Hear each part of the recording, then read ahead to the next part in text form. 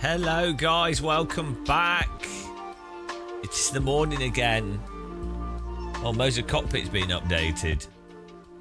Let's update Moser Cockpit. Why not? New feet. Okay, one click upgrade. I'm upgrading my cockpit.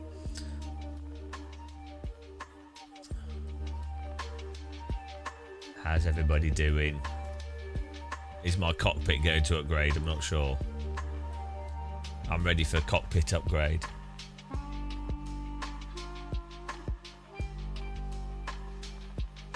Oh, my arms are hurting. Just realised my arms are hurting. Oh, my arms are bloody hurting. Bugger. Hey, bugger me arms. Hello, Terge. How's it going, man? Jesus Christ. King Carrot. Oh. A weird night's sleep last night. Weird dreams. Always weird. What can you do though?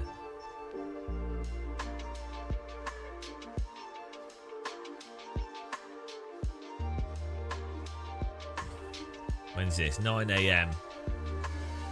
We could do the Toyota around Nordschleife. It could be quite funny.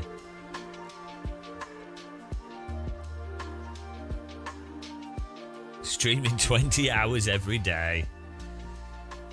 I tell you what the dream is. Look at this. We changed the graphic. Do you like it?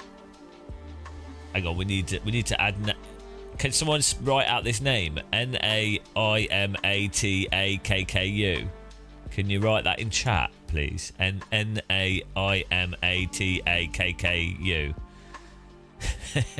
Can someone write that in chat so I can add it onto the list? Onto here.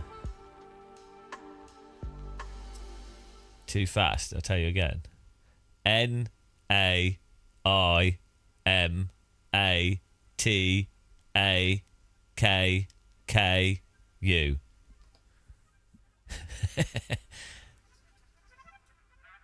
Does that work?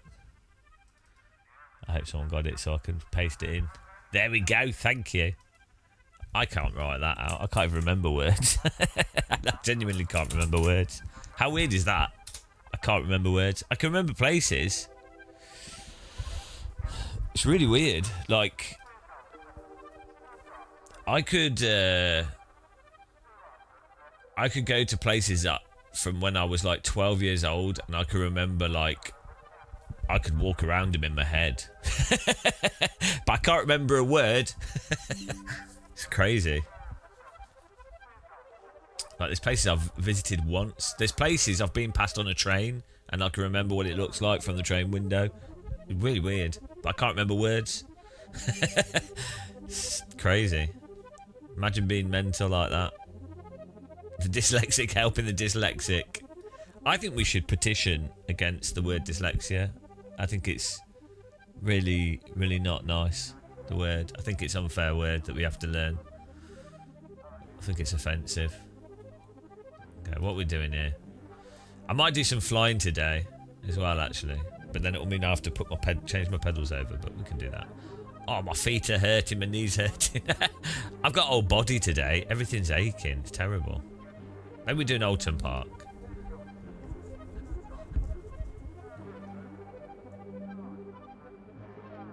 We could do an Alton Park. We could try a different car, actually. What's the most nimble GT3 car in iRacing? Maybe the Corvette.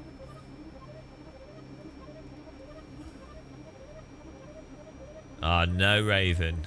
Maybe the Mercedes. The Mercedes is a bit of a tank, isn't it? It's good in other sims. Everything's so understeery in iRacing. Let's try the Corvette.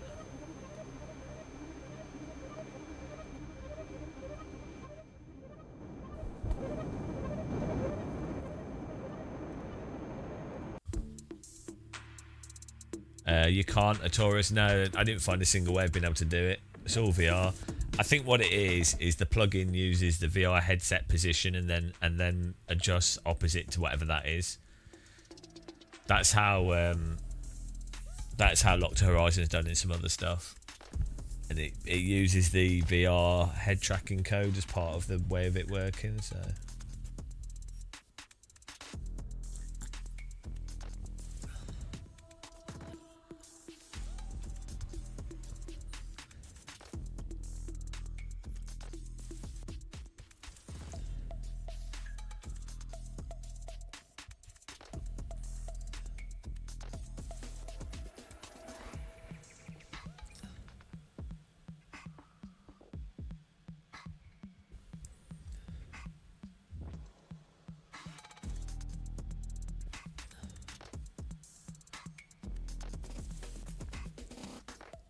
No, I know. We know that.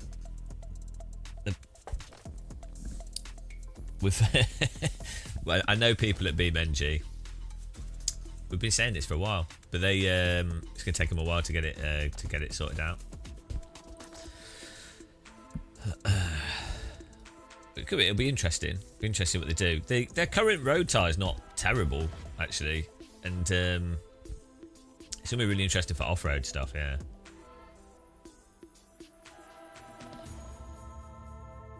We need to fiddle with BeamNG on this computer a bit more. Oh, someone's making their own tyre model as well. It's crazy.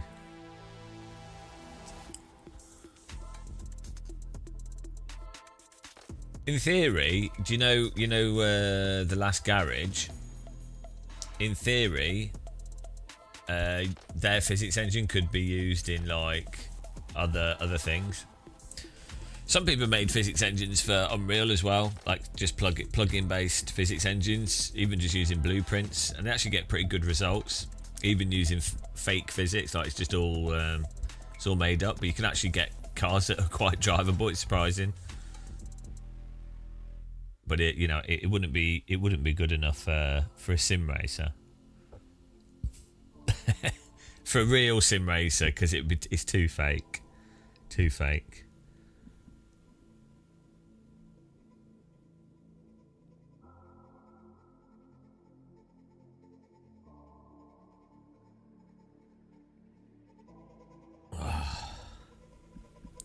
My muscles are aching.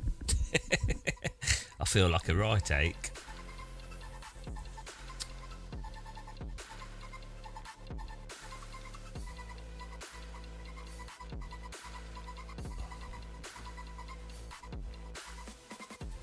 We're loading here. Beautiful. So we'll try this out. Then yeah, I think we might do some flying. Just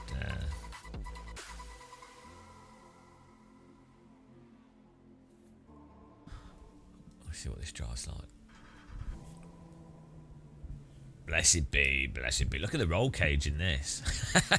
What a crazy roll cage! It's like it's stuffed in the car. It's weird. It's totally exposed. Why is the that's a crazy roll cage.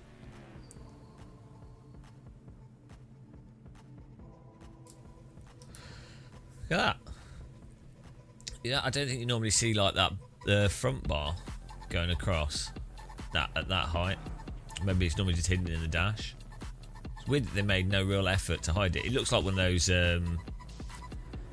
you know when people get a roll cage put in their road car or like their custom rally car. Like a aftermarket roll cage jobby. It's really good, yeah. Really good wheel. Oh, look at this. We get a specular highlight off the steering wheel. Oh, blessed be. Blessed be the wheel rim.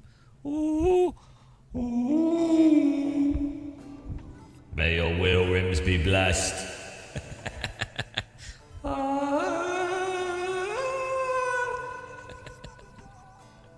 These are the things that excite me with video games.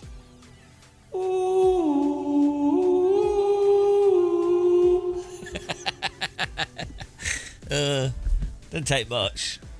Doesn't take much to entertain me.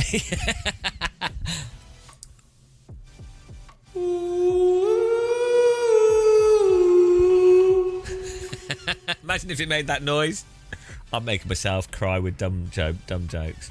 Imagine if it made that noise every time you turn the wheel.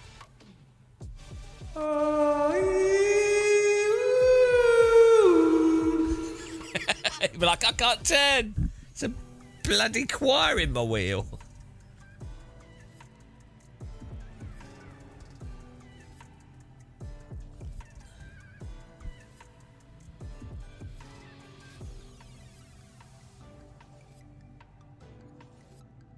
Vengalis. Is Vengalis the one that did the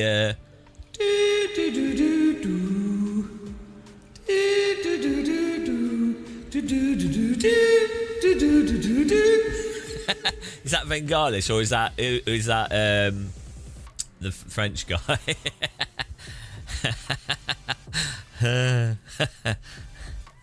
I'm not on anything, guys, but you wouldn't be able to tell. Oh dear. Is that Vengalis? Is that even how you say his name? We should make some Vengalis music. It's well funny. The call of the muscle whale.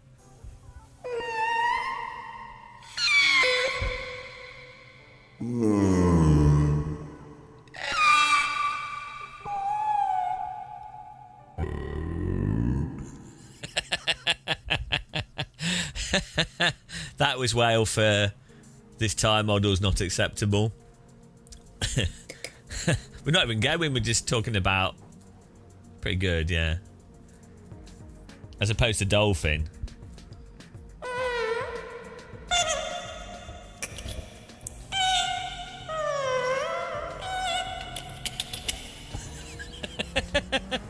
Big difference between whale and dolphin. A lot of people don't realise it. Oh, hang on, this is a GT3 car, but it's got very similar...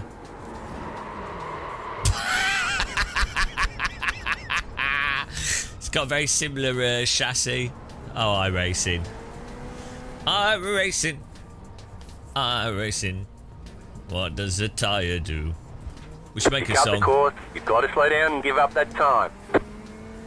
We should make a song called iRacing. Let's write a song about iRacing's tyre model. Yes!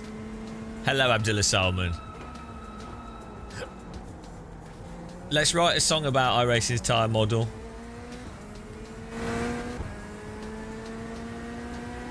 That could be today's task. Can we make a tyre model song in one day?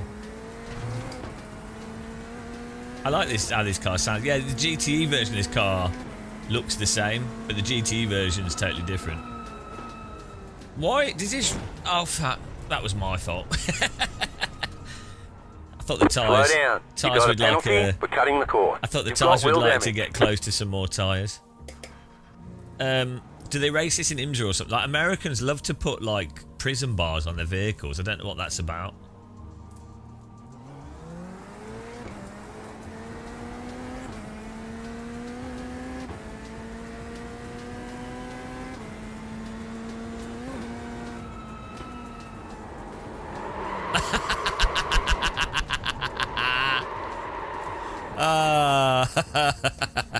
Yeah.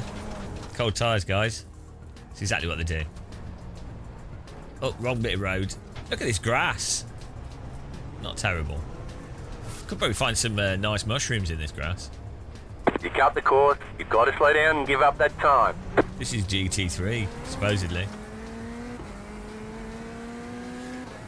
I was reading about puffball mushrooms today.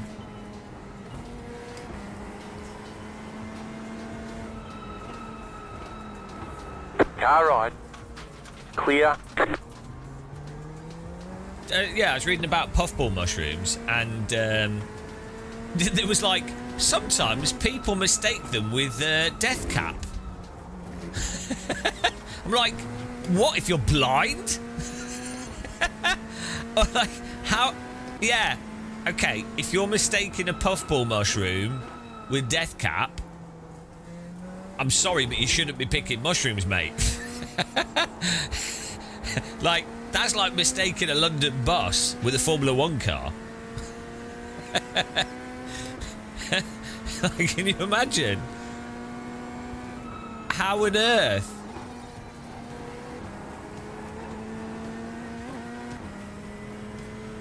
What should you be aware of? Put it on your groin and go full power.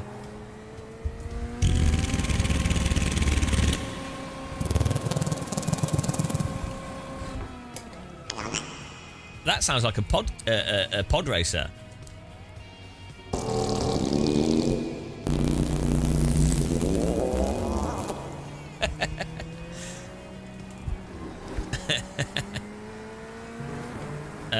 Just put one on your ass and one on your seat, and then with actually the biggest thing to be aware of. You probably wanted a serious answer.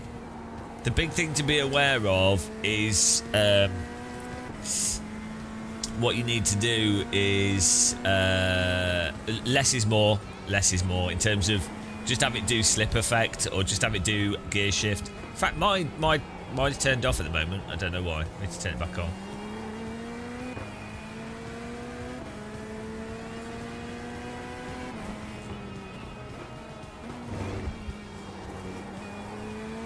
Yeah, why is the Corvette a good car?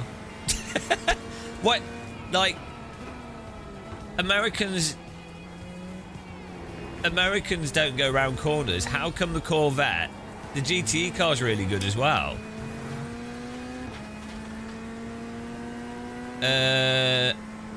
It's more that if you've got if your rig's vibrating, it'll vibrate the floor as well. It does depend what you mount it to as to how effective it'll be. Yeah, why do Corvettes not handle like shit, like as cars go? A Corvette's like a good BMW. You need some help, guys. Game of Muscle's so amazing, and I'm confused by how amazing it. Well, I know it happens. A lot of people are confused. Let me see what you say. I have a problem. I'm very new to sim racing. I have a problem with seating in my rig. My left shoulder hurts. You can't drive for 30 minutes. I'm not a doctor. I would recommend amputation. Maybe some bloodletting. To some people might say that's a bit extreme, but think about it. If you amputate your left shoulder, you won't have any shoulder to hurt anymore. 5 head. I would say, so shoulder, I'm not a doctor or physiotherapist or any of this stuff, so just, I'm not giving you advice.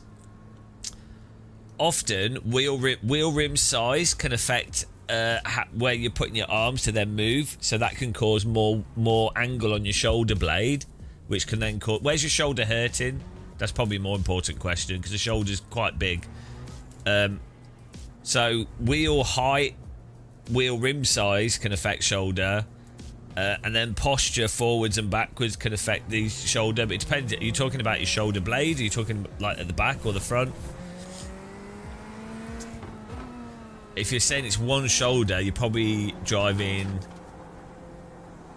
your left shoulder, yeah, because you're probably doing more corners in one direction.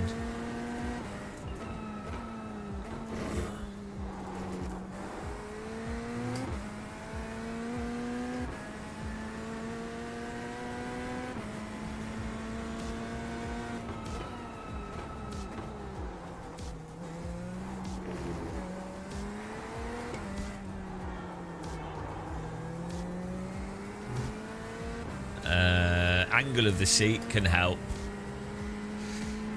Personally, I get shoulder blade issues, but I drive for like 9 hours, so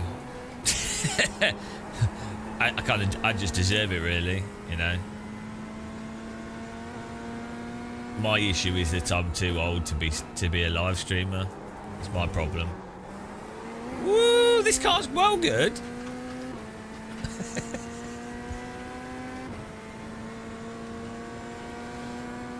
GT3 cars are normally shit. I mean, the tyres do turn off a bit on this, but...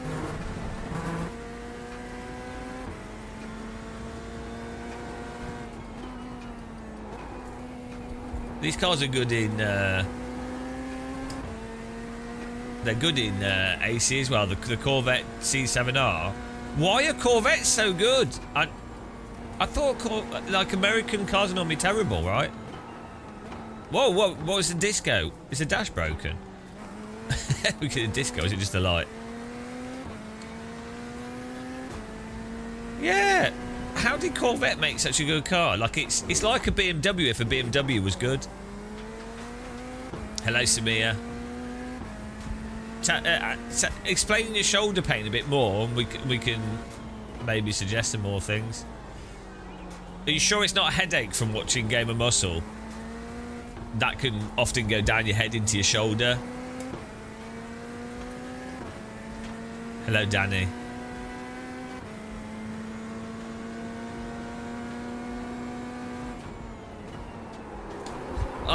Off. What? What? What? You've got wheel damage. I mean, honestly, what is that? We've got damage on the back end. We've got a big problem with that. We've got a tyre model that turns off sometimes when you push it a bit too hard for a corner.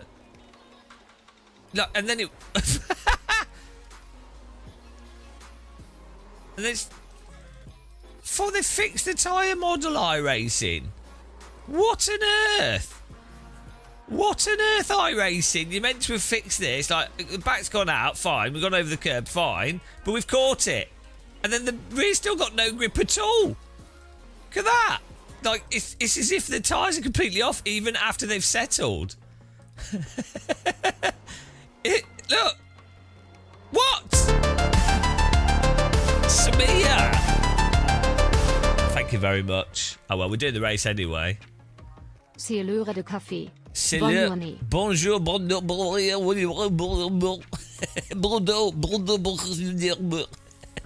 c'est bon, c'est poisson, bon, oui. Thanks, Submit. Do you want to go on the list? By the way, guys, check this out.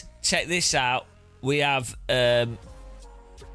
we've got, this is the new supporters for our Sim Racing Expo Dortmund Adventure funding. We're on 95 actually. If you wanna be a sponsor of our Sim Racing Expo Bonanza, Samir, we can put what name do you want, Samir? Is it even Samir? I feel like you just put that name on there for the lols.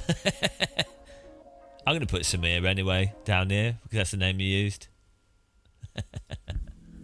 Sam Ear. Oh, technically it's for $2, but I'll put you on there because you do donations all the time. There we go. That's 96 now. You've ruined it. You've ruined everything. Now it's 90. Now it's not a nice round number. It's gonna be well annoying to add up. Hope you're bloody happy with that. I hope you're happy. 96. Windows 96. It's just Samir. Perfect. Thank you very much. Oh, for those of you joining us that don't know what's going on here, you at least chose the correct currency.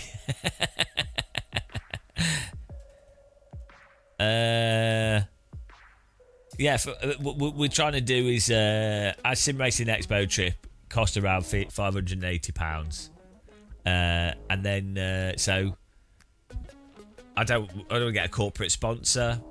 So we're stealing money off channel members and users, and then you get to be a sponsor of the whole thing. Which is, I mean, imagine that. Can you think of anything worse? I can't. But so far we're up to 95, which is beautiful. And then we can make the terrible content that you come to expect. What a time to be alive. I don't know how we can avoid this situation here.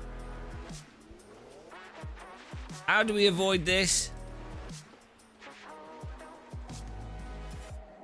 What can you do? If you're in a bit of slip.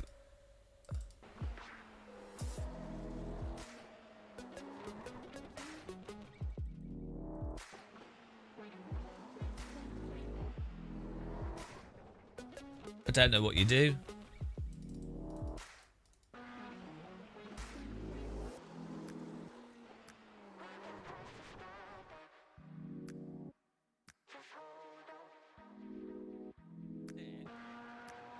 I just don't know, like... Sure, okay, you've slid initially, but sliding in a car is not the end of the world. It's going to happen. We're not on the brake hit. We're a little bit on the brake and we're turning, but barely.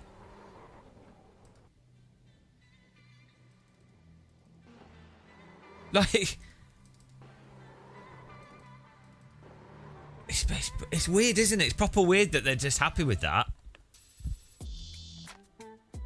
Catnip, no, it's the tyres. It's the tyre model. It's awful. It's not a setup issue. It's the tyre model. Your setup can avoid the tyres being used. But that's not everyone. This is how iRacers defend iRacing. They always go too much throttle, too whatever, right? It's like that's not the point. The point is that if you do certain things, the tyres completely turn off and stay turned off, which slick tyres don't do. Oh well. They're actually Michelin dinner trays. Other than that, though, the cars are nice. It's a nice car. Yeah. I'm going to write a letter to Michelin and I'm going to tell them that their tyres are terrible.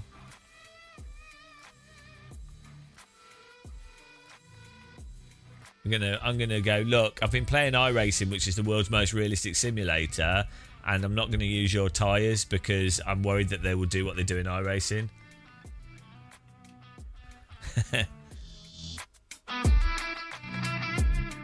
What's this? We're thinking of writing a tyre model song. iRacing's tyres, they're very fun. If you go too fast and you turn around, then they might turn off and you're on your bum. It's iRacing tyres, really, really good tyres. They'll make you happy, they'll make you smile. GT3. Oh, the beat finished, so we couldn't continue the rap there. Oh, ACC, you can catch anything. ACC, you can drive upside down and the tyres still hold onto the road. ACC's got the opposite problem. ACC's tyres are like either 100% grip or over the limit that then snaps back into grip. But nothing in between. Sardjan Redison, thank you for subscribing. Welcome to the channel.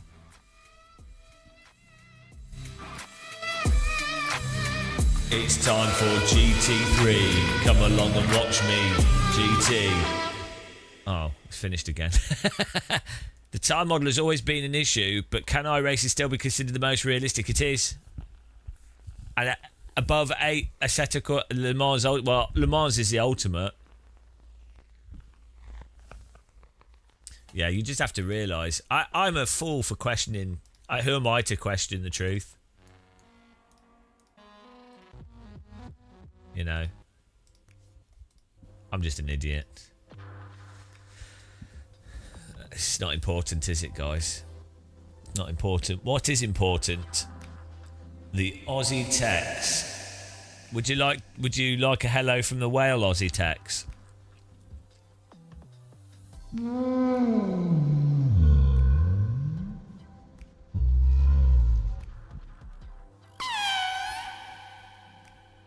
There you go.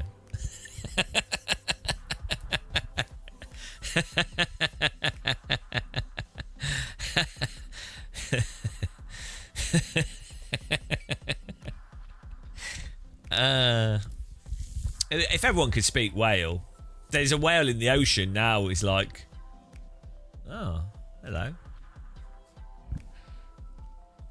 I feel like whales are depressed. Pretty sure. I'd be depressed if I was a whale. Every day, diving for fish. What a terrible life. Can you imagine? Can you imagine having to swim in the Channel Crossing every day? I tried Le Mans Ultimate 3 days ago, sadly rolled my ankle, and I can't play any Sims soon, but Le Mans Ultimate has been the most fun I've had. It's good fun, Le Mans Ultimate, yeah. Buckle, if we could communicate with Whale, we should ask them for the scratches. What scratches? We might do some LMU. I'm just... The beauty of iRacing is I can constantly complain about the tyre model, which I find quite therapeutic. It's good. I can point fault at something that's a lot less stressful than what's happening in the world. So it's quite nice, actually. I find it quite relaxing. It's therapy for me.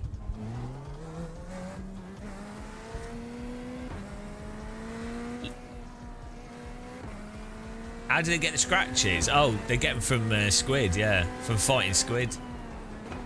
Squid have knives, especially ones near London.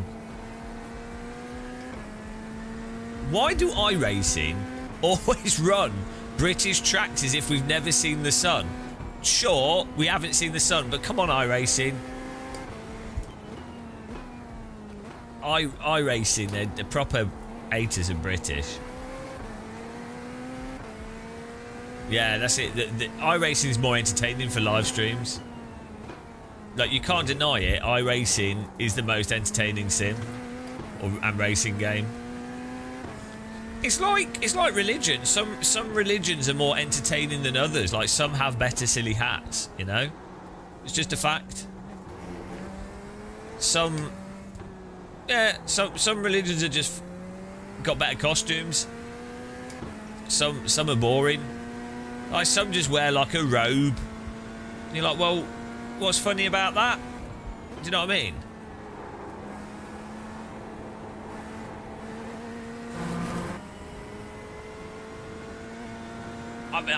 Also, some have like awesome stained glass windows and big buildings and things. I like stuff like that. Okay, here comes your first timed lap. I do actually really enjoy churches. I'm sad. I do. Yeah, enjoy a good building. Always enjoyed a good building.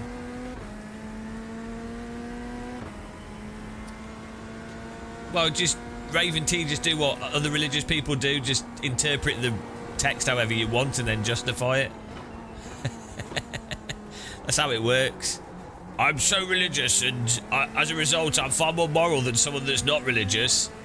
Oh, but I've just decided to interpret this religion for my own motivations. Oh, okay.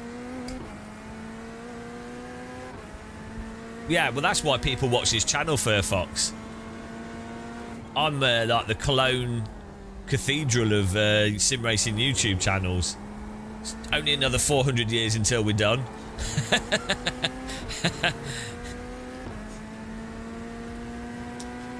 Just like the Cologne Cathedral, many people want to jump off the top when they watch this channel. So I share a lot in common with Cologne Cathedral, Cologne Dome. The Cologne Dome, it's not quite as, you know, Cologne Dome makes me think of the Millennium Dome, and the Cologne Dome is not really a dome, is it? Really, it's a bit of a lie. One more lap.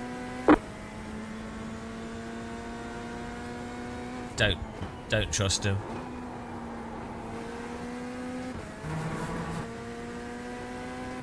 Yeah, I think that's a good idea. Like, why take personal responsibility when you can blame something that you've, like, some separate entity?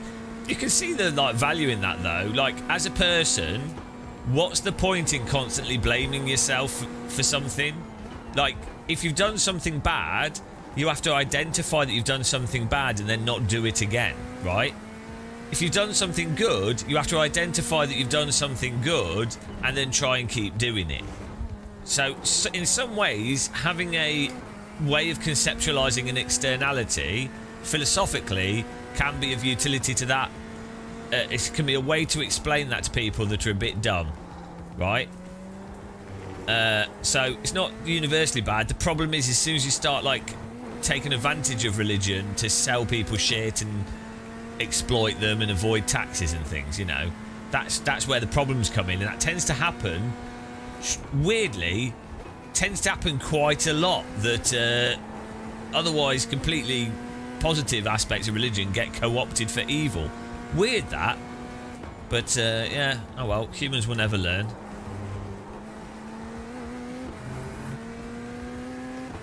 It's almost like bad people will use whatever they can to be bad people. Checkered flag, checkered flag. I'm not that familiar with like Hindu and what's the other religions near? What's similar to Hindu? Yeah, I'm not that familiar with them. I mean, I know. I grew up in the Midlands, so I had friends that were Hindu and Sikh. That's it. Sikh. I like Sikh stuff. Like I like the sort of protective aspect of Sikhism, and also the food abundancy thing of like feeding people without question. And so there's a pacifist aspect of Sikhism. There's a lot of good with that. I don't quite a few religions have like the whole don't cut your hair thing, which seems a bit strange to me. Like, I mean, people do whatever they want, but it seems I find that deeply offensive. I ain't got no hair. Maybe that's fine then. I just don't cut it. But I could never have like a. I mean, I could have a beautiful turban, but I wouldn't have any hair in it, would I?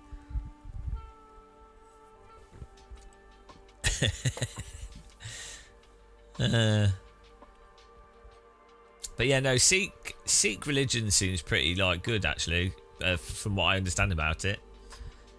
Like generally a positive force, I would have thought. A lot of religions are, to be honest, but then you know you always get like they always get ruined.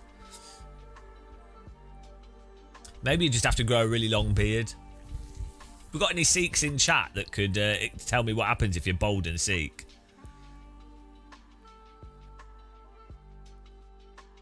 Yeah, I think there's some religions are all just philosophies, and some philosophies I think have good. There's good parts of philosophy in lots of things, right?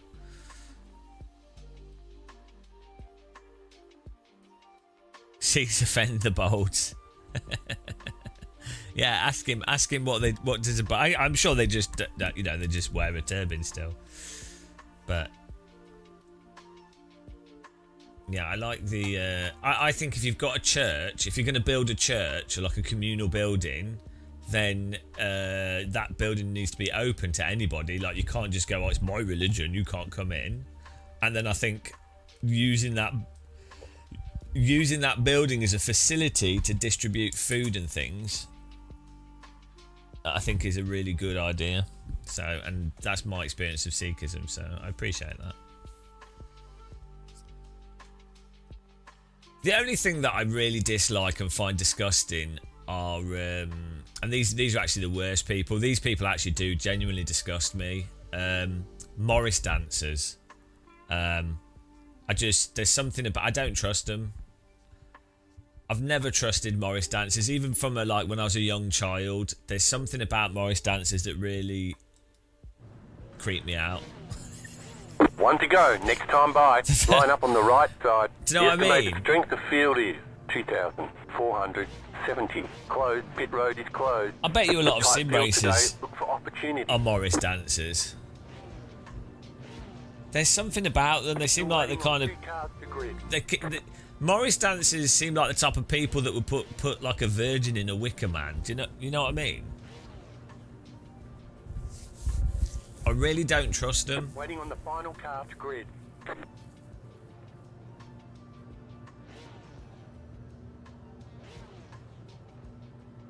I reckon you could invade a country with Morris dancers and nobody would know what to do. Imagine if you had like a war taking place and you sent like 3,000 Morris dancers to attack the enemy.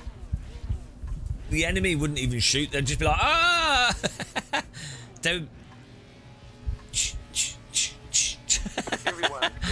If I made a video game, I'd make it about the still Morris dancers that you have to shoot. The video game be like Return to Castle Morris dancer. Yeah, with the little handkerchiefs. Oh man, and the pole stuff. Oh, I hate them. Honestly, they really creep me out. They really creep me out. I think I had a bad experience as a child or something. Maybe I was like forced to dance with someone like a Morris dancer and it really upset me.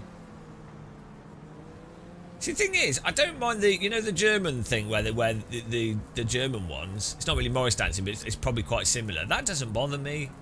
It's like the sort of little British village Morris dancers.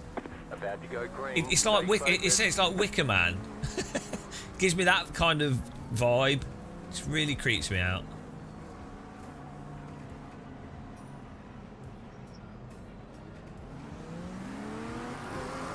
Pace car, green, green, green. The pace car, green, green, green. What about the pace car? Green, green, green.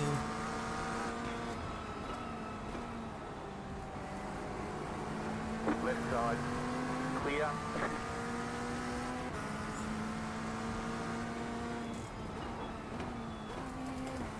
The grass effect's really nice, the grass particle effect.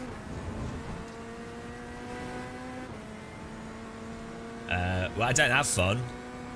We're hunting for LOL audio clips.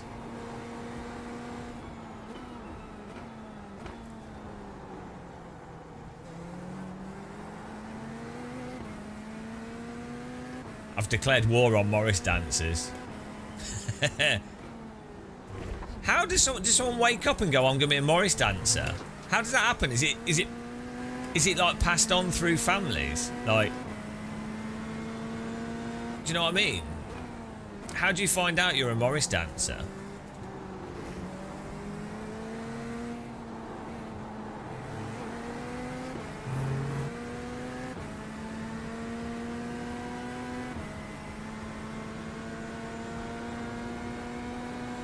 Oh, that's because I'm a Jedi driver.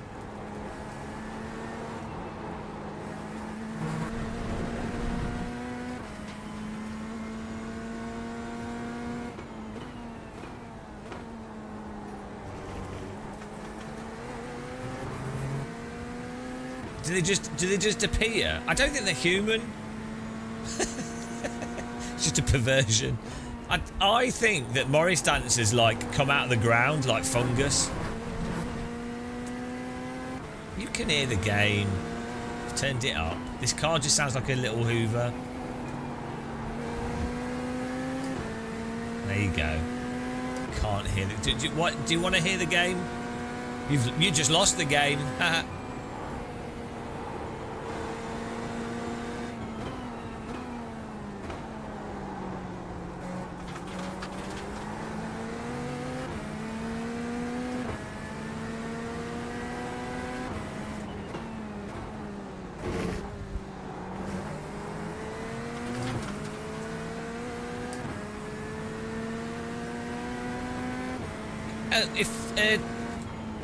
Isn't a turbine kind of partially attached to the head due to the hair being wrapped in it?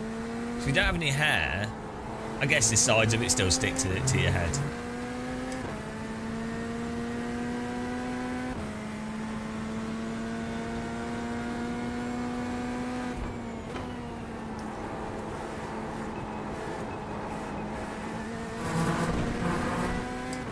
Yeah, he's kind of like wrapped on that. It's like a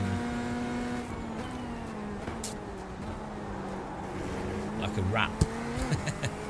Yeah, hugs your head. I don't know if it's offensive to wear a turban if you're not Sikh. I was talking to a Buddhist about this. I was like, is it offensive to Buddhists if someone wears like Buddhist orange robes if you're not Buddhist? And they were like, yeah, kind of, but they don't care. This guy did. This priest did. It's a priest. What do you call them? Monk. It's monk. He said, yeah, probably, but also they don't care. So I'm not quite sure what to make of that.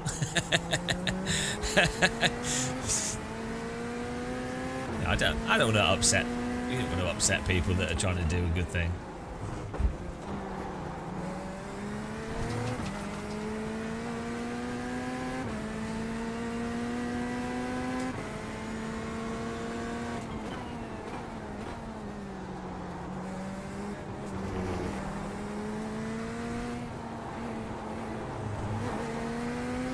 Hello, slice of bread.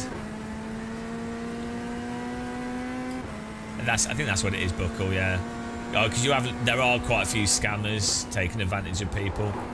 Oh, there he goes again. Death by corner. We caught it that time, and the grip came back. That was a miracle. Blessed be the miracle of the tyre.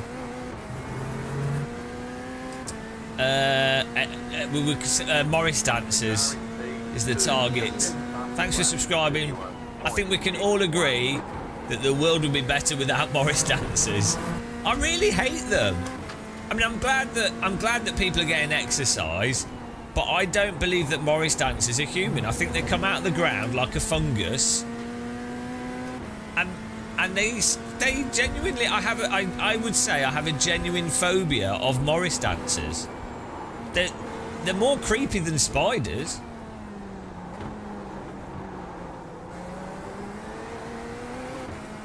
I bet you, if Michael Jackson was born in a small British village, he would have been a Morris dancer.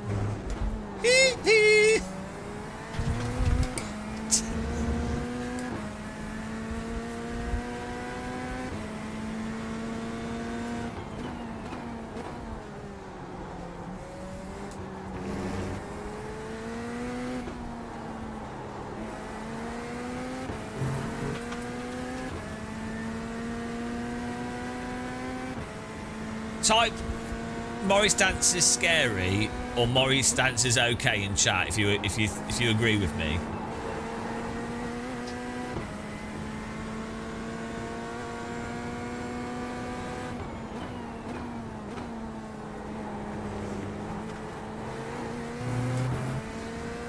I feel like what we need to do is get loads of Mr. Blobby suits, because that would be the ultimate protection against a Morris dancer. And then we could go to war with Morris dancers, or we could have an army of Mr. Blobbies.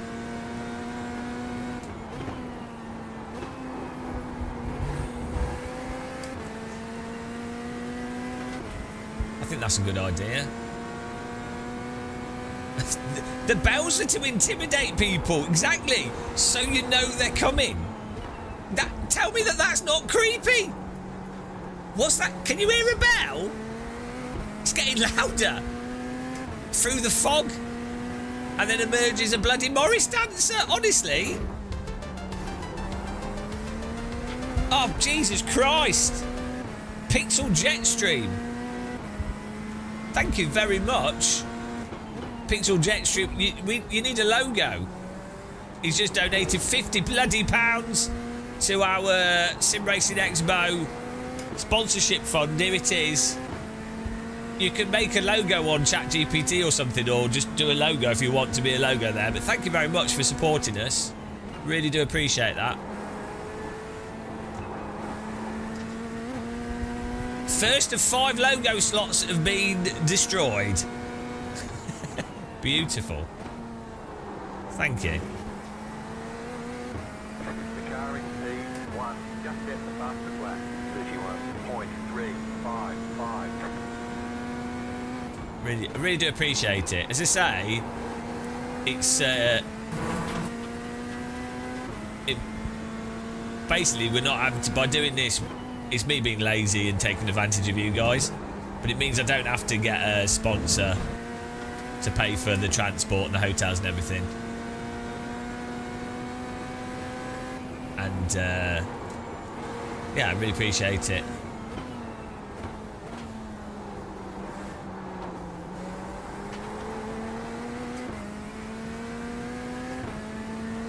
We're going to put all the names and everything will be on all the content from Sim Racing Expo.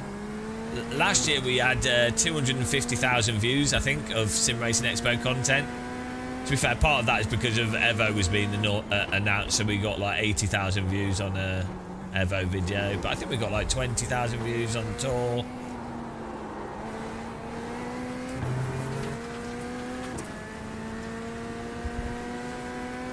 So, Pixel Jetstream, can you give us a sort of 100 by 100 pixel logo or non-copyright infringing image that we can use?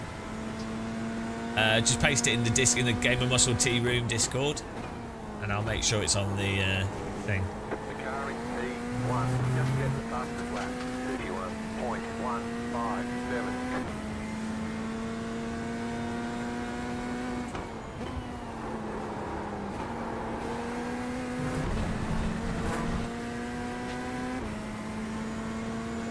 Thank you to the Morris Federation. No! I don't know. All I know is he's lost some money. And probably his sanity.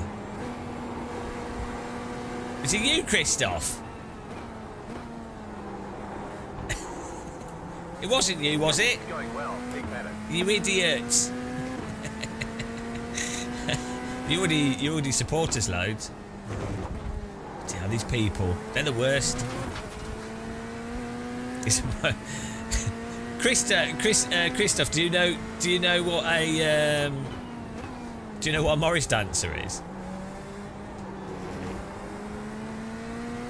Ah! No! Ah! I was going to go for that corner, whatever he did, I didn't care.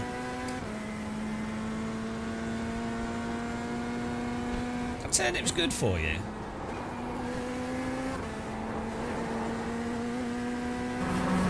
I'm sorry, guys, this Corvette's the best GT3 car. I don't believe that... Like, Corvettes are actually good in all the sims. It sounds like a Hoover, but... That's fine. You're in fifth. Steve West? Oh, look, my cousin's here.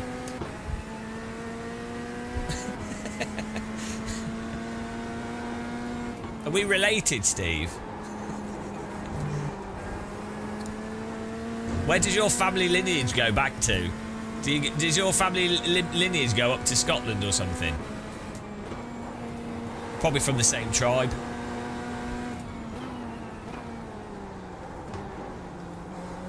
Do you have a strange hankering for kilts and haggis? And the destruction of the English. The destruction of the evil English.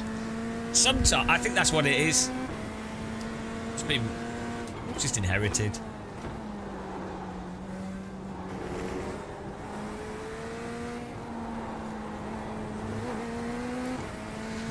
Maybe that's where the fear comes from. I don't think it's Scottish.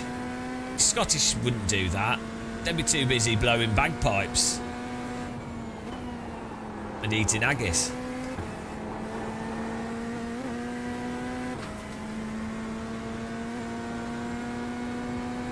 I need to eat. I feel sick. I need to eat something. I think I had an orange for breakfast and I think it's gone off. I feel sick. Oh no. I think I've poisoned myself.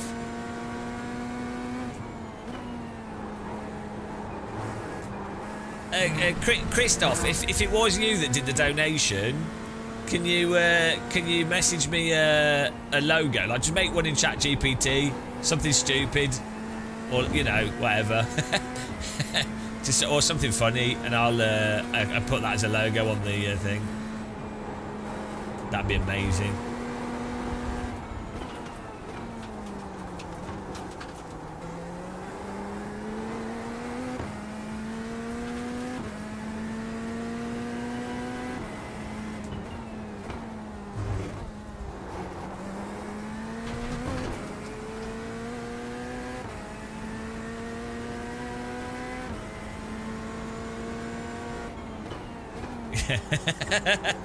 Look, the logo has to be one that doesn't get me immediately cancelled.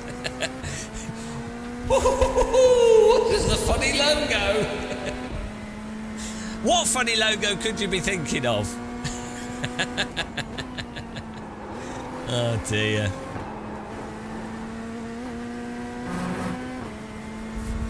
The car in P1 just set the fastest lap. 31.154. Oh, also, are you coming for curry as well? Sim Racing Expo. JF says he's up for it. I found a restaurant. I think Friday, curry's on Friday.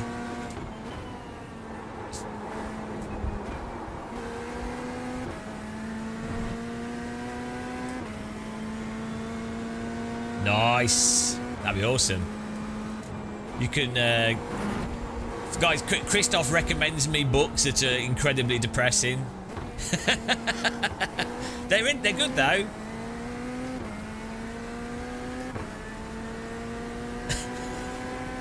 Nothing quite like reading depressing history. It's beautiful.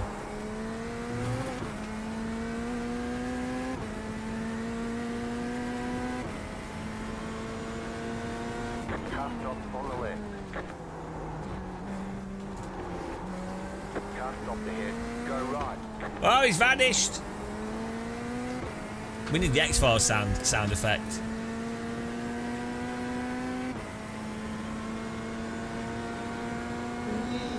Thanks for subscribing. Welcome to the channel. The car is C1. Just left the fastest lap. 30.949.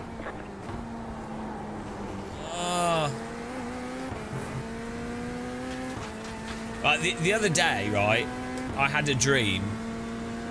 I had a dream.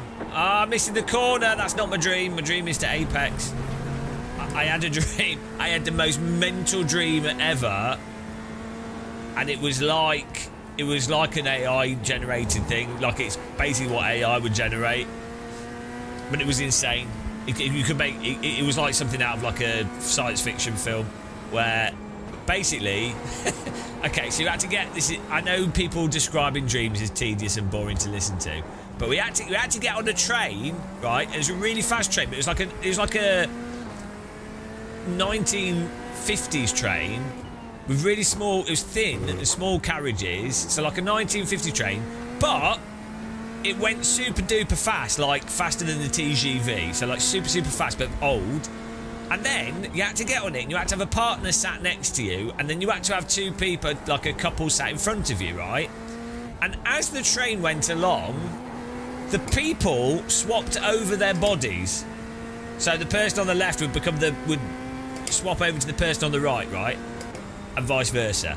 However, the way they swapped over was that one person would turn into a puppet of themselves, like a somewhat puppet version of the other person as they transformed, and then they would transform into the other person, right? And you could see this happening.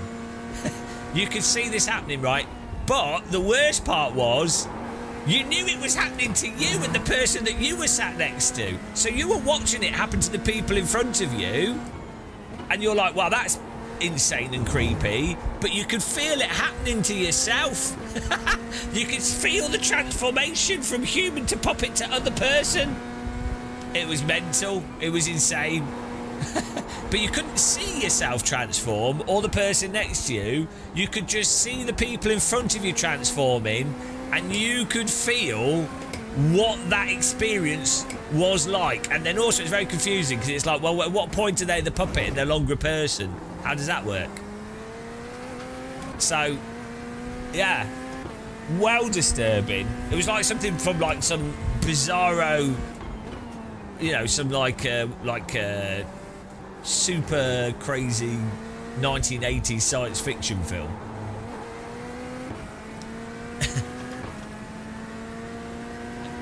Well, it didn't quite work. It wasn't really like that. It wasn't like you weren't really transferring into the other person. It was more like you were transferring into a puppet, or they were transferring into a puppet, but then they were still the same person. It didn't really quite make consistent sense.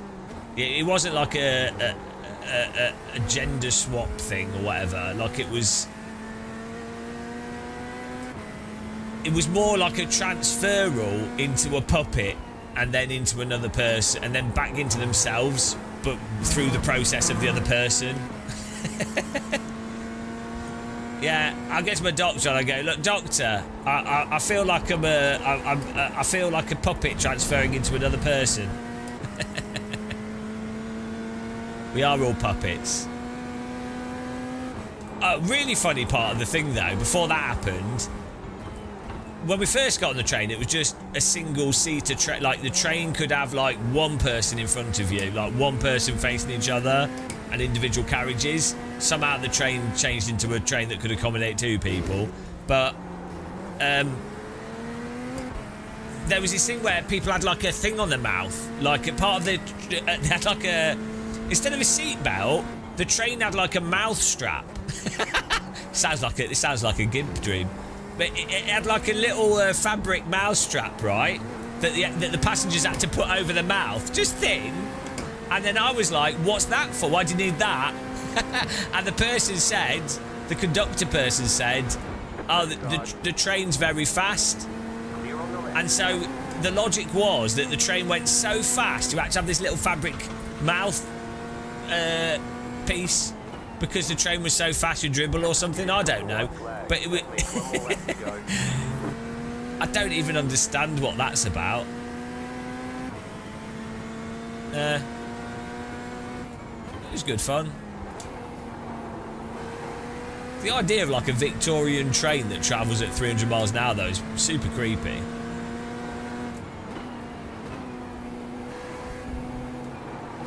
I know. I know. Why do not play fellow?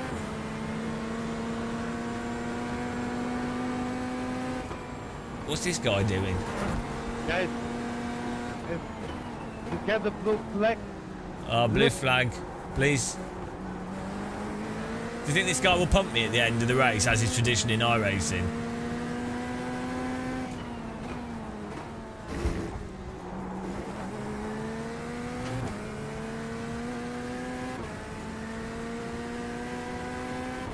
Oh yeah, a bit like that train. Yeah, a bit like the Back to the Future train.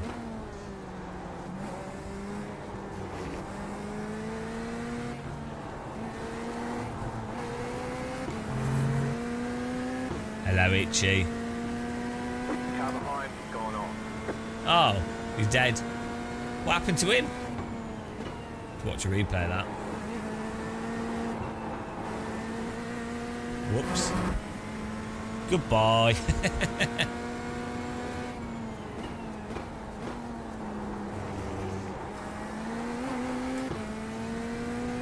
Wow. Wow, we're getting good at GT3. God, this is a better car. As long as you don't go over the limit, 'cause it gets stuck over the limit. It was actually a better car to drive. Sounds like a Hoover as well.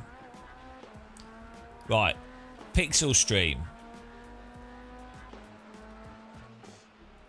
We're gonna add you to the list here. Well, thank you very much. Let's put names under this as well, so we don't forget the names. Paste this.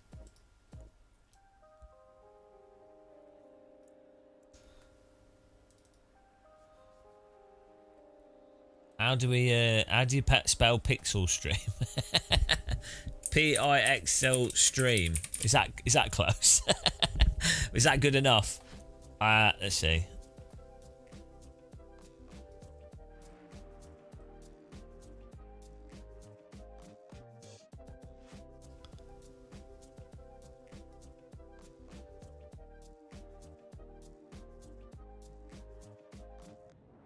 Right. Pixel Pixel Jet Stream. I missed the jet there. We missed the jet. How do I miss the jet? I just took the jet out of his name. There you go. Thank you very much. Can't lose the jet. It's gone. It's gone. There's no jet stream. Global warming. What's 96 plus 50, guys? How do we math? 96 plus 50. 144. Is that right? 146. Oh, yeah. I can tell I'm good at math.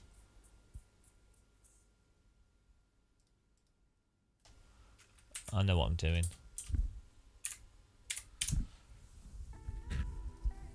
Thank you very much. No, 144. No, I don't even know now. What was it? It is 144 because the 50 has to be minus to get up to 100. Jesus Christ. Idiots. Not 146. Oh, it is. It is 146. Yeah, it's 146. I'm so... I'm thinking 56. See? This is why I'm not an accountant. Numbers. How do they work? I had to visualise it. Right. Thank you very much. I'm dumb. I can't do numbers in my head. Words and numbers, I can't do in my head. It just doesn't... They don't mean anything. 50 has to be minus to get to the 100. Doesn't matter which way you do. You know what I'm saying? It's not up to 100. So you would have to take away, like, if you were to add 100, if it was going to be 100 plus 50, and then you'd have to minus the 4 or the 6 or whatever. You'd then have to minus what you added on to get to 150. Look. This is because I can only operate in full numbers in my head. Look. This is how I cope with the difficulties of maths, and this is why I'm going to be selling my own cryptocurrency called Muscle Coin, where nothing makes any sense at all and everyone ends up bankrupt, and it'll be exactly the same as all other cryptocurrencies. Yeah, 7 is a big number. 7 feels bigger than 12, I would say. Okay, if you were to say what's bigger, 83 or okay, this is not going to work.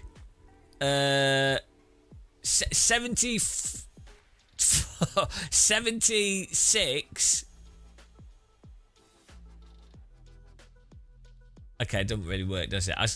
There's some numbers feel bigger than other numbers, is what I'm saying. Does 103 feel bigger than 87?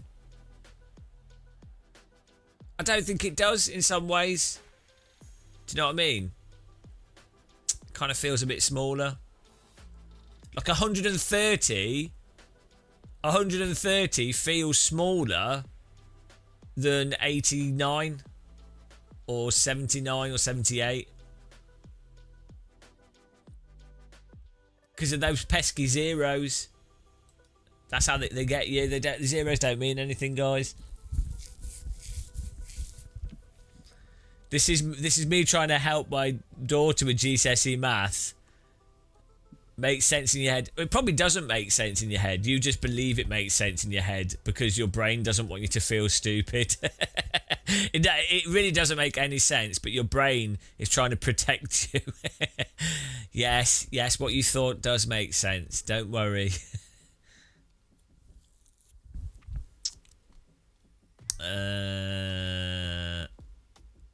Brain coping mechanism.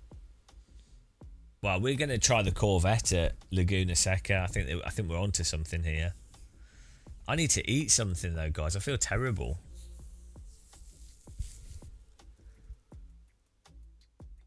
Just be honest. Yeah, she'll respect you more. Just say to your daughter, I'm sorry, daughter. Unfortunately, we're a very thick family and you've inherited thickness. On the positive, though, we're so dumb we don't realise we're dumb. But I'm warning you, through life experience, I'm warning you. I can warn you now that actually you might not realise it, but you are stupid. And instead of you having to come to terms with it through doing dumb things, I'm warning you now as a responsible adult.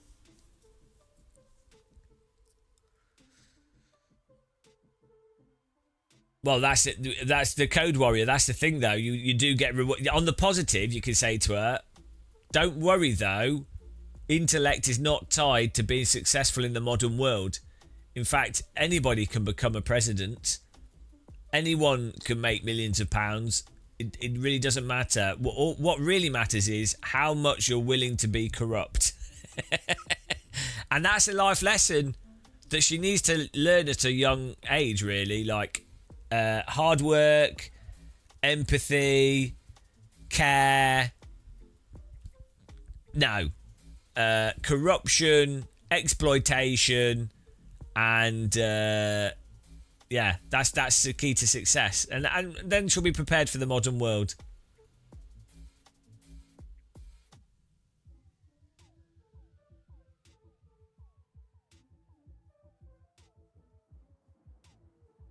It's better to be smart.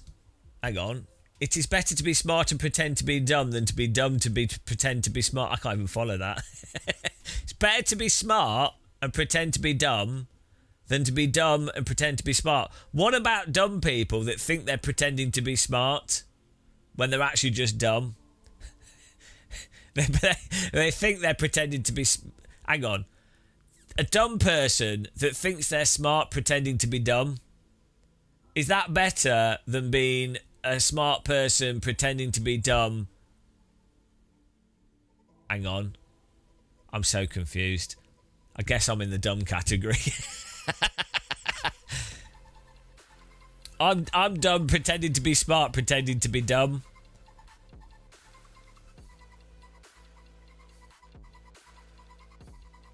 I feel like I'm in the category of being smart enough to know that I'm pretty dumb, which I think is the worst thing that you could be. Like, either you're actually genuinely smart, in which case, well, you're just like, oh, I've worked it out, whatever, it is what it is, because you're smart, right? Great. Or you're dumb and you think you're smart and you're just dumb and you don't know any better. That's great. That's fantastic. But if you're like still dumb but smart enough to know you're dumb, what's the winning? What how is that? You're literally trapped. What can you, like, you're not clever enough to do anything with it. You're just clever enough to know that you're an idiot. So what what's the point? I'd rather just be stupid. It's not. No, I'm not even talking about Dunning-Kruger effect. Like, that's always misused anyway with all this stuff. I'm just saying, like, because there's genuinely people that are smart. They're genuinely very intelligent on lots of things, and they're just intelligent, right? They've got things figured out. Those people do exist. And then there's very dumb people that just don't know they're dumb, and they're getting on with life and they're totally happy. They're just dumb. They're really happy. And that's fine. But if you're in the middle of that,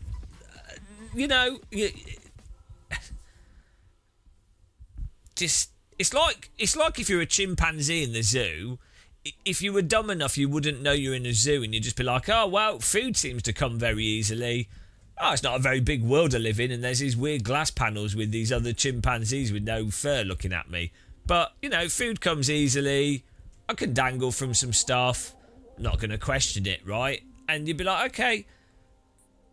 And then you might be the chimpanzee that's like, oh, I'm in a zoo. I'm going to get out of the zoo. I'm in a zoo. I don't like this zoo. This is terrible. Okay, but what about the chimpanzee that realises he's in a zoo but it's too thick to escape? That's where I feel like I'm at. I feel a lot of people are in that state. It's terrible. It's a curse. It's a curse. It's like the old people go, oh, God and everything is really good. Oh, thank you, God. Like, oh, praise God. They're religious, right? And it's like, what kind of God would create sentient beings? Oh, well done. You now exist and you're going to die soon. Oh, thank you, God. That's nice. Lorenzo, not when you pass a certain threshold. Because once you get to a certain threshold of intellect, you fully understand the limitations of everything, and you can come to terms with it. Just that you're at a level of enlightenment.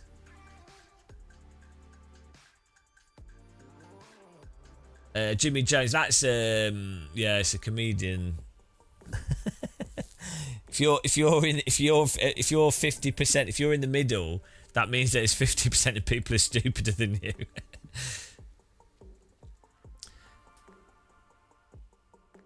Right, I'm gonna get something to eat quickly because I'm actually dying here. I don't know if I feel starving, but also feel sick.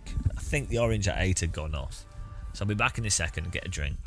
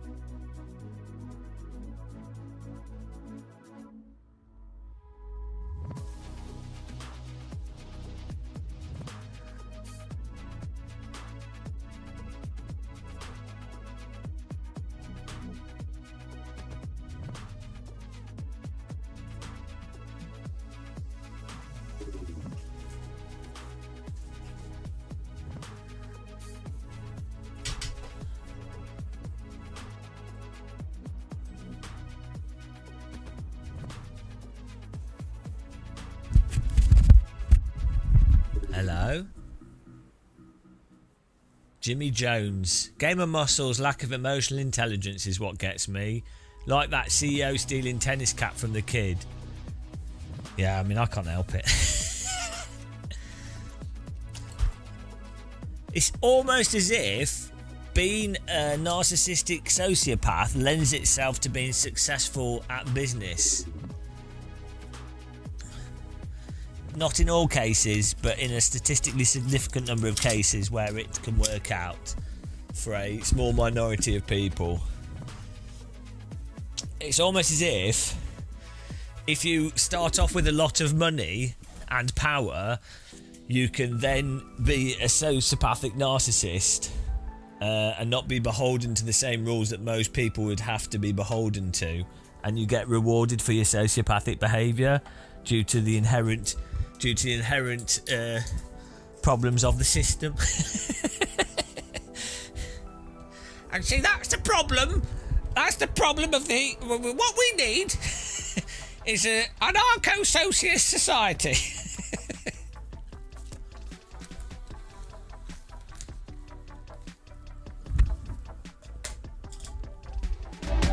The rich, they took our money.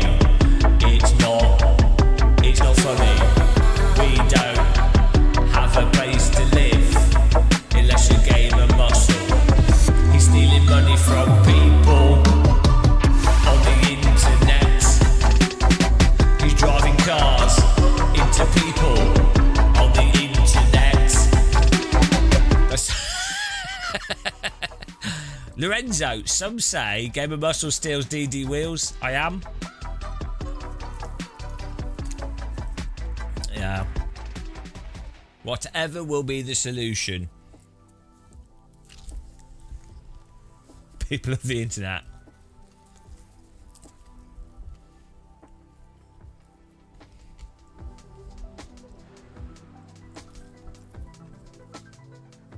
I'm definitely think we need to make a rap about iRacing's time model at the limit.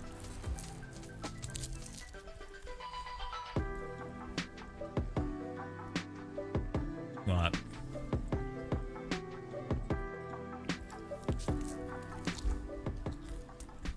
VP Racing. I'd be interested to see if this car spontaneously spins out like the other cars.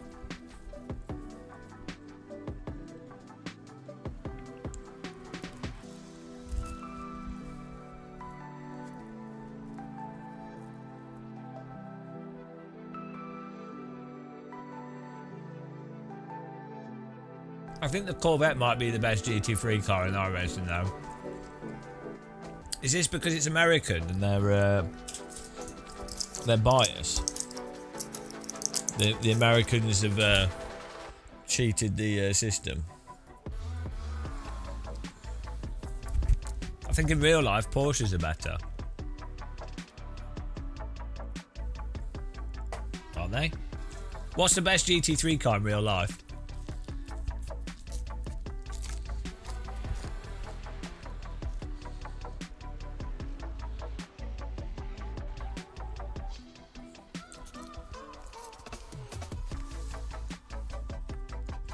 Best in what way? Just the best? It's that simple.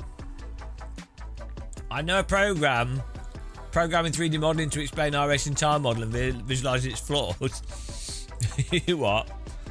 Do you have a friend that knows game programming? You don't need to visualise it. Like, if someone's not an idiot, they can tell the issue straight away.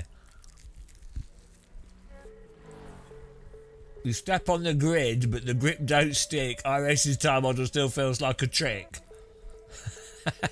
This is terrible. It sounds like someone's typed shit into ChatGPT.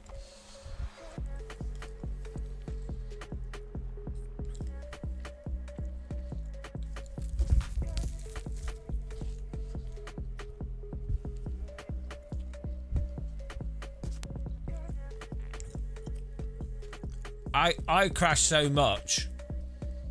I crash so much in GT7, the ghosting system doesn't work. They'll say that anyway, Pan. If if you can play a sim and not notice the physics issues that iRacing has, there's nothing that would convince them otherwise. Like, it doesn't support basic driving techniques, right? So if you can't detect that, it'd be like me going ice skating and not being able to do a hockey stop, or you know, skiing and not being able to stop sideways and only doing plough. If you can't tell, you can't, you know, someone's never going to be able to be convinced. It's like,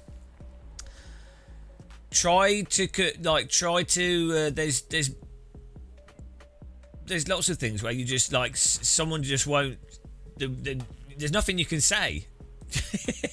Like, you could show them all the evidence in the world. Like a flat earther, you can go, right, here, look at this, look at this, look at this, look at this, look at this. And they'll be like, well, the authority they chose to believe is the one that they're going to believe. There's nothing you can do.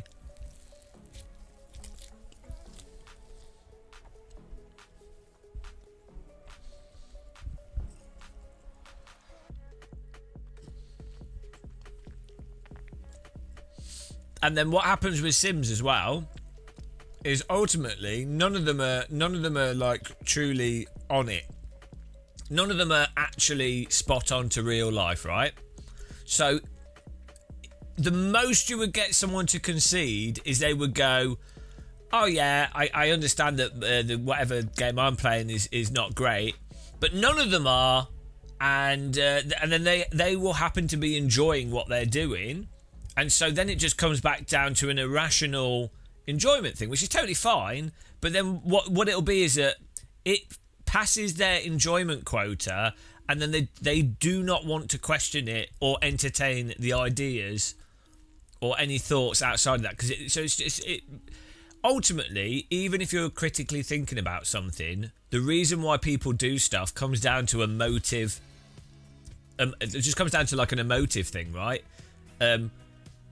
Someone could say like shortbread is better than Millionaire's shortbread, or shortbread's better than chocolate, or coffee's better than tea, or tea's better than coffee, right? And you could give like really good objective reasons, like health benefits, flavor profile, more dynamics, or whatever.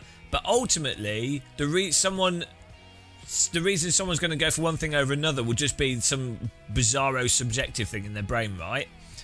The issue is that someone should identify that that's what's going on, and then go, oh yeah, no, I'm liking this for this subjective reason, and I can identify it's objectively different, right? That's the problem. Is if someone says you're not allowed to point to these differences, right? But yeah, the reason why people happen to like a sim, it could be any sim, and then that's it. Don't really matter. But then they shouldn't shut down someone saying why it's ridiculous, why it's limiting, or why it's a false claim if someone says something is something that it's not.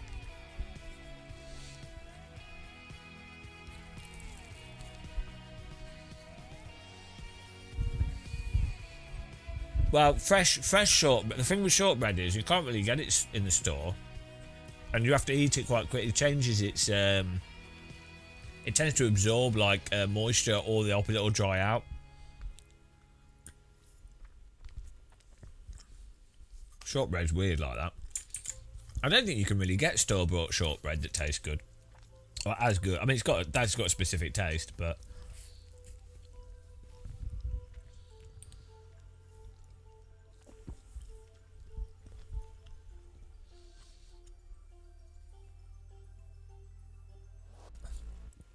This is older. Christopher Lee's. Well, that's it. But that's fine. That's totally fine. That's what I do. That is totally fine. And all that matters is people are honest. That's all that matters. Mic check. Yep. And I got you. iRacing should get shit for their marketing when they're like, we've got a real race driver that said this. It's like, you're talking bollocks. Like, they have consulted with real race drivers. Every real race driver would have told them it's bollocks the way this is behaving. And then iRacing have got their physics engine that they've tried to make the best through feedback. They've tried the best. It's terrible. Like, the end result is, It's just not. If you're claiming to be the best, you have to then back it up. Like, this is how I get away with having a terrible YouTube channel. I don't claim to be the best. I don't claim to be good. We're quite the opposite. So it's fine. It's just honesty. That's all it is. You need to be, people things and just need to be honest. And then the more honest something is, or at least try to be, then people can just be like, oh yeah, I think that's shit. I think that's good. It's fine. Whatever.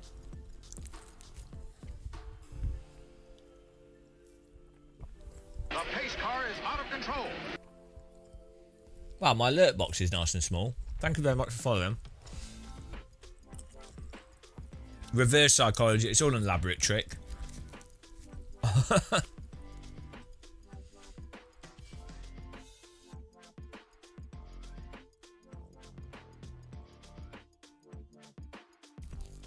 I keep forgetting about cold tires.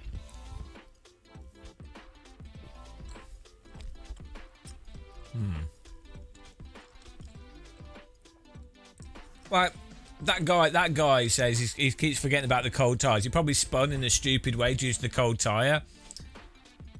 He will have spun because iRacing's cold tyre is absolutely nothing like a real cold tyre. It might have the correct grip levels, generally speaking, but when the car goes over on the cold tyre, it's completely gone from very mild inputs, which is nothing like a real cold tyre. Like, a real cold tyre will just be like super sloppy and the car won't bite the road and it'll just be massively understeery. It'll be prone to the rear lighting up, and so you could spin from that. So yes, a driver will have to be really careful, but because you cannot catch the oversteer in iRacing, once it goes past a certain binary fail point in situations where no real car would ever spin, you're done. And iRacers will go, oh yeah, it's just tricky. It's like they're just lapping it up. They should be saying, I think it's the tyre model. But they don't. To be fair, road tyres are not like slick tyres when cold at all. Road tyres have a lot more flex in them, so the effect of a grooved tyre that also has a lot of like give to it when it's cold or warm is totally different to like a road slick is mental. Is Daniel Moore? No, because it's relative, Bertie. So relative to like Gran Turismo 7 and some aspects of other simulators, iRacing is great in certain ways. There are specific things that it does do fantastic. That's great. However, in some very fundamental ways, it is utterly broken. So, also, I always say this, I don't have any issues with Daniel Morad. He seems totally fine to me. like, you know. But he's going to be motivated. Anybody that's like a career race driver, are you going to be particularly critical about the simulator that's the most popular simulator that has the audience that are the most monetizable audience? No. Morad sells gloves and stuff to people. As part of this, is a reasonable part of his business, as far as I can tell, is he sells stuff, right? Well, if your business is selling equipment, why would you tell a large part of your potential customer base that the game they play is a bit stupid? Why would you tell them directly? You're not going to. You would let them sort of think, oh, you know. You know what I mean? It's a business, isn't it?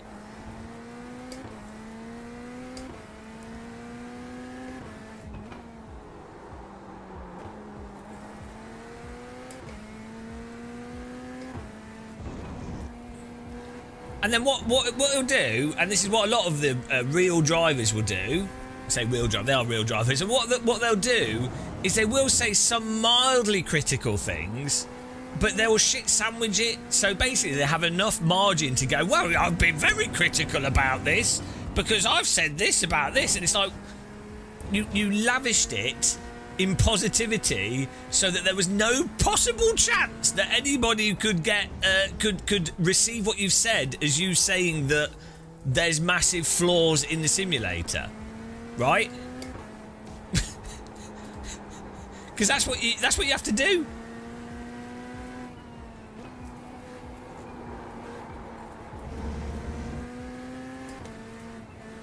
I don't think it's just how business works.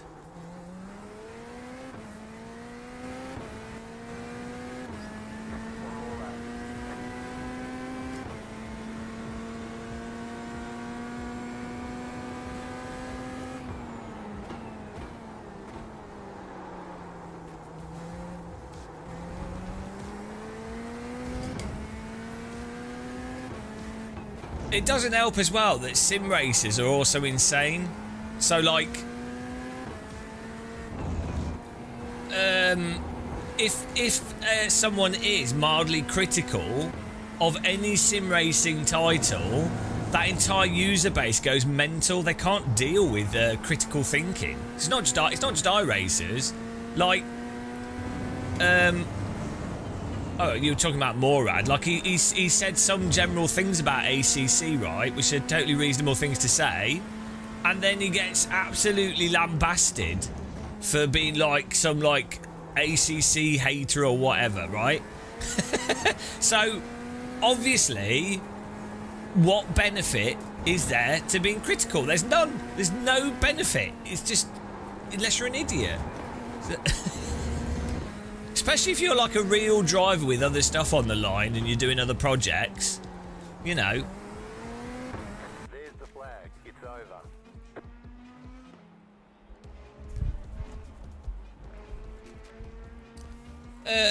If they make it more realistic, would they profit more? No, it wouldn't make any difference. It wouldn't make any difference if it was more or less realistic, because most sim racers, 99% of sim racers, are so far off the pace they can't tell the difference between the simulators, other than what, like, there's an experiential difference, but like at least 90% of sim racers, I would wager, like people playing driving sims that have bought sims, they can't drift. Like 99% of sim racers are 3+ seconds off the pace, which means that they're driving really, like, they don't have the basic trail braking technique. They don't have basic car handling technique. Like, it's not a problem. Have fun playing racing games, and the experience, you can still, there's still experiences to be had. You can still race people at your skill level, but they are playing a fundamentally different video game. It's like, you say this all the time. If you,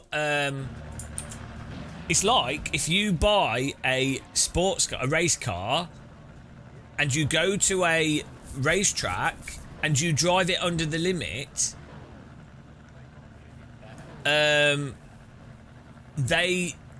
you're having a different experience to what the race car was designed for. And there's lots of people that do that. It's people that buy, and it's fine, they bought their car, they can drive it however they want to, and if they're having fun, that's the point of it, right? But there's so many people, I've been to track days with people that have got like radicals, like nice Lotuses and things, right? And they're pottering around the track. I don't blame them. I wouldn't want to crash my car, and then maybe they're not confident with this driving skills and everything. So I'm not knocking people. That's probably what I would do. But the point is, you are not experiencing that vehicle as it was designed to be experienced, which is fundamentally on the limit of slip, like especially a radical. Like, it's designed, you can't go around corners properly unless you're on the tyres a bit. So, like, generally race cars are designed to be at the speed that they're designed to be run at, like you trying to go as fast as possible with them, right? So there's a lot of people like that in real life and sim racing. They're just like not even on it. Like, they go, like people that go skiing that can only do snow plow, or people that go to an ice rink and they can't do a hockey stop. You know, how many people, if you go to an ice rink in the UK, there will be like 5 people that, out of 200 people, there'll be 5 people that can like do a little spin on the spot or a hockey stop. The rest of them are like holding on to the edge. They can't even skate at all. But they'll be like, oh, I'm going ice skating. I mean, they are ice skating in a sense. Do you know what I mean? It's a completely different... with cars... and even I'm like miles off actual good pace myself. I'm shit. And I'm like, I can identify that I'm shit where I'm shit. I'm good enough to know where I'm shit and what you can and can't do, right? But I feel like I'm terrible and shit and miles off. So... you know. Oh, well. So, yeah, with Sims, it doesn't really... like, and video games in general, a lot of people are just really bad at physics games. So... yeah, they're never going to notice if it's better or worse or whatever.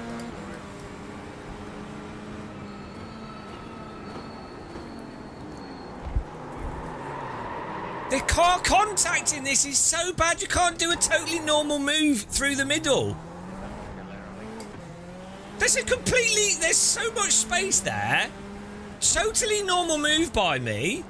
And we get tapped like the gentlest of tap, and the physics turn off. That was like a totally acceptable move into a ginormous gap. You can't drive properly, like, it's mental the space that you have to leave. How do people not see that as massively restrictive to basic racecraft? Zorgmeister, it's not the same. In LMU, that would be totally fine. In AC, that would have been totally fine. In Race Room, that would have been totally fine.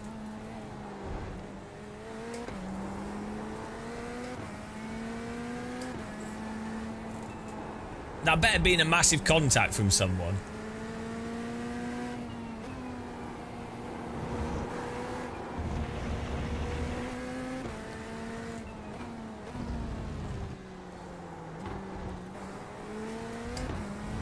I think iRacers don't realise how absurdly restrictive the simulator is.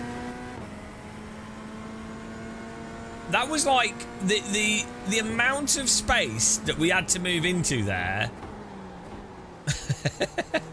And the fact that we still got spun.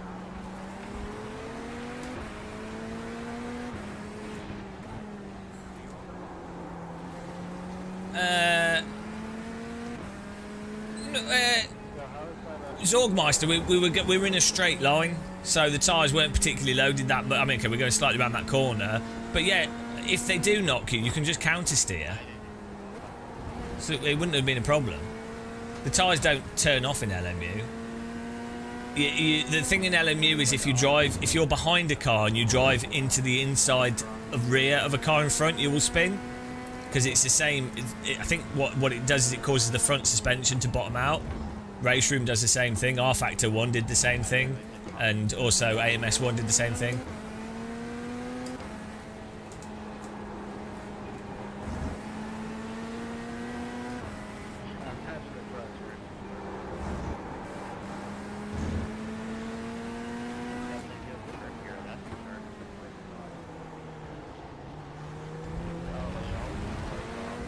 I wonder if we got damage from that as well.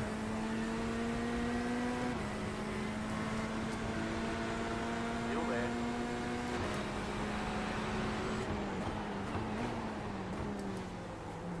Clear on the left.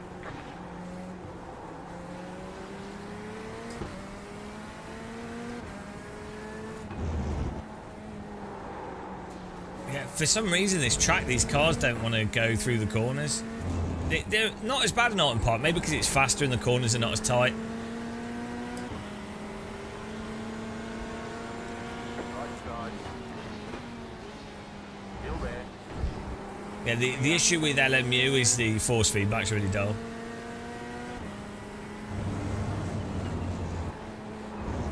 But yeah, I do think GT3 cars are a bit stale in general.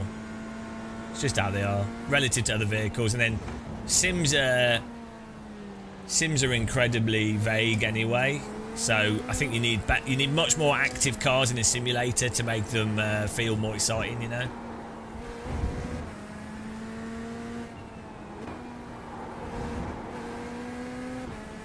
Yeah, GTs are good. You should just you should drive GT3s in the first AC. They're a lot better. A large part of it is just this. A lot of the modern simulators are just very dull to drive.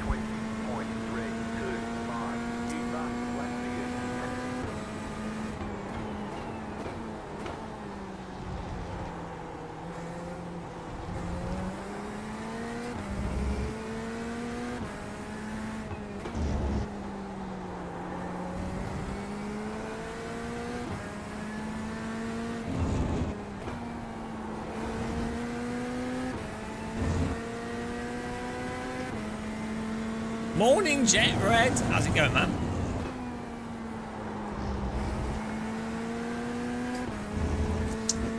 What's interesting, if you watch real-world GT3 cars, you can see they kind of dance around and move around a lot more than simulated ones. Like you can see the movement of the front of the car. It's a lot more snappy and agile. It's difficult. I think the problem is it's really hard with simulators to have something that's snappy and agile and still controllable. It's the same problem we have in Microsoft Flight Sim with like gliders and things. Right. They tend to just be a bit sloppy. Yeah. And if you watch any real world onboard of a glider, you'll see that they're like you could be doing like really precise little micro inputs, right? We should just don't bother in Flight Sim because it's just like just like iRacing.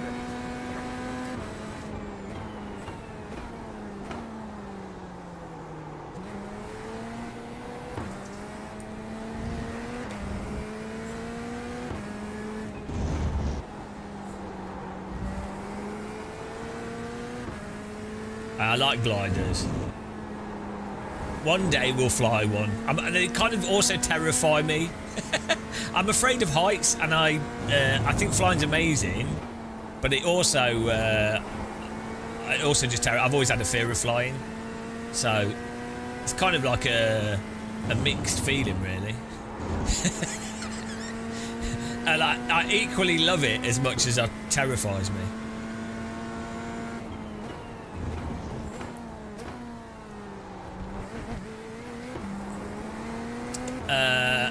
I've tried, yeah, we did. It didn't seem to make too much difference, but I need to put my other pedals on because our sim racing pedal thing doesn't really work for your. Sim Update 4 apparently is a lot bigger update for performance.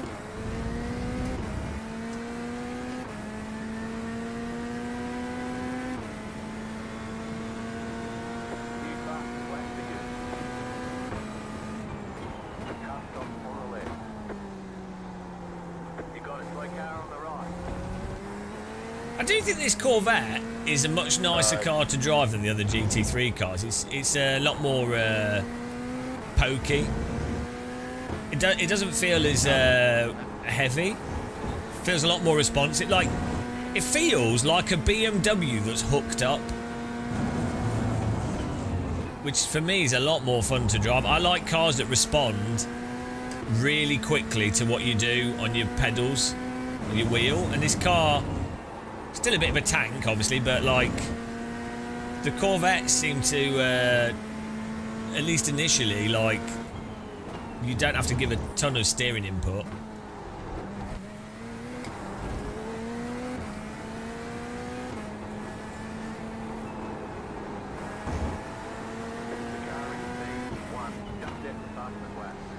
That's a big thing for me. It's like responsiveness. Like the more responsive something is, I think the more fun it is to play with normally.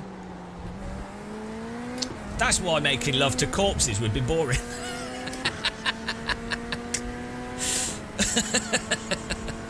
Oh dear.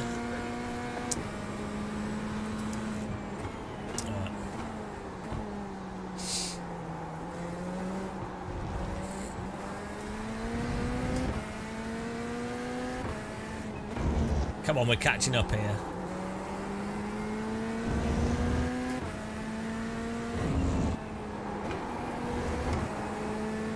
Don't be a Jimmy. Don't be a Jimmy Savile.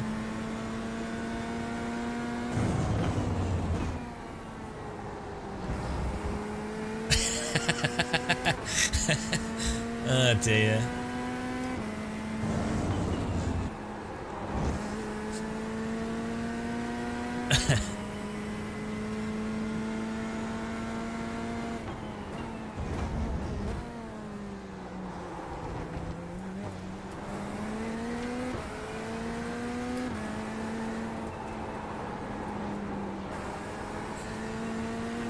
That whole Jimmy Savile thing is insane, isn't it? How does that even work? Like,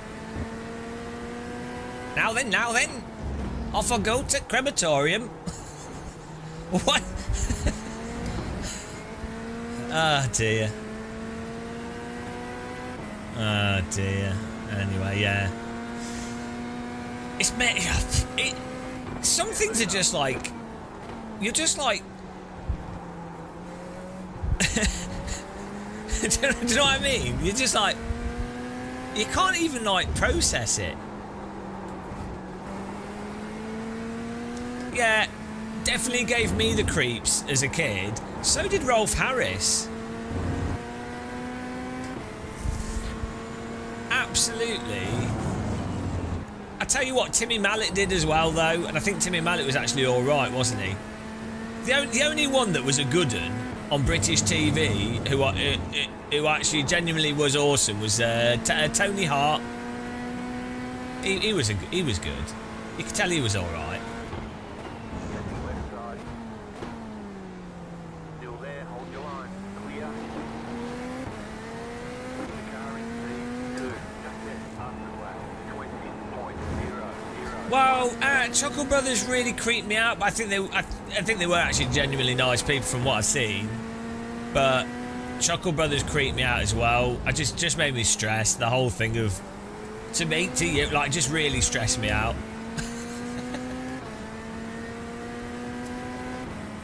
Yeah, I liked Funhouse as a teenager. I can't remember why. I honestly, I can't remember what it was that made me really like Funhouse.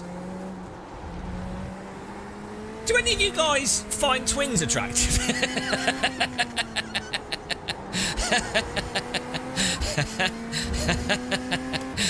Oh dear. That was an awakening. I don't know what you mean, Matt. Don't know what you're talking about. Also, the go-karting through the building collecting the tokens, and they were always terrible. What was it with all the kids that were on these TV shows? They were always awful at this stuff. It's just like, guys, come on.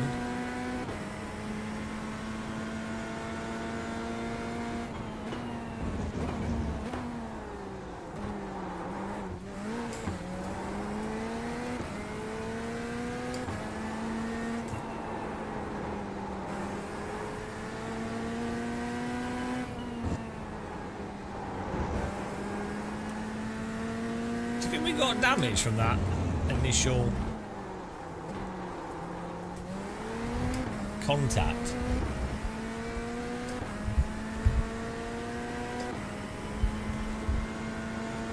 Funhouse or Argos catalogue?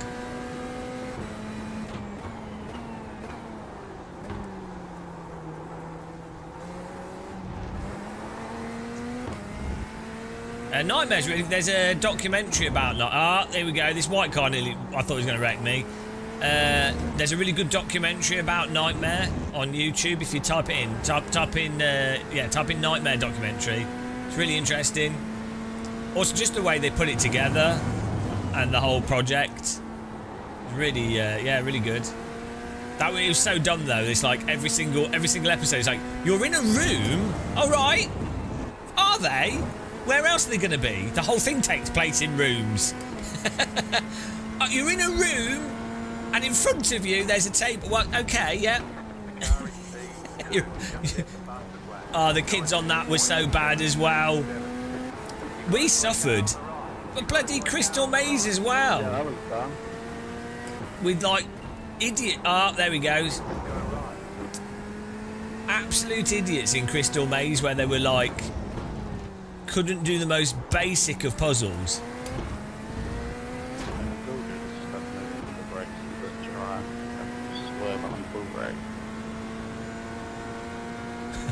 You're in a room. There's a giant spider coming towards you. Should I move? No, just stand there. The car there, buddy.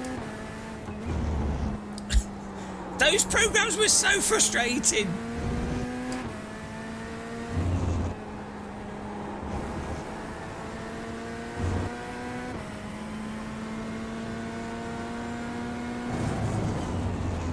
best thing about Nightmare though is the intro theme music's really good.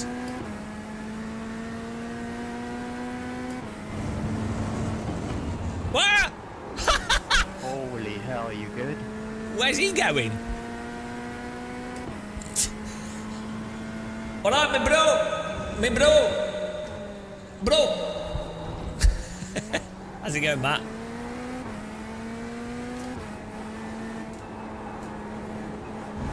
Yeah, the first episode of Nightmare was all the production staff. But who else are you going to use? Because you need to get kids that you know and are comfortable with the studio environment, and then you also need to know the kids are going to be ones that are suited to there, and then you need to. Everything's like so last minute in production, like. You know, everything's going to be so last minute and just a rush to get everything done. So, and when it's your own kids, you know that you're gonna if something overruns, well, you're already the guardian, so you can already go, well, look, yeah, they can stay behind later or whatever. Whereas if it's other people's kids, there's so much shit that has to be done. It's insane. So. Can you imagine if you're producing a kid's thing and you got like, you'd be like, oh, well, what if, let's children fall over, break the wrist? Well, that's a lawsuit. You obviously have insurance for all these things, but... yeah. I would not want to work on a production with children. It's terrible.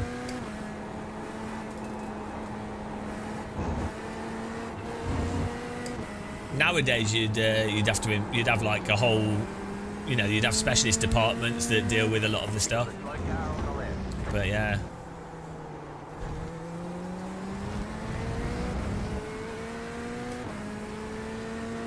Great place to stop.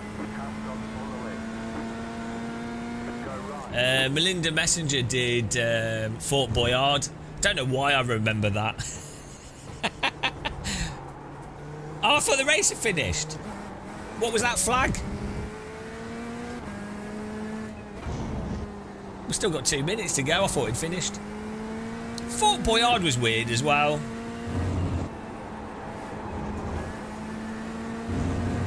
I was never really a big fan of Melinda Messenger, to be honest. Annika Rice, she was much better, but she was obviously very posh.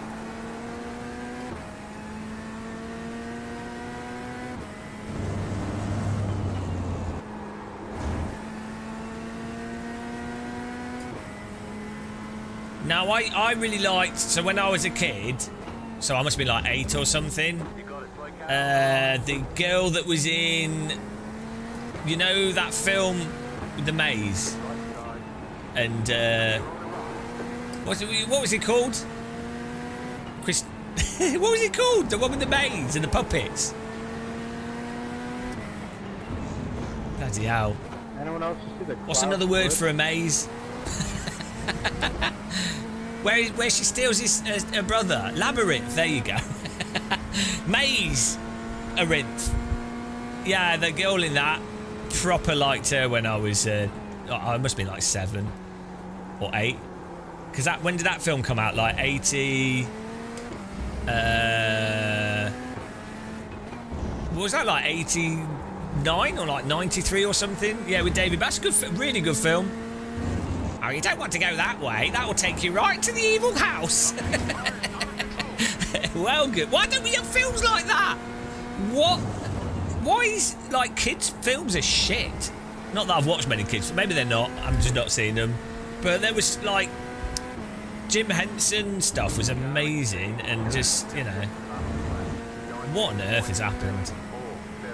We need more horses dying in pits of despair. We don't traumatise children enough these days. That's the problem. We need Watership Down on loop. Every child needs to have PTSD by the time they're 13. 86, yeah. So I would have watched it long after it came out. And then do you remember War Games? Is it with Frederick Baldrick? What's his name? That kid that was in the 70s? He was in like in the 80s. He was in like every film. Matthew Broderick, is it? He was in like everything. But the girl that was in War Games as well. I think like 10-year-old me was like, oh, hello.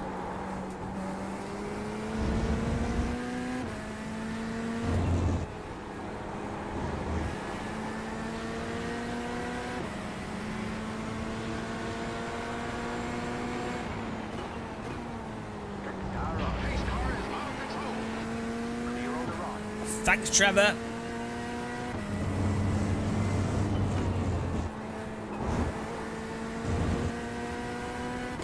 Threads.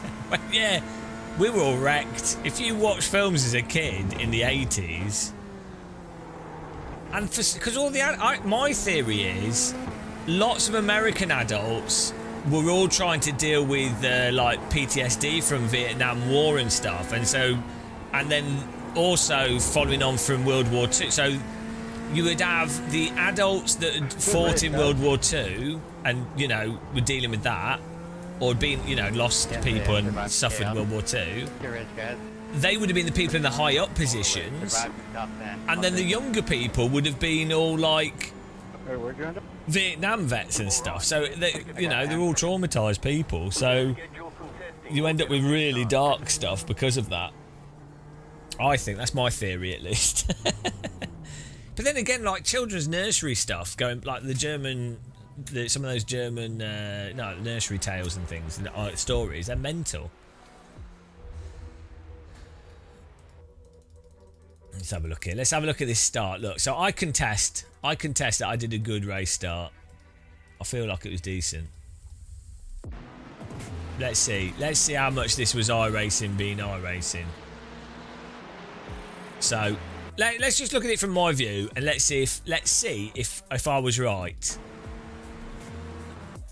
Okay, look, huge space opens up in the middle. They broke early. We've got a massive gap in front of us as well. This is a perfect chance to take advantage of them braking too early. That is textbook. It would be stupid not to go into that space, right? Right, so what actually caused us to wreck here and turn the tyres off?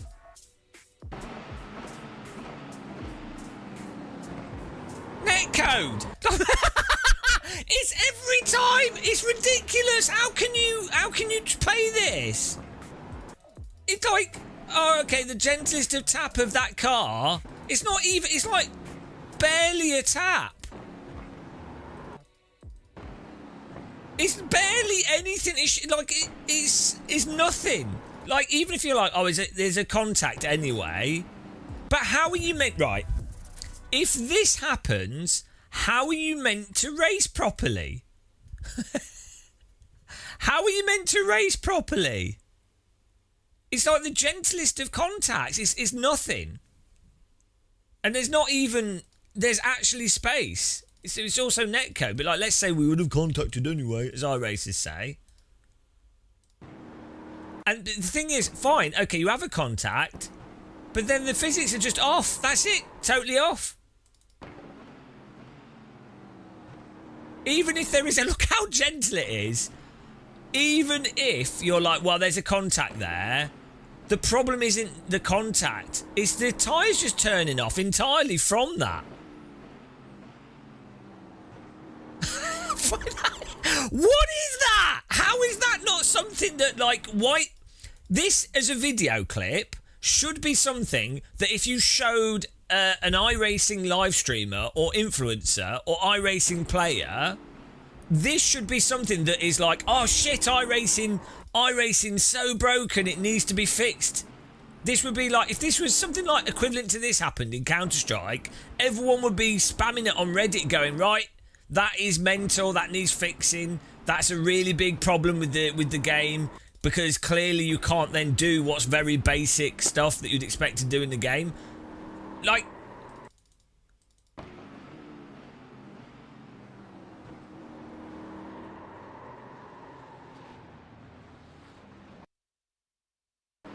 It's insane. It's totally insane. It's totally insane, and iRacers defend that. It would actually be so in this situation. If you're where I am,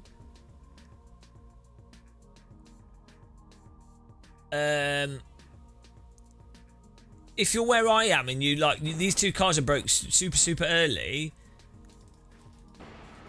Well, why would you expect me to brake to feed in behind it? It don't make any sense. Like it's just stupid. Like I mean, I guess I could put my car right on the inside. That's fine. But like, why would you?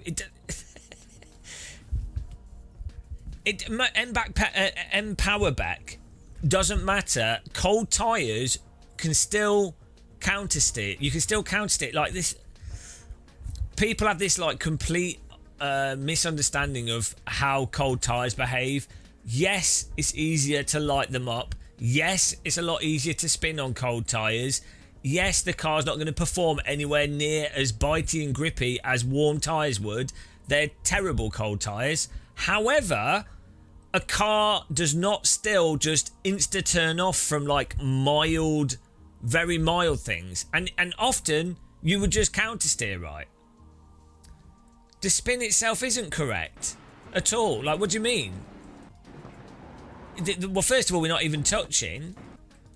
And yeah, okay. So this is a problem, right? The problem is that whatever happens, people that are on the iRacing source will go, oh, it happened because it happened. They can't see outside of what's visually occurred. So it's always like, right, I need to use my brain to justify the authority of iRacing telling me that their tyres are the best and it's the best sim. Oh, cold tyres. Oh, too much brake. They can't think. They cannot think outside of justifying what occurred in anything that's not a defence of the tyre model.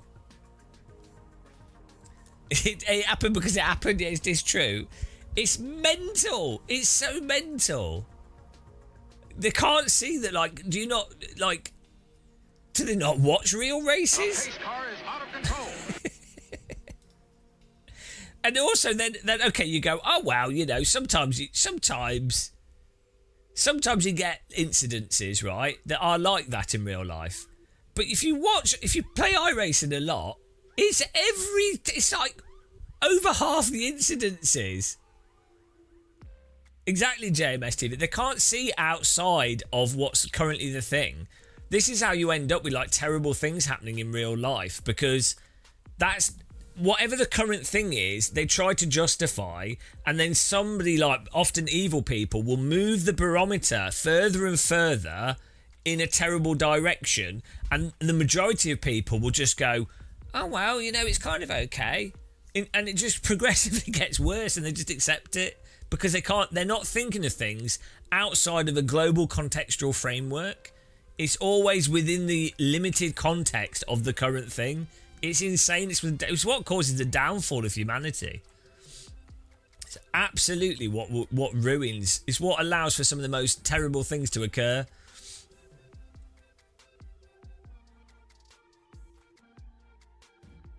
Yeah, well, I mean, how many GT3 videos are there of real life GT3 where there's like body parts coming off vehicles?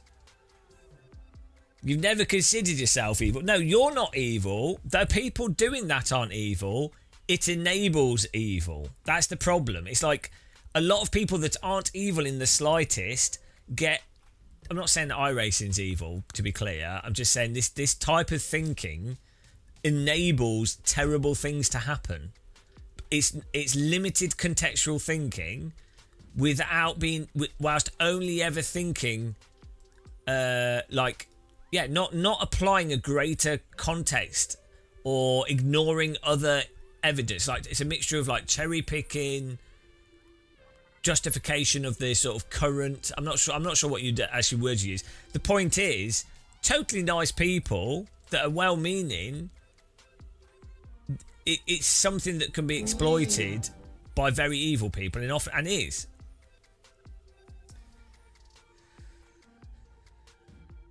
So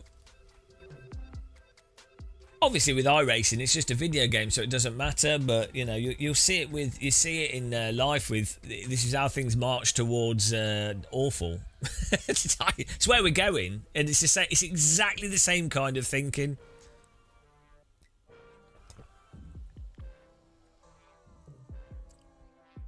Fortunately, yeah, as I said, it doesn't matter with video games. It's not really important. The collision physics are weird. Yeah, it's difficult. It's really difficult if you've got smoothing. So iRacing has really good smoothing, which you need if you've got people around the world with large ping differences. So you have a server here, you have a client here, a client here. This client is going to be sending updates to this server like, oh, it's got an update, hasn't got an update, it's got an update, hasn't got an update. And then this one's maybe updating really quickly. Fantastic, right? So the server can actually see where this car is quite accurately, but it can't see where this car, it doesn't know where it is until it gets the update. So what has to be done is the server goes, right, based off a bunch of like, well, we know that this car's moving at this speed and it's tends to do this and this and this. Right, what we're gonna do is we're gonna average the position of the car based off you got sophisticated algorithms to like make it to average what's coming through to then make sure that this car is seeing this car in a sort of consistent position.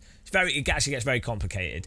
The problem is if this car has a bad ping, ultimately this prediction is going to be off. So this car is going to be seeing this car in a different place, and so when they actually come into contact, you might contact where they're not, where they were, where it's suddenly being updated, whatever. So you then get this like big collisions and things that don't make any sense. Now, the thing is, iRacing know that people have different pings and different connection things, and they know that they're doing a lot of smoothing to smooth over that, and they do a really good job. The smoothing is really well done because it does allow you to drive close to other cars for the most part. However, you get these ghost contacts and you get overactive collisions because if this car hits this car, well, it has to then update the server, and then the server has to then update this car. You know, it's all over the place. I mean, there's a lot of other prediction going on, but the fact is, you're gonna get desync between what's happening for each client and the server, which means you're gonna get contacts that just don't make any real world sense at all. They know that. So you have to then reduce the amount of force that's imparted from this car to this car, and how much, or this car to this car, and how much that can affect the vehicle. This is stuff that's been worked out 10, 15, 20 years ago. Like, you can play Wreckfest 2 with people with quite laggy pings. You can play LMU in many ways. You have to like make it, you just have to go, right, the cars cannot be positioned perfectly. The clients can't see where they actually are perfectly. So we know that the contacts are often well off from where they actually are. So we have to reduce the damage in half. We have to reduce the amount of force imparted to the vehicles. We have to make sure the tyres can be knocked over the limit without it making them uncontrollable. Otherwise, it's never going to be realistic. It's going to be stupid. It's like, well, no, this stuff's been known for 20 years. But unfortunately, you have loads of iRacers that will just go, well, I saw the car hit that car. It would have hit him anyway. So there's no pressure for them other than some bold idiot that likes to play iRacing going mental. We're having fun, though. Andy B, I did an online race for Gran Turismo 7 for the first time last night. The ping issues were hilarious, jumping around. Yeah, no, that's a whole nother thing as well. That's a whole, the whole blinking thing is mental. I don't even know how you deal with, I don't know how any developer can deal with a car that's, when you have a data drop out to a server for like a second or two, and then you have to think that a games console, often people use them on Wi-Fi or you know, their internet shit as well. So I don't know what you do other than just ghosting the car entirely and replacing it with AI. Maybe I think that's probably the best solution. Is you have to effectively be running AI. So every other car that you see in your game is actually effectively an AI being driven by an AI. from your perspective, it's basically exactly the same as racing against AI. However, the AI is updated to match what it's getting from the other car. Do you see what I'm saying? So basically, the other vehicles are just updating the AI from your perspective. So you'll still get mismatch and things, obviously, but I wouldn't be surprised if that's kind of, in a sense, in some ways, how iRacing or some other sims do their netcode. But I'm sure it'll be very complicated. But the problem is, there's nothing you can do to avoid certain things, and so you have to just reduce the damage. You have to reduce the force. There's no way around it. They do that, Andy, but that's even with like good pings, you will still have a lot of mismatch. And then, my god. The problem is, if your car's knocked slightly over the limit, the tyres turn off in iRacing. Even the GT3 cars with the new tyre model. So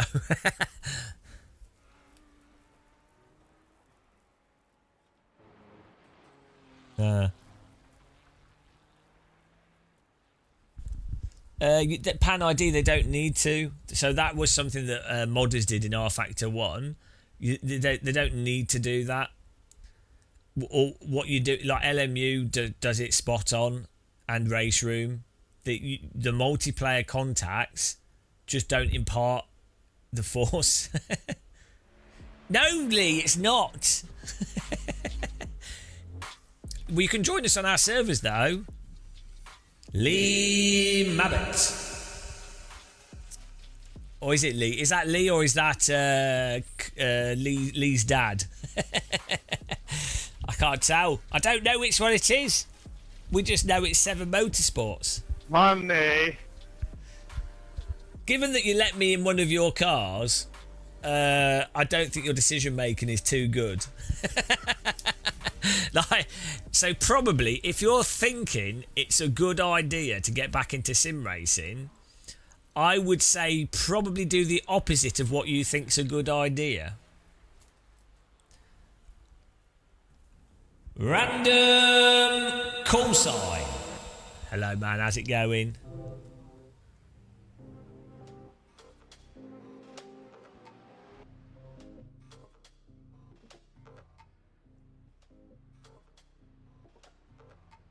Well, look, I say it every day because it's a mantra on this channel. Unless you have other streamers, influencers, and race drivers, some of them have been very public, but most won't. Unless you have a sort of people that know publicly pressurising iRacing, nothing will change, because iRacing's user base is completely ignorant to it. Like the majority of the user base. There's a lot of iRacers that know exactly what's off with it, obviously. And it's just a game. It's the best game you can play, generally speaking, at any time of the day, with different vehicles, right? Despite the problems. That's why I play it. A lot of people do obviously know the issues, but a lot don't at all. Like, they're just blaming themselves, or they don't realise how those issues massively damage the quality of the driving, the realism. They don't realise how much it's holding the simulator back. So they just go, well, it's just different, as I say, which is fine. But there's a lot of people that categorically know, but won't publicly say, because they'll lose money. They will lose money. I think that's what it comes down to. They will look like an arse.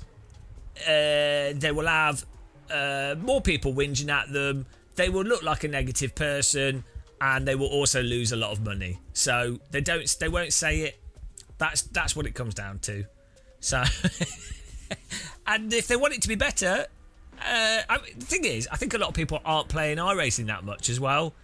You know, they just do their videos, whatever, sell some things, whatever. Don't really care. Or do some real driving as well. Why would you care about a video game? But if you literally sim race is your hobby, you want it to be good, right? You're spending time doing it. You want it to be good for other people as well. So, but But that's just how it is. That's how it is, guys. And this is why random call signs should be ignored, because he's one of the worst. I think of all YouTubers,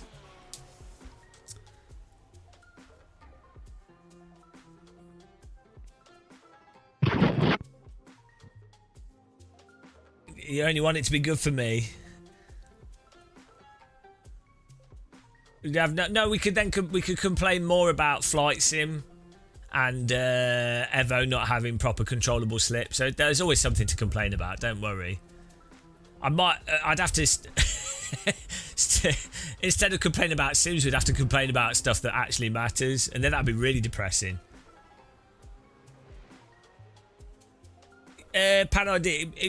Basically, yeah. If you are consistently critical, you will get shit. Yes, if you're very obviously consistently critical, you will get. I mean, random call signs never experienced this, have you? Like both myself and call, because call sign's pretty critical. We've both received death threats from people from sim races. Like, what? You know what I mean?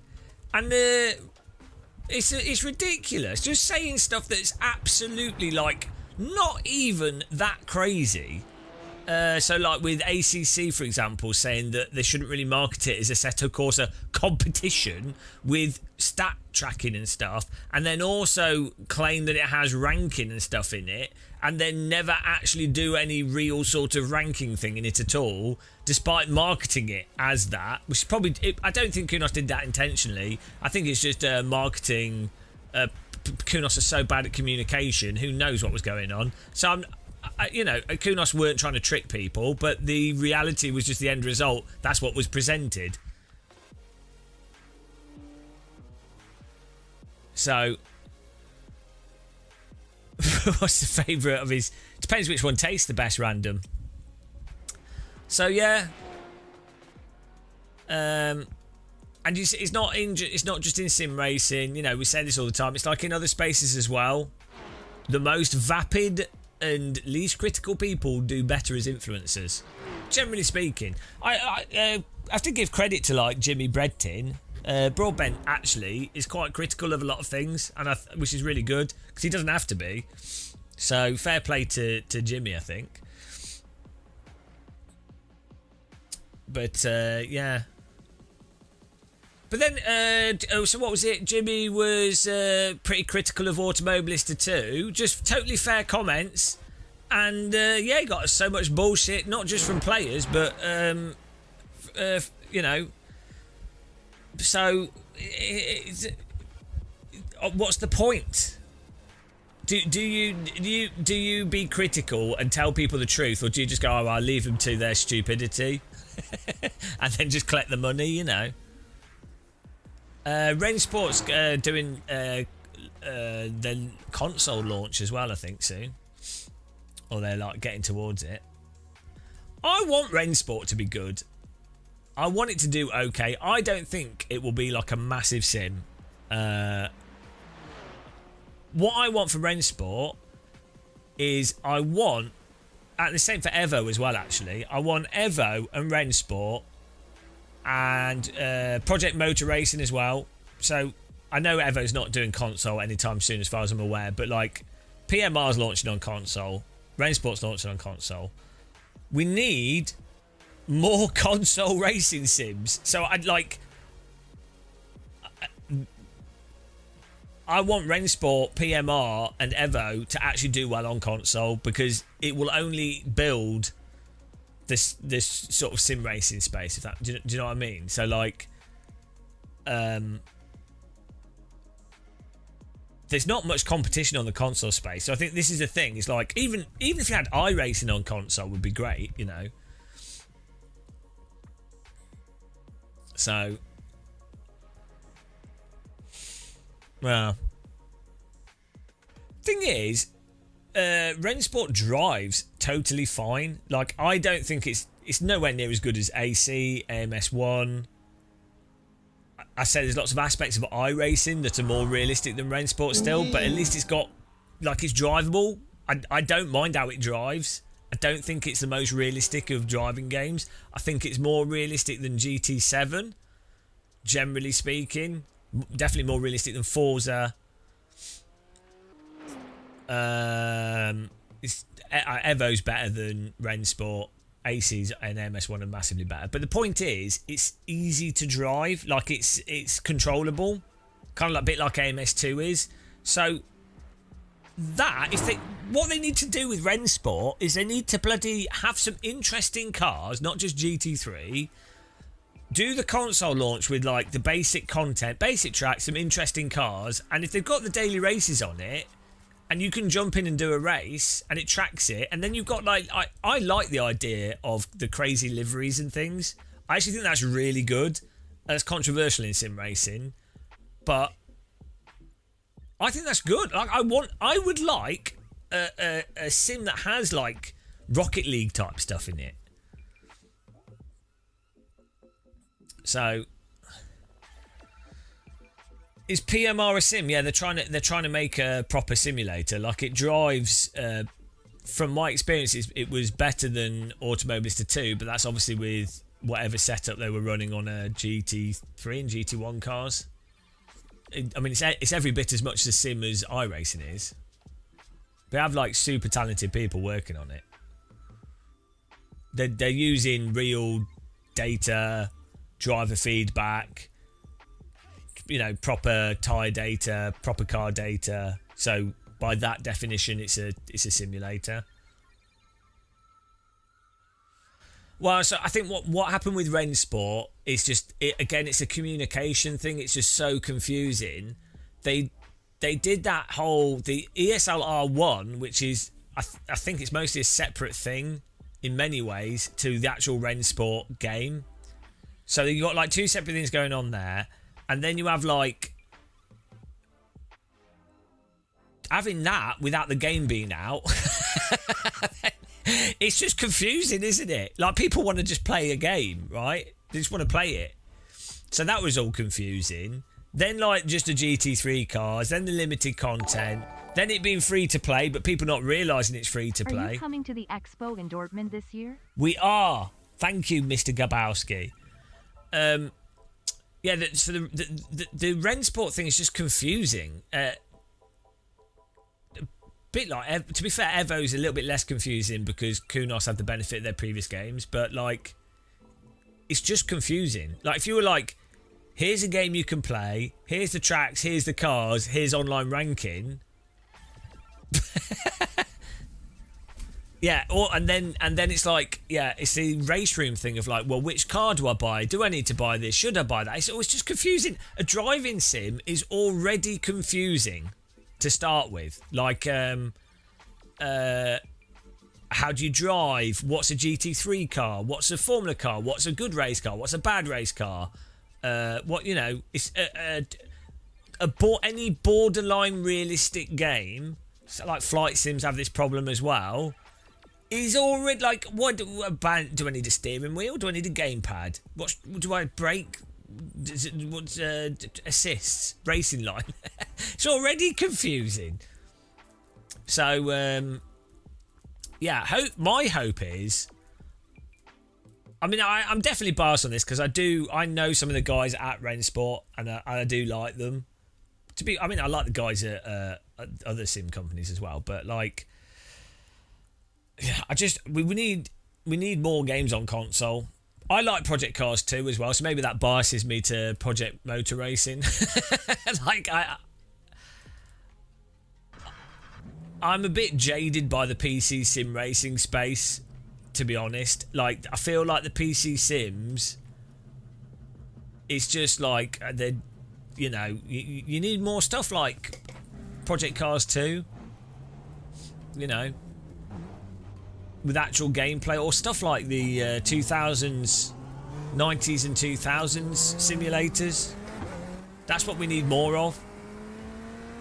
A controversial view here. I enjoyed the Nakon, is it Nakon? The Kiloton rally games. I think they were better single player than the EA ones. I don't get me wrong. I think Dirt Rally 1 and 2 were really good. Like, played amazing, physics great, fun, graphics great. But I actually quite like the Kiloton Rally titles. I just like the stages, and the physics weren't that realistic, but I think they were better games.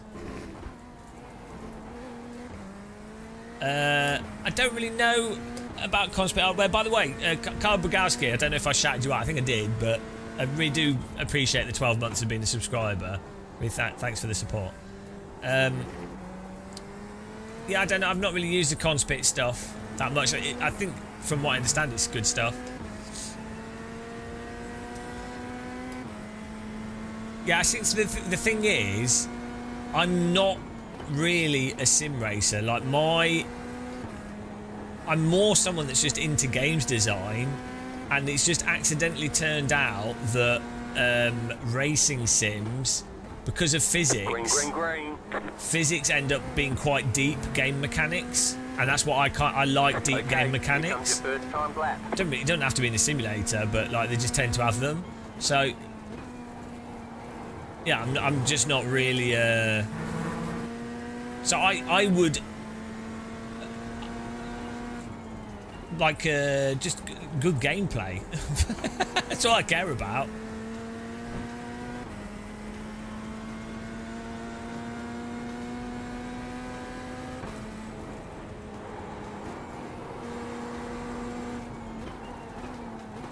What's going on with this car's display? It's like the TC and ABS, or it's some bug. Humbug.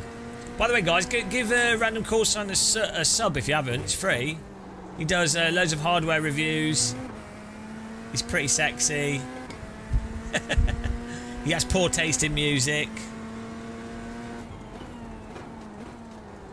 He's not a very good driver.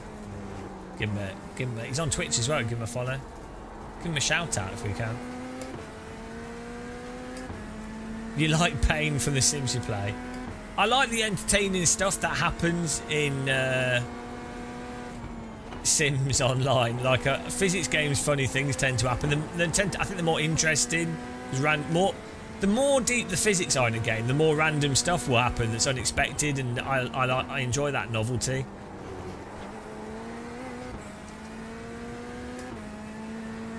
One more lap. Well, I tell you, the game I always wanted to make was, and I might make this using AI. I always wanted to make a fighting game that's kind of like a Street Fighter, but it's set in the pit lane of 1980s Formula racing. Of course, it wouldn't use real. No, it'd be like Michael Boobacker, Bayman Bill, Boo, Gonny Burbert, Payerton Penna, and but you would choose the characters, and yeah, it'd be like Street Fighter but in a pit lane, and you know, you could throw them into oncoming cars. You'd have a helmet on to start with, and that's the start of the fight. So you know it's getting, when the helmets come off, either you can take your helmet off, which loses you like 20% of your health, but you can fight faster, or you can punch the helmet off the other person, right? And you might get a bonus for knocking it off. So you can choose, oh, do I keep the helmet or do I not? Do you know what I mean? And it'd just be full of like terrible, stupid jokes and references. That's the game I would quite like to make, and I could probably make it with AI reasonably well. But yeah, it's a lot of work, even as a jokey game. To do a good job of it is like 6 months of pretty hard work. So There's the flag. It's over.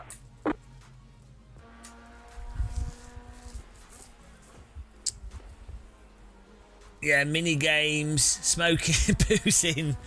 Yeah, that's what D-Man wants. That's what he's looking for. D-Man just wants to go to the 70s and be a terrible person. He part of him just wants to be an awful person. Maybe he still is.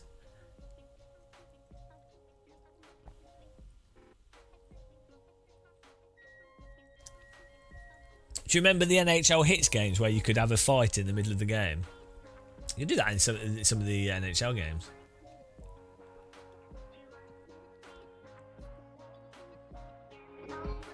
Here we go. It's time to go racing at Alton Park again in the Chevrolet Corvette. Chevrolet hatchback saloon. Is it a saloon or a hatchback? Hang on. Is a hatchback a car with a boot? What's a saloon? Is a saloon an estate vehicle? Ute. What's a saloon and a hatchback's a car with a... I don't know, all cars have boots. Pickup. Truck. Ford, a hatchback has 4 doors. A saloon is the car version of an estate. What's an estate car in America called? Sedan. When did they come up with these things? Come on, mate. The perp is driving down the motorway in a sedan. In a blue sedan. Station wagon. Why is it that America is technically newer than the UK, right? It's only like 5 days old. Let's say like 50 years old. You know, America's not that new. But why do they have like these really old names for things? Why? Why not? Why? No, we've moved on. The UK's like thousands of years old, and you know, we stopped calling things wagons a few hundred years ago.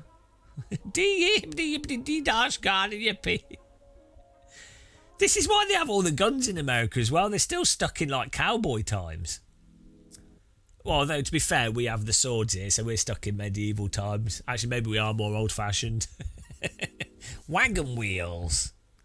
God bless. Yeah, I told you guys before. I fixed the gun problem in America single-handedly, and the solution is you give everyone a rocket launcher, and that way, if you're going to shoot someone, you have to be 100% sure that you want to, and ultimately you can only fire one rocket at a time.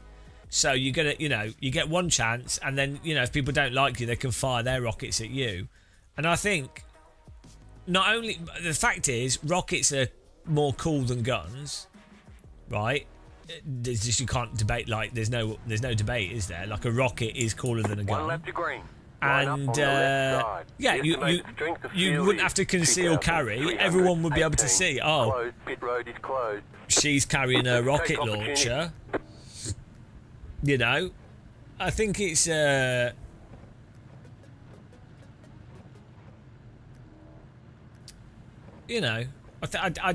actually think it's a really good idea. A child can't accidentally rocket themselves because the trigger's too far away from the front. The more you think about it,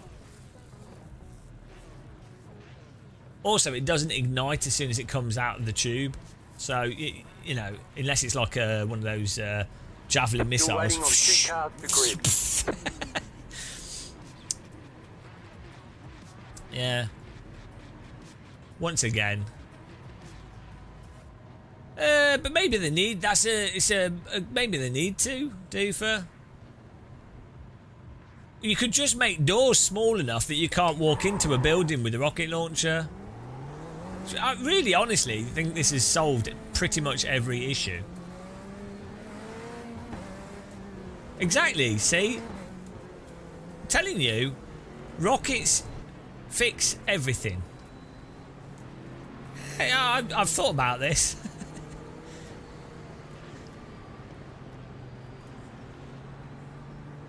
Does it need a pointy? I thought rockets don't tend to have pointy heads. Get ready, going green. Get ready, about to get wrecked. I'm ready to get wrecked. Gutter 3 wrecked. Oh.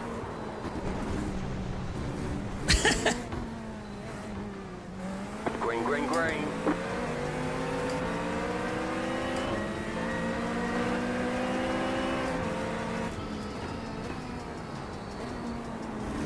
Left side. Come on, There, hold fucking your line. idiot, come on. Stay on the line. Great tyres. Calm down, guys. Still there. Clear on the left. Fantastic start. High skill manoeuvres there. They were scared of my rocket. Idiot! Report for sure. Random, do you play flight sim at all? Don't think you do you? You need to get on it.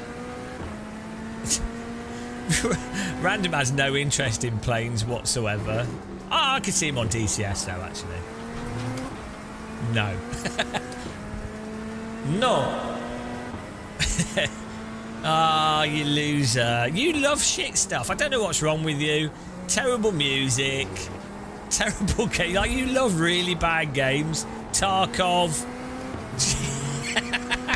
Random Courtside has the worst taste in everything.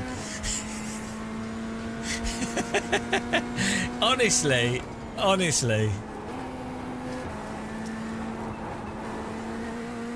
I think Random Courtside was left in a car seat as a child. In the sun. In the Portuguese heat.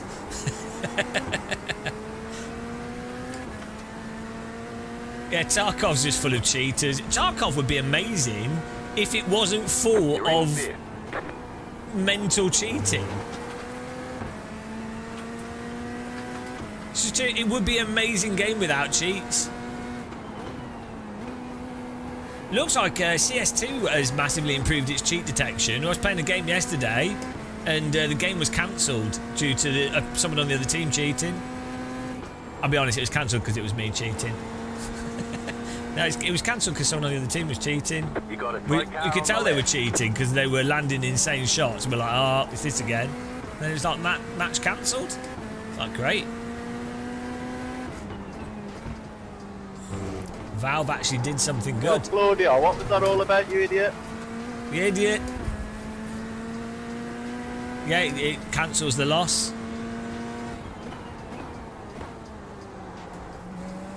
I have like 5,000 hours in Counter-Strike. I'm pretty good at knowing when someone's cheating.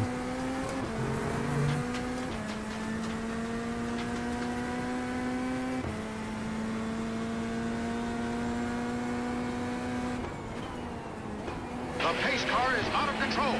Thanks for following the Uncle Free Tony. Appreciate the follow.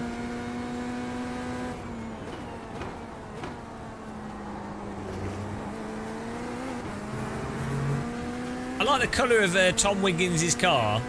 We need to get trading paints installed again.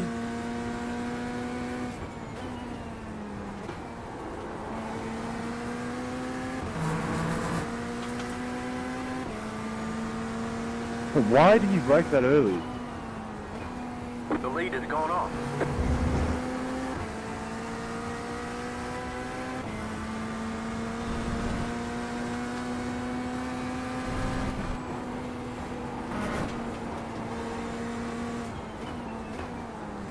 What happens in CS2 a lot is you have shit players that use cheats, and you can tell like they have like mega aim or mega like detection of where you are, but then their like timing and game sense doesn't make any sense. It's a really obvious way of telling when someone's cheating.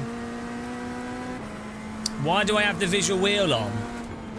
I like to pretend that I'm a Jedi driving without hands. The reason I have the visual wheel on is because live stream viewers like to see the steering wheel, because then they can see what I'm doing with my input. I would personally have it off because then it's more immersive with it off. But I'm such a guy, I'm such a good live streamer, so sexy and cool, that I compromise my enjoyment for your enjoyment, and that is why people subscribe and support me. Because I'm basically the Pope. I'm basically John Lennon in a bed. 751. Car 3 has taken the lead. I'm not just a snooker cue Why? ball. Why? What the fuck, bro? I am Chad. They Right, call you're an me. idiot. You just put me. They call me the Chad of Chads. They call me Sir Chaddington. Jamie Chadwick. Jamie Chad West. What a Chad. Never made that connection before.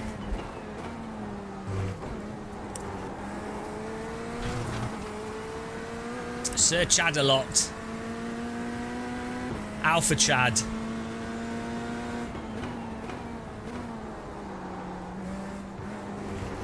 El Chadino.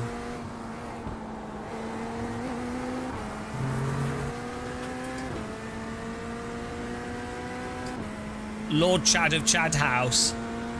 Chaditron. When does this stop? The Tyre Chad.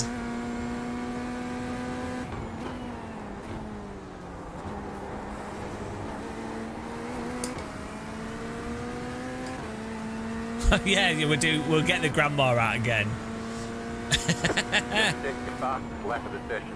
The car in T1. The polite grandma. 31.294. Chad. Just because you're a you're a chav. You got 20p, mate. How many people in chat know Fat Pie and Devo? Oh, I thought what? You got 20p. You got 20p, mate. That happened in Middlesbrough all the time. People asking for 20p. It's like, well, just if you ask for money, ask for like a fiver. Not. Why would you ask for 20p? What are you going to buy with 20p? Maybe they just want you to take your wallet out so they can mug you. The old 20p trick.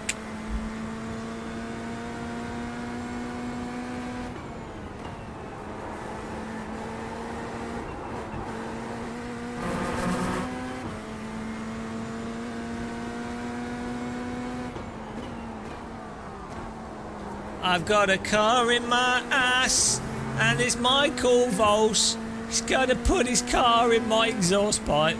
The car in T1 just at the fastest lap. 31.109. That was your fastest lap of the session. He's going to put his car up my ass. I can feel it. Get the lubricant.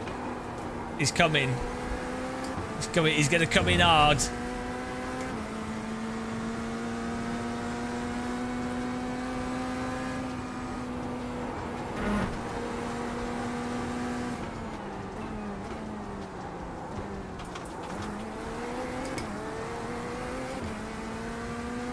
He's coming hard.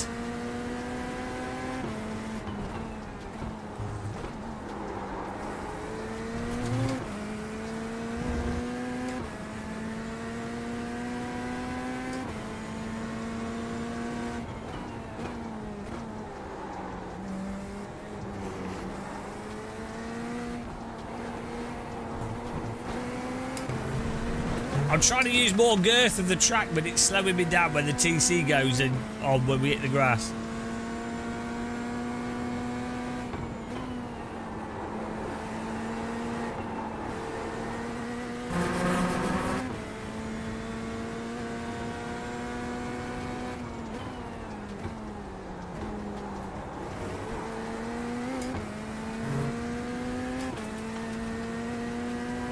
The car in T1 just at the fastest lap.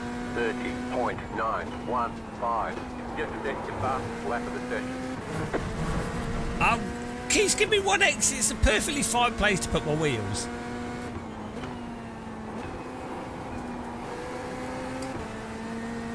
Now you can run off that corner like a lunatic, but not the first corner. They've changed them over for which ones you can run off. Oh, bloody hell. Track cuts on this track are mental. Things are looking good. No, they're not. I can't catch Tom. His clown car.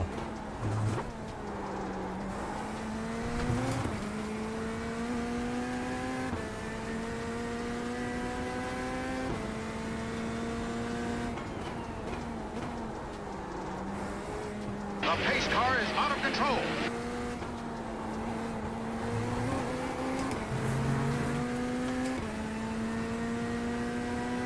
Well, the problem is there's no controllable slip in this, so I can't take advantage of my actual skill, which is driving at the limit. It's all driving under the limit.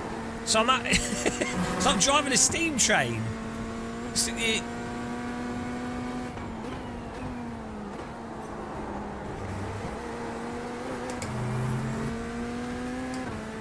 I want to actually be able to angle the car into the corners a bit, you know, and like balance it.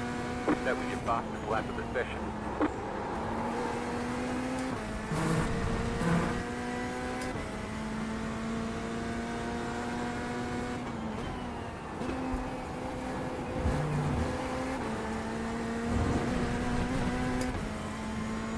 It's all racing line, this bobsled.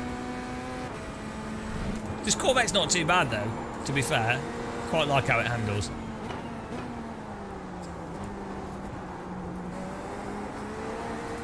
Apart from when it turns off. When the tyres turn off, that's frustrating, but other than that, quite like how it handles. There's no other bloody sim with people in it, that's the problem.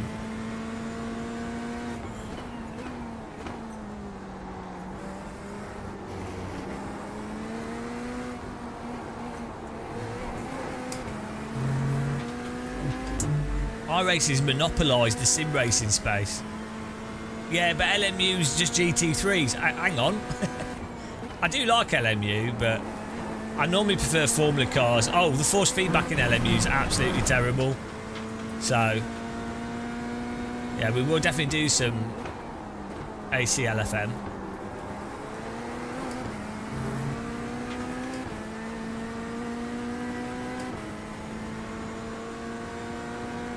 New fastest lap for you.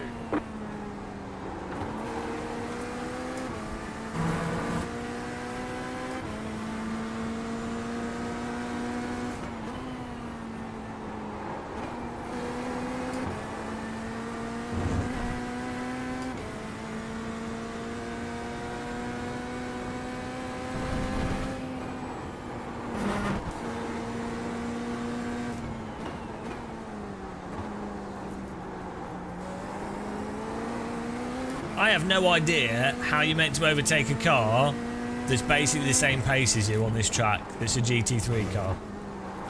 Like, the car's so wide. Probably the second to last corner is the only place, really.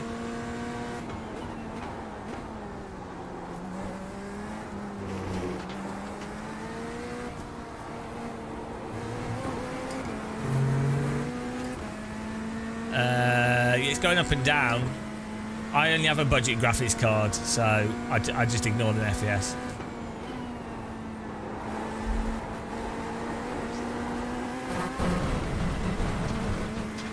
I would prefer if the car stuck to the road on that corner.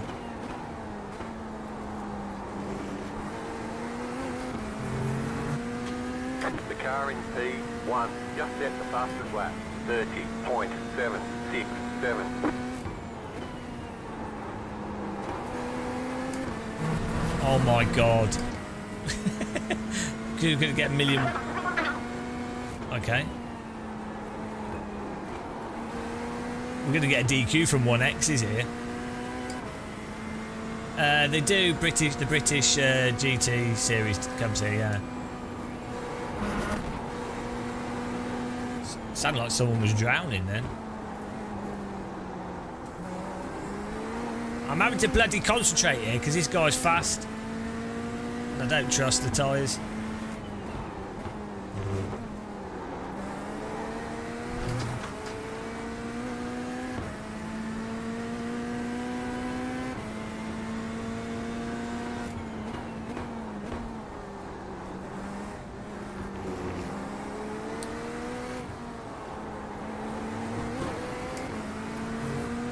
Hello, Deja Vu.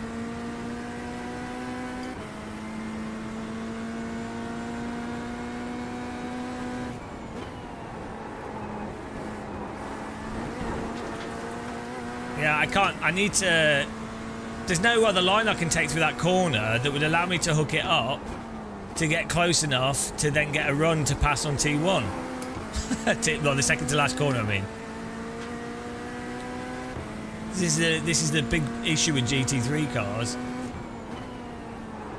They're just too big for tracks like this, and then the ABS makes them too easy to brake, so that you can't exploit brake mistakes in the same degree. And then what happens is you get rear-ended by the car behind you that then catches up with you.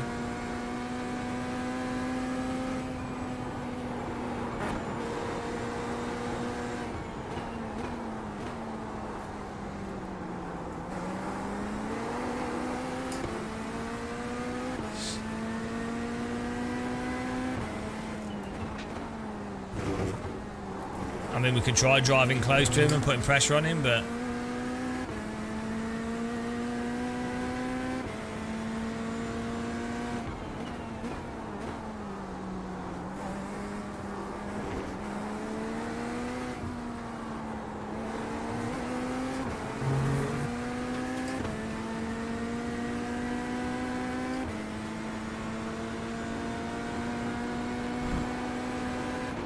Left side. Clear on the left. Car on your left. lol. He thought we were going to plough him. Clear on the I left. faked to move up the inside and can't believe it worked.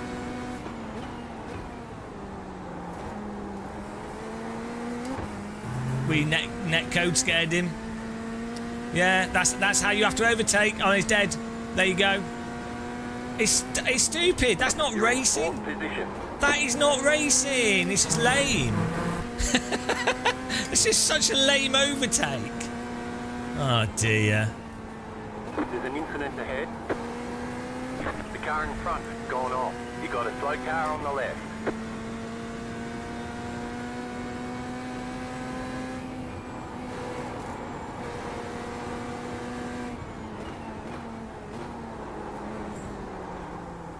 It's the fear of getting ploughed in iRacing is more important than your actual ability to overtake and race. You know, like a lot of iRacers will go, oh yeah, he made a mistake and I took advantage of it. It's like, well, I know for sure it's absolutely the fear of getting ploughed off the track from the little contact that you can get that is why he lost it there.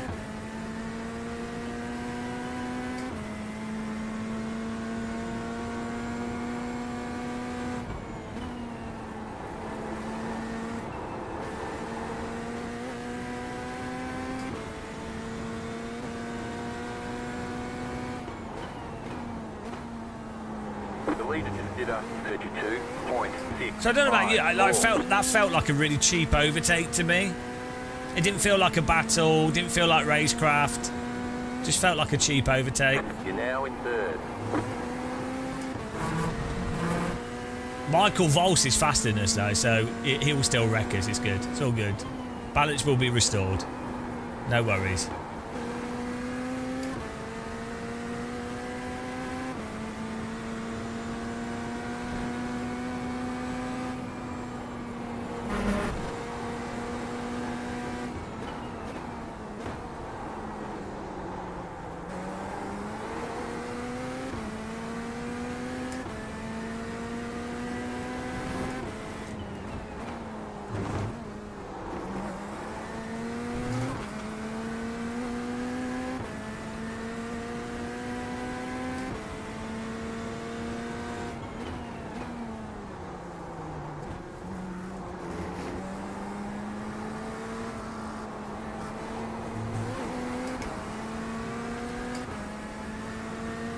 Yeah, well, you don't really have a choice on this track.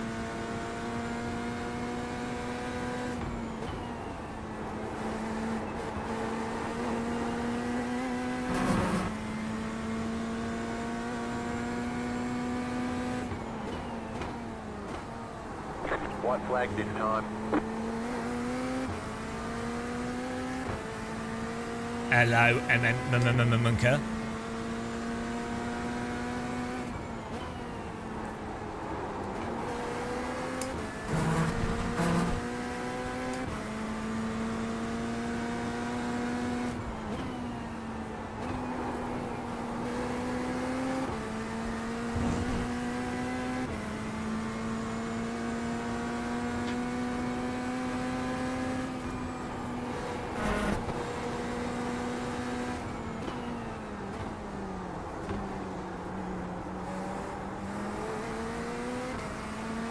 He's doing good in the Porsche. I found the Porsche really hard to drive around here. Well, to drive around here fast, at least. This Corvette seems to be a lot better.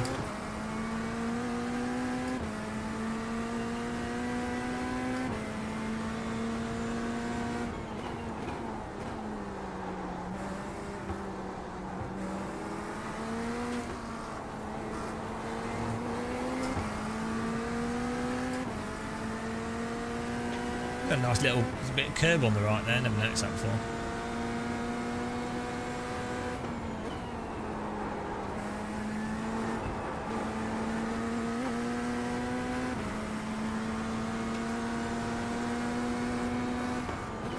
Left side.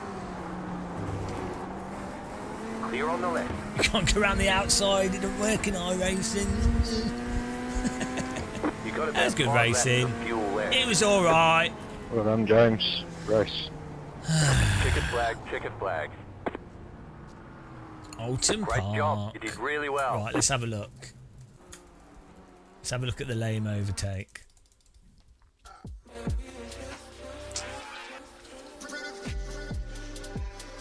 Good race.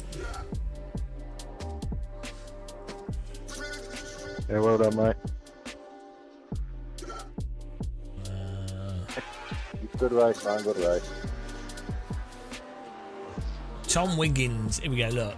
So he will think I'm going for the send here, right? And he knows if he drives this corner, which in a way that's 100% within his right to drive, he knows that 90% of the time he will get ploughed because it's iRacing and the netcode's complete shit and his tyre model will turn off. So he knows he will just get ploughed. Even though I'm not actually in a position to do an overtake. I'm too far back to actually do a productive overtake. It's just not on, right? So he knows it's not on for me, but he knows iRacing is stupid. So he knows if he drives that properly, how he should drive it, and maybe risk getting a little bit of a tap or a bit loose, he knows he will absolutely lose. So the meta for iRacing then becomes, he's like, oh, he's not going to turn in at all. He's basically not bothering to continue braking. And it's ridiculous. We're not even close to him. And iRacers will think, your average iRacer will be like looking at this and go, oh yeah, good move from the car behind because they've set it up, and yeah, the car in front they've run wide. You know, oh yeah, great overtake at Alton Park. It's not. It's lame. It's lame. It's totally lame. It's a nice track though. This car's not too bad, but yeah. It's I'm not racing.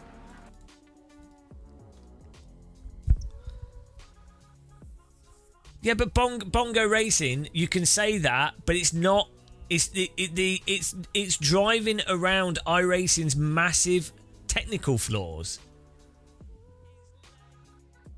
It's not racing. It's like it's iRacing. But the thing that I would describe it as is pretend racing. Like LMU, AC, Live for Speed, Race Room, R Factor 2 is pretend racing, right? iRacing is pretend racing. It's like,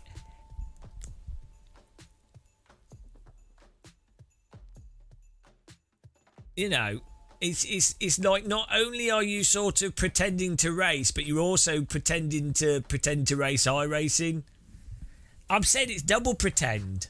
I'm saying like every sim is obviously pretend racing, but the degree to which you have to then accommodate iRacing's absurdity makes it another level of pretend racing, where you're like doing everything preemptively in your head rather than actually doing it as per what you can do in the game. It's crazy. Yeah, pretend racing. 07 Buck, they are, but it's going to happen more in a simulator where you can't have any slight contact and the physics turn off. So For sure, it happens in everything, but obviously you know it happens more in one sim than another sim. So this is that's what people always use that as when you ignore. No, that's so dumb. It's like when you ignore the context of something to try and make a point. It's really stupid. Like people do it when you say iRacing is a hot lap simulator. And then people go, well, yeah, no, hot lapping is what you have to do in every game. And it's like, well, yeah, when something's a given, someone is saying something is more the case in one thing than another thing. Exactly. They're afraid of the game, not of you. Exactly. That's exactly what's going on.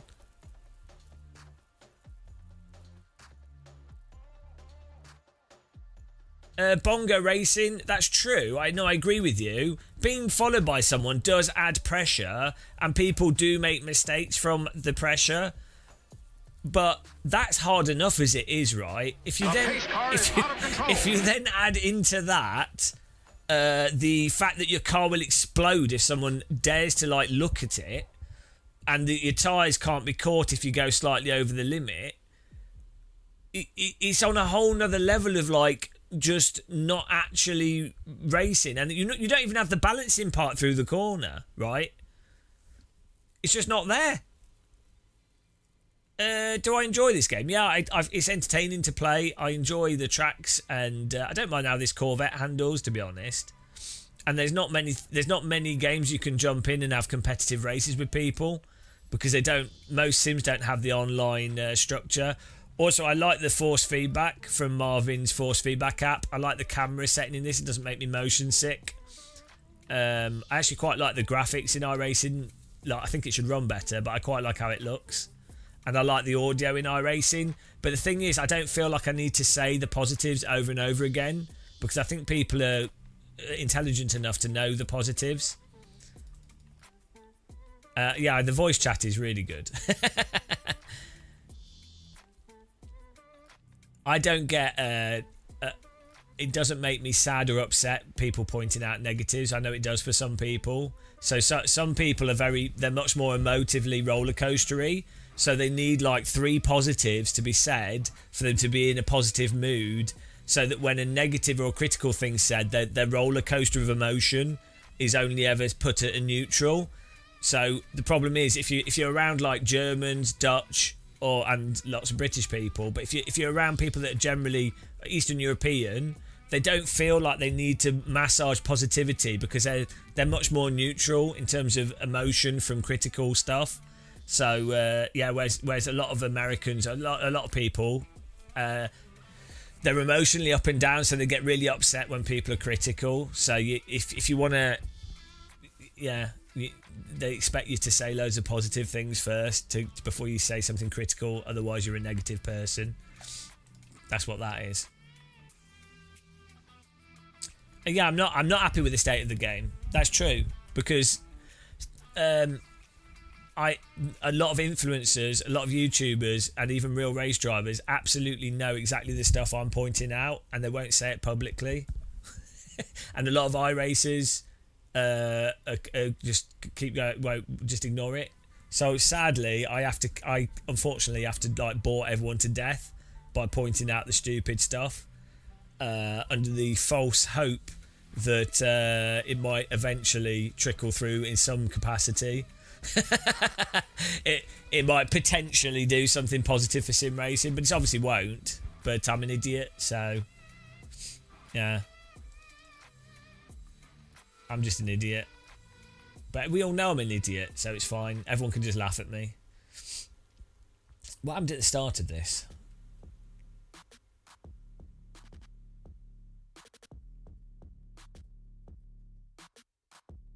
I do like the clown car colours. It's a default car as well.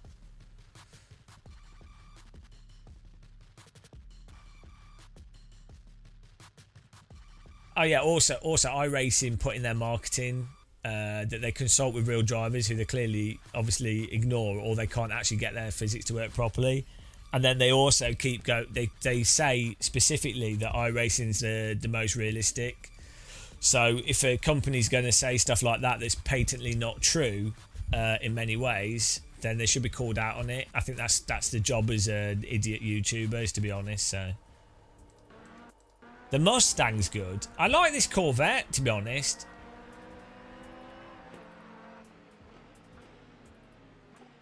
No, hang on. There's a crash before we even started.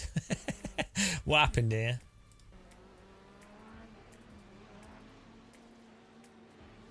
Ah, his tyres turned off because he went on the curb. Cold tyres. Yeah. It does that when the tyres are warm as well. It's just more... I mean, come on. Honestly. Do you think a GT3 car... This guy's Finnish as well. This is offensive. This guy is from Finland. Do you think a guy from Finland, this should happen in a GT3 car with traction control? Do you think that should happen? That's offensive. That is iRacing. Absolutely being massively offensive to Villa Helman from Finland. I don't believe anybody from Finland would lose a GT3 car like this. Even if the track was covered in snow and ice and he was drunk, I don't believe any Finnish driver would spin like this. I'm sorry, iRacing. When you have Finnish people spinning GT3 cars like this after an outlap, I'm sorry, but this should be the ultimate demonstration of there's something massively wrong with what's going on in your simulator. All of Finland, I'm going to send this video to the Finnish embassy in central London, and Finland is going to declare war on iRacing. To be honest, this is a disgrace. This is probably the worst indictment for iRacing. This is the nail in the coffin. It's over. I'm afraid you cannot have a Finnish person spin a GT3 car at 5 miles an hour or 60 kilometers per hour.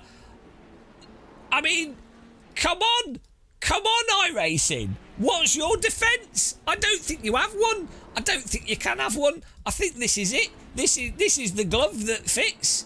That's it. It's over. It's over. I rest my case. I rest my case.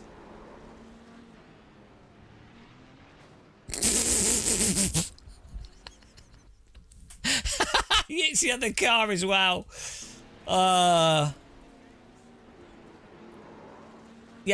Diego, you can just counter steer in LMU. That's you being a noob. You are positively you're never catching this in iRacing. You are never catching this in iRacing. In LMU, if you counter steer quickly, you can catch anything in LMU, pretty much. LMU's a joke to drive. Like the tyres are so forgiving. Good takedown.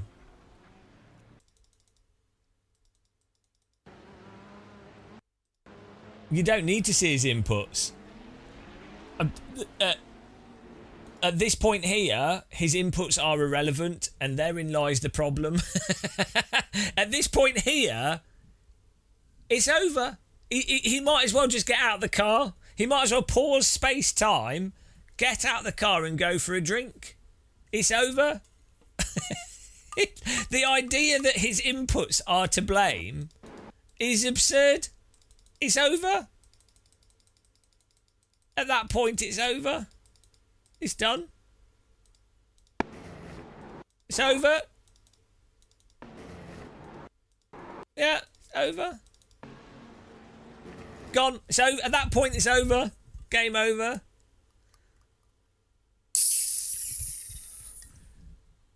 Yeah, he is. It's just that the tyres are off, so he's also not expecting the rear to completely turn off. So that's the other thing that catches people out. Is cheers. You're not expecting the tyres to have zero grip in those situations. So the driver is just like on the throttle a little bit because they're absolutely not expecting it to be total zero grip. It doesn't make any sense. So they're like, oh no, yeah, it's all right. I'm just hit the curb a bit. I'll keep drop. Oh. Bonk. Beautiful. Yeah, you don't know. Well, and you also what it is the bump compresses the tyre into the ground and then maybe causes one tyre to get more load than another, maybe puts all the load on it, maybe pushes it over the limit. So it is true in if you can clip curbs, especially with low cars, tight suspension, you can clip curbs and that can force the car to go over the limit in many situations. There are loads of scenarios where it can happen. So, that's fine.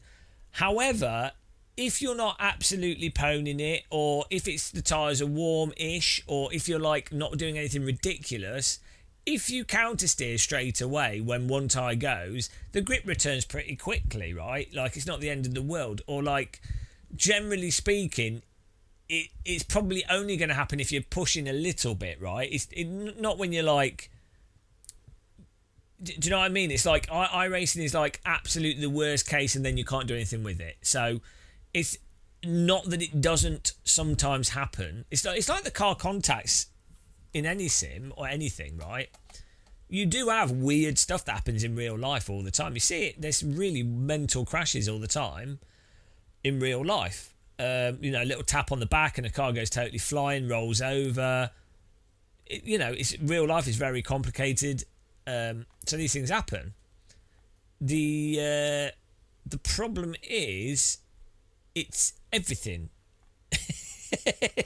in this, and there's similar problems in other games as well. Anyway, it was a good fun drive. I think we got a clip out of it.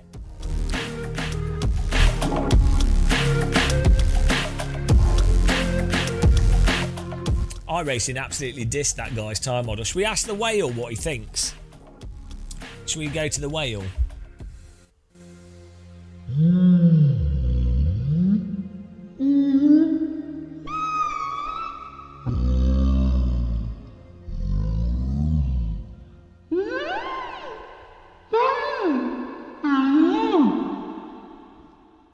Yeah, see, the whale thinks there's a severe issue with the tyre model in this sim. I agree with him. And the netcode.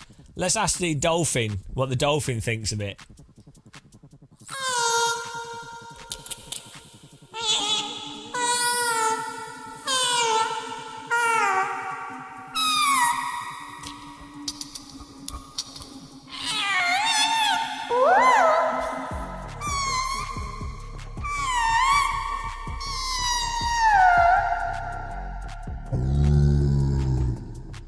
See, the whale agrees with the dolphin. They both think there's problems with this sim that aren't being addressed by the developer. See, can't argue with whales and dolphins. They know what's going on.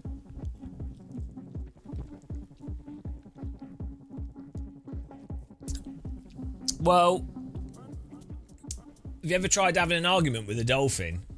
It's not going to go well for you.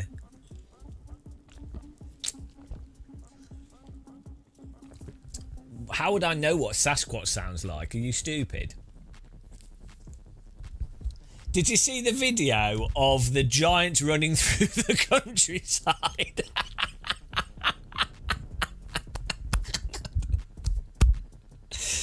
There's a video of a pink giant running through the countryside. Have you seen it? Oh, no, have you seen it? It's so funny. I won't ruin it. Hang on. Oh, if I find it, it's so funny. I was dying from this. This is really funny for me. Where?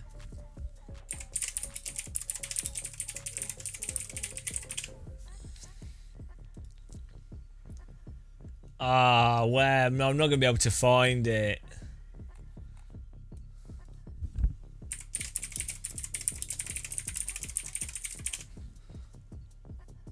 I'm never going to find this.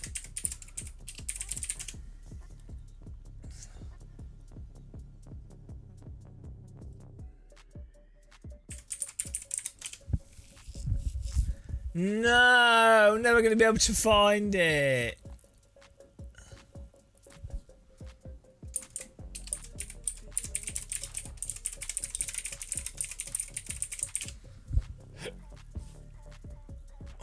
No. Anyway, it's a video of what looks like a pink giant walking through the trees, right? And it's really funny because it's just the back of a cow with like it's the back of a cow. It's like black with then a white patch on the back of a cow. So it's just a cow. It's just a cow running along through some trees. But because the front of the cow's black, you can only see the white bit, so it looks like a giant walking like this. But it's the back of. To me, that's really funny, and that's the kind of thing that I find hilarious.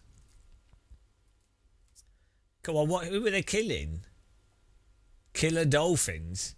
I mean, you're probably safe on land, though, aren't you? What are they going to do?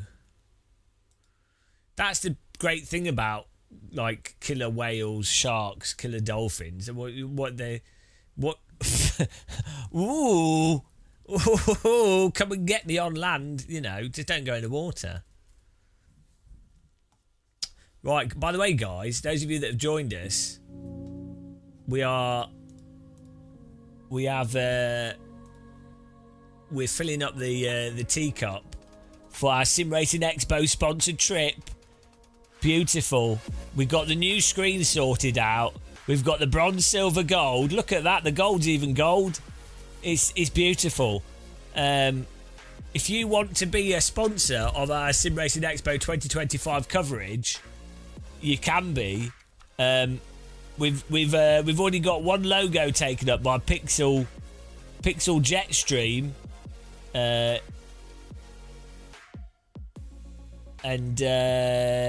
the teacups filled up. We're on 150. We'll soon be at 200, actually. Good job, mate. Good job. Yeah, good job, mate. So, if you want to support us, you can be bronze, silver, gold. Your name will be on all our Sim Racing Expo content. Last year, we had over 250,000 views. So, would you like 250,000 people to be confused as to what your name is? But it's just a nice way for people to support us if they want to.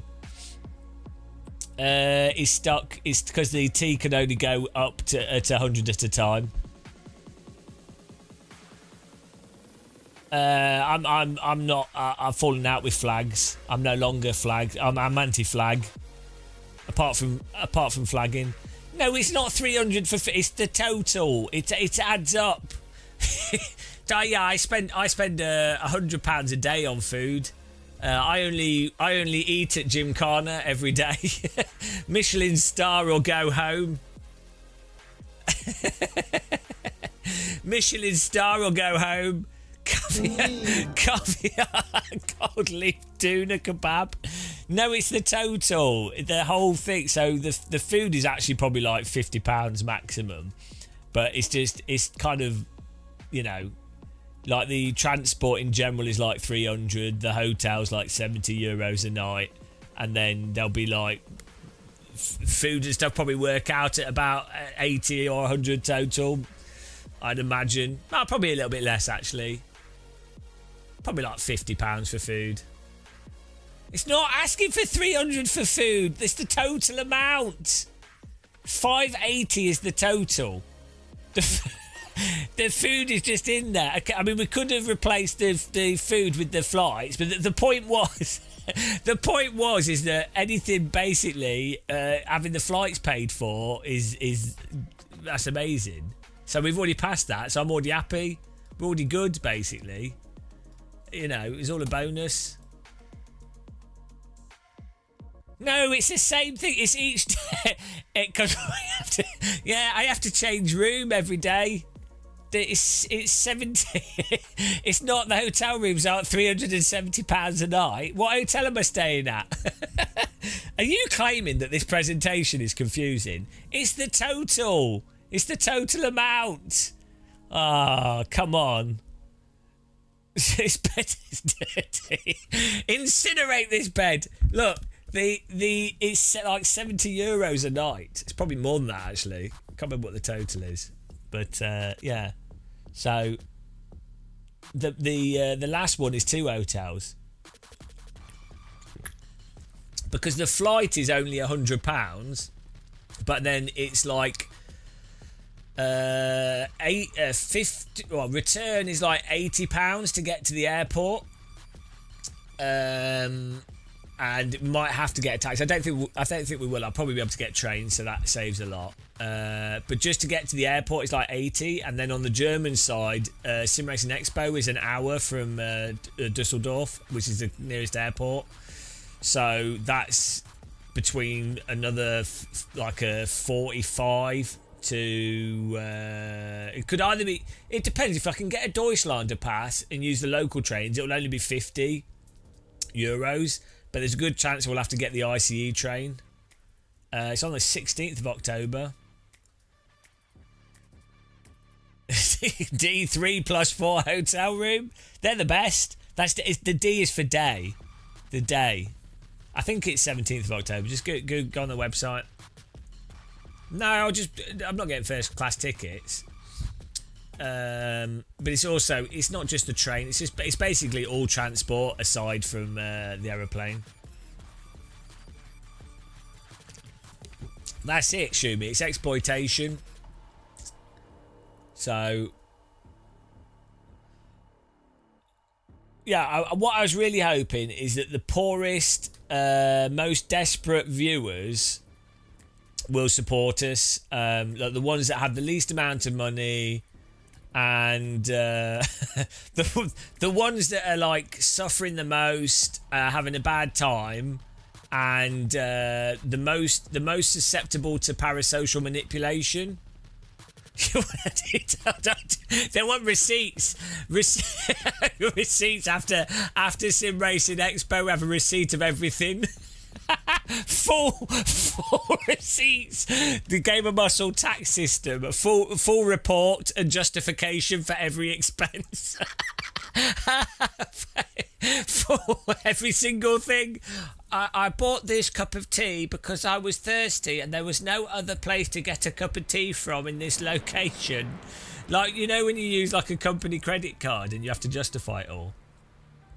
Yeah. Basically, for a trade show, my normal budget is around about £500-600 is what it ends up from the 5 or 6 we've done in the past. That's just what it ends up costing. Trains, taxis, planes, Ubers, whatever. I tend to use Ubers in Germany rather than taxis. They tend to work better, weirdly. Weirdly, you can get an Uber from Dusseldorf to Cologne for €40, which is mental because it's quite a long distance. It's like a 30-minute taxi drive. Bring a bike. So anyway, I appreciate everyone that can or has supported us, but people just watching is great anyway. Thank you very much.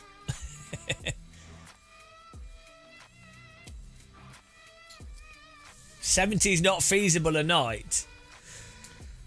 We found a really cheap hotel in Dortmund. 600 to go to Germany. I think you could do it cheaper. The problem is I won't stay in like really shit hotels because I need to sleep. I need to sleep, and I'll also be editing videos, and yeah. From my experience, you basically need to spend about €70 minimum for a hotel room in Germany now for like a 2-3 star hotel.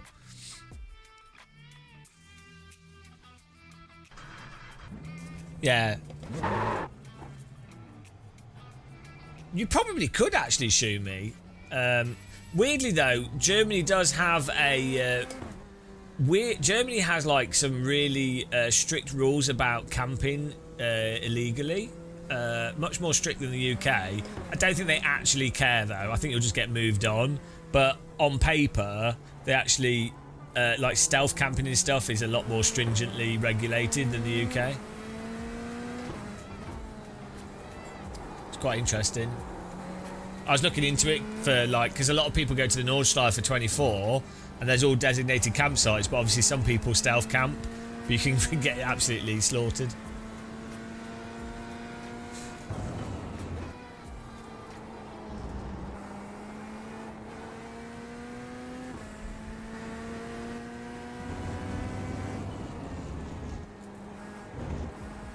Yeah, for some reason this year the There's no direct flights, which is really annoying. So that adds like an extra 100 or so in transport costs, which is a pain in the arse. And then the hotels in Dortmund this year. I booked the hotel like months back. 2 or 3 months ago, maybe earlier. And they're really expensive this year. Green flag, green flag.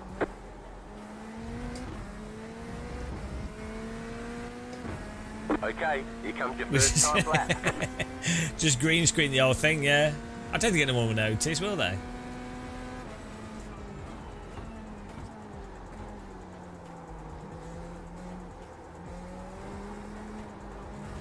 Milking the sim racers, exactly.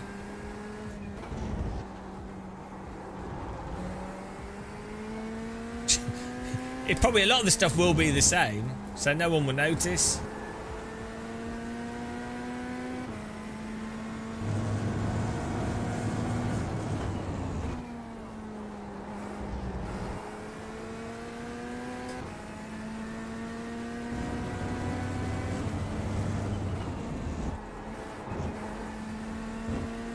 Maybe we need we could put some goals on there for stuff that we have to do if we meet it. You know, I don't know what goals we could have. We could find something terrible.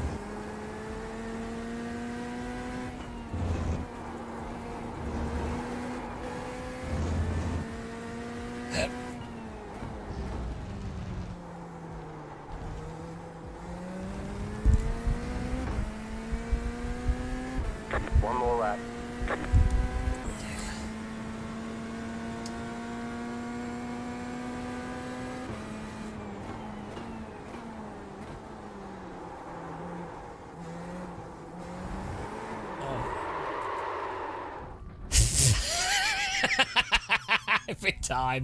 Every time. Oh my goodness. I mean, come on. Right.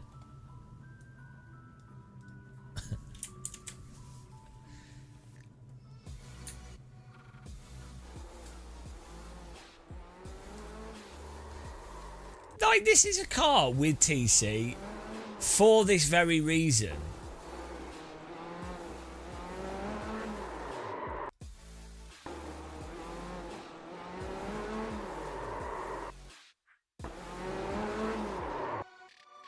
This is a GT3, right? The whole point of GT3 cars is that this doesn't happen.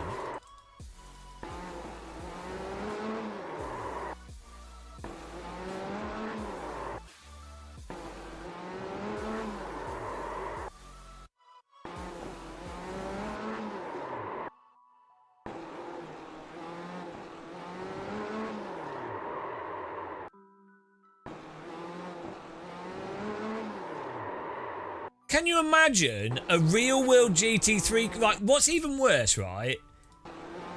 It's hooked up here and it's fine. So an average driver to a moderately talented driver, the information they'd get from the car is, I've passed the point of grip where I can push the throttle 100% because it's already hooked up and there's no slip, so we're fine.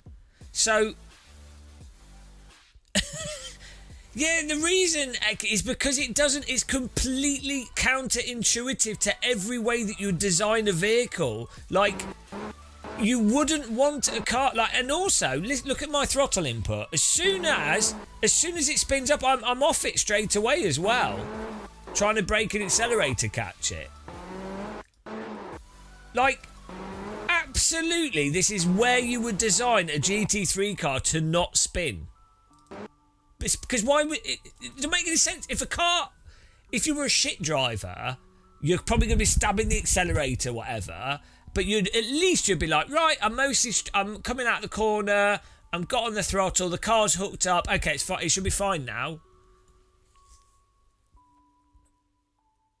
What are the exact same odds? Pretty high in iRacing, because until I like do what you can't do, until I like memorise what you can't do.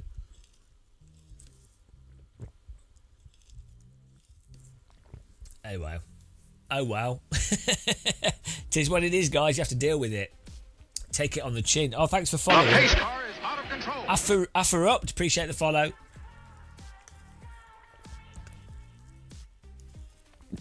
iRacing, unless you chronically underdrive, you will just keep spinning. Overdriving.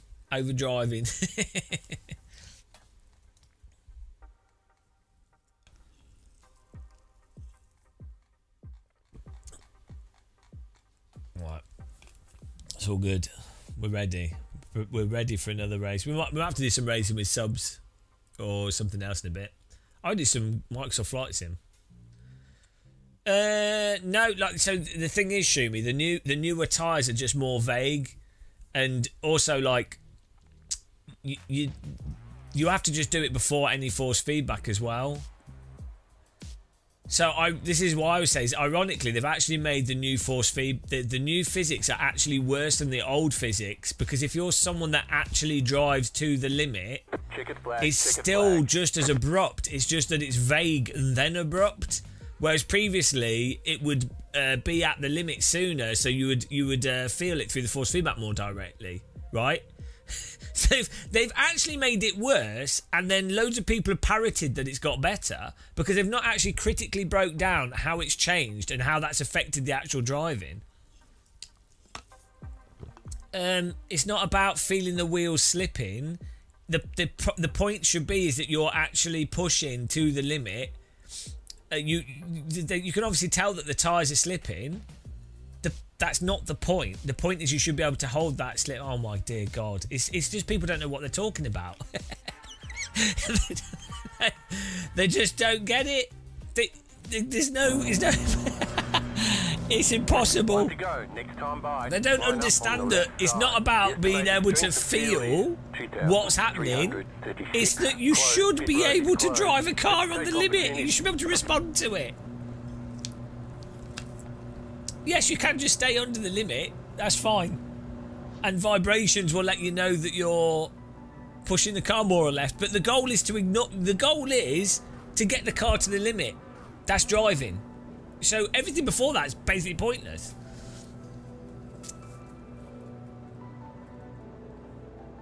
Noob Snake. Oh dear. It's crazy. Exactly, B class. Well, yeah, that's not. Yeah, well, even also IndyCar as well. Shumi. Although, no, saying yeah, it's different though, isn't it?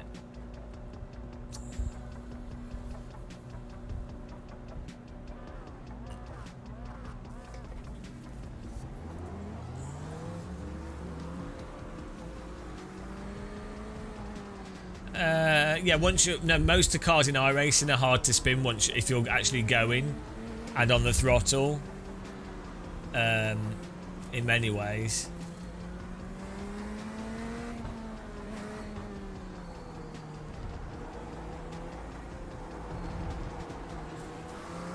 It also depends on the obviously the cold tyres in iRacing just massively magnify all the issues.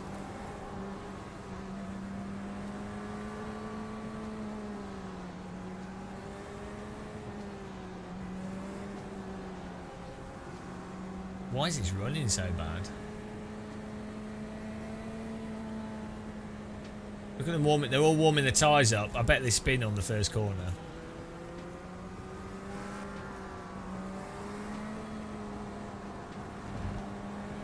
Deja vu. No, it's all my driving. I'm terrible.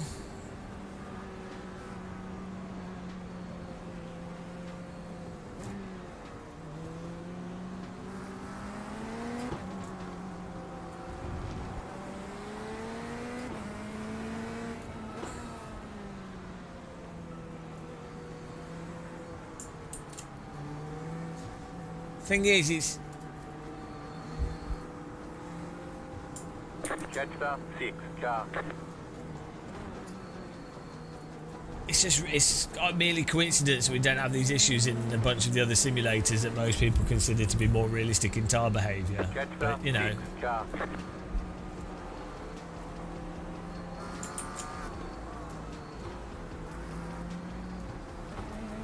Get ready, going green. or let's get ready for a wreck here. Here we go. Post car is off, time to do your job.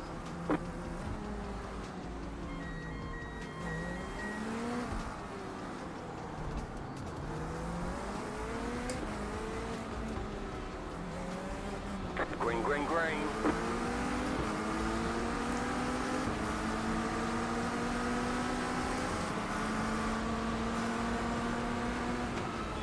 Right side. Stay on the left. Keep to the left. Clear on the right. Left side. Clear.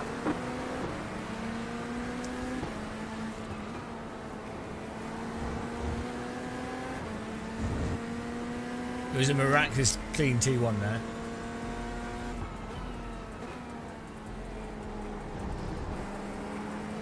Are we still live on Twitch? My previews is broken.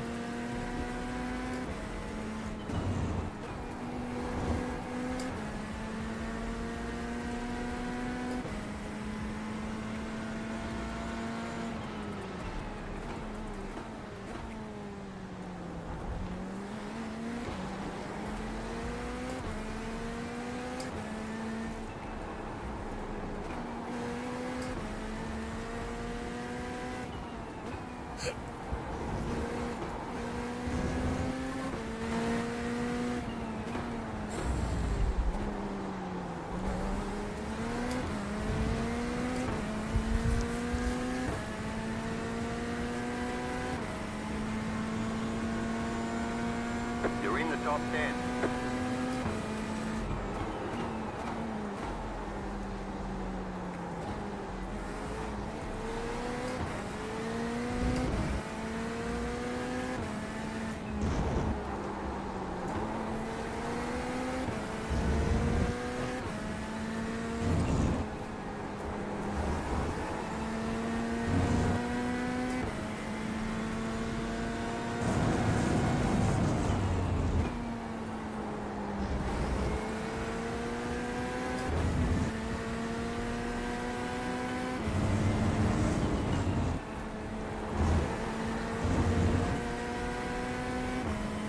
I know.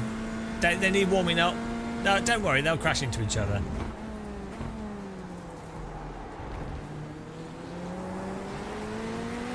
Left side. Clear on the left.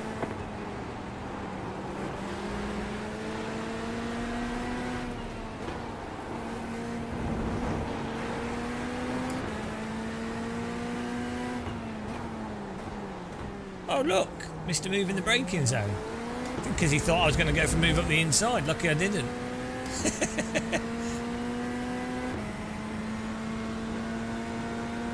This is the new UI feature. Left side. What? I've got to move out of the way, otherwise he'll plough On the me. left. Like, I saw him coming a mile off. If I did my totally perfectly fine line, dead. That's the iRacing choice.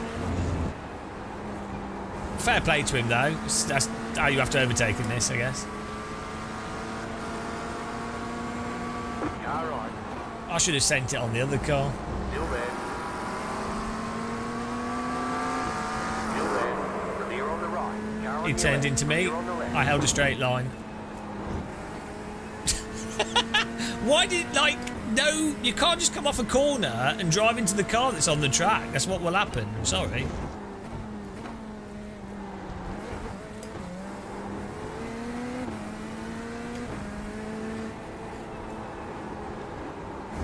Why do iRaces do that so often? You got a slow car on the left. Yeah. Just let them take themselves out in your car. There's an incident ahead. Go right. I mean, look at the low speed contacts. The car in speed. Jaloon, it's not 2K stuff. We're like 3-4K in Formula. They do it in Formula, but because the Formula car's lighter, they tend to it behaves differently. They'll like knock your car because there'll be a wheel against the side.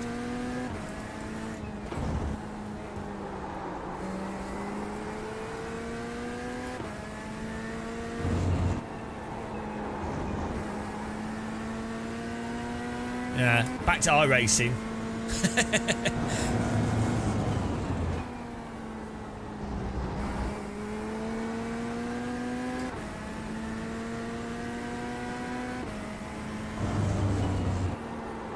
Well, it's because a lot of people do just move out of the way instead of holding their line.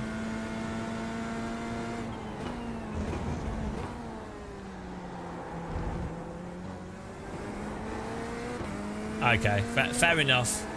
I don't allow sarcasm in chat. There's no jokes here. Only sadness.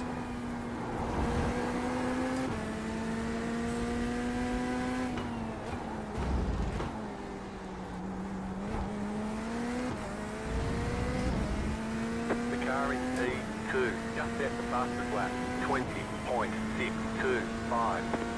Just set the fastest lap of the session.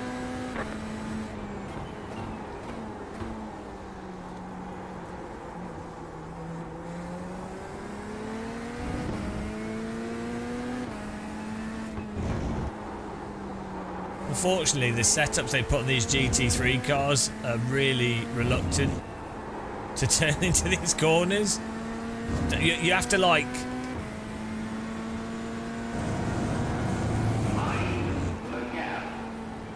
You have to really timidly trail brake the car to keep it nosed in with this setup. When it'd be nice if the car just had more oversteer, so you didn't have to trail brake it as much.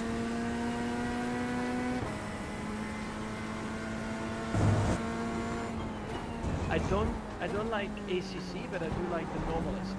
That's me. Oh, thank you. Car in the bum. Probably one of the, well, one of the or not the best simulation to practice, like even F1, GT mods. It's really good. That guy's an idiot. He doesn't know what he's talking about. The car in P1 just set the fastest lap, Woo! 20.2. Hope everyone's having a nice day.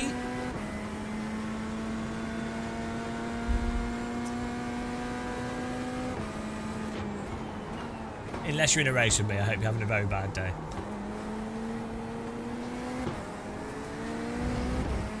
Ah, car behind's gone crazy. What's he doing?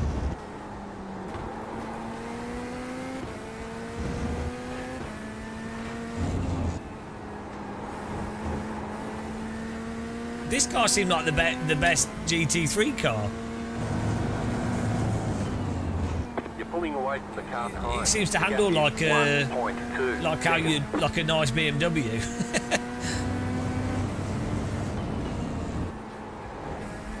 And once you're up to about 120 or so, it seems to want to turn on the pedals nicely without using the steering wheel. You have to be at a speed.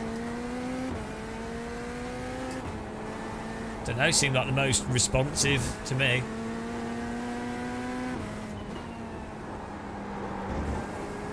I just like the Hoover noise. The leader is running 20.843.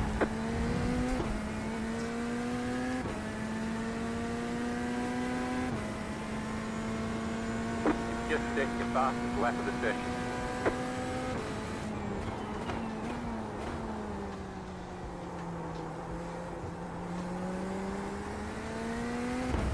Well, actually, Kevin, once a brand becomes a genericized word, it loses its trademark, and yeah, and Hoover has become genericized, I'm afraid. Like Thermos, I think, has, and what else is there?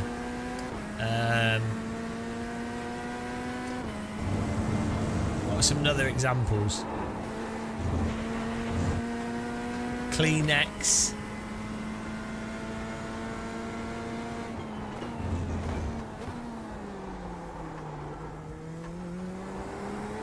Yeah, the Yanks would. They're uncultured. They don't know. It's not a surprise that the British invented sucking. That's where I got it from.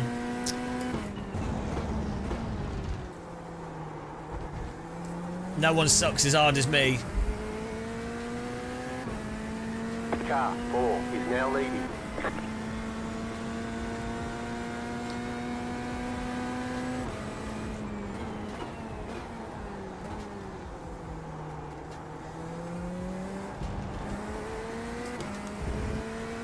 Stay sharp.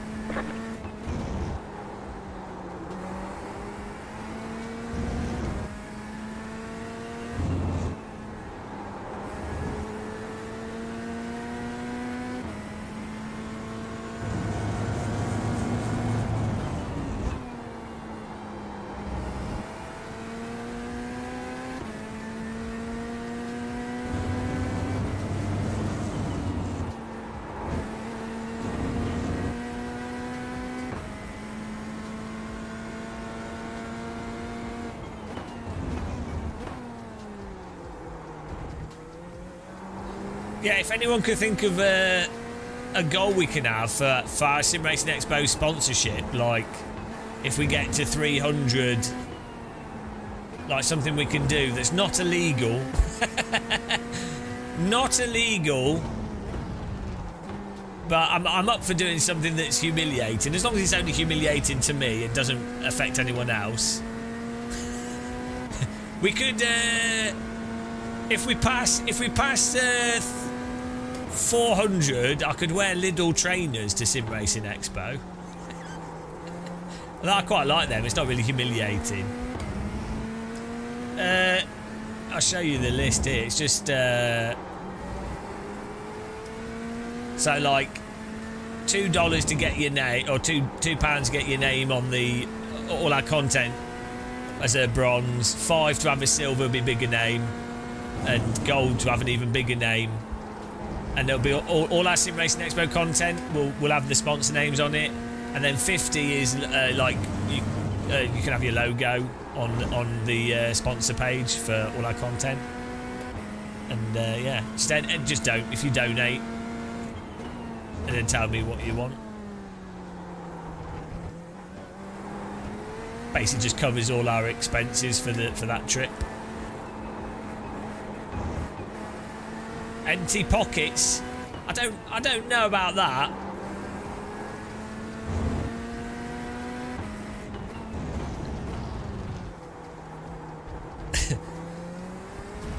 We do put a lot of time into it.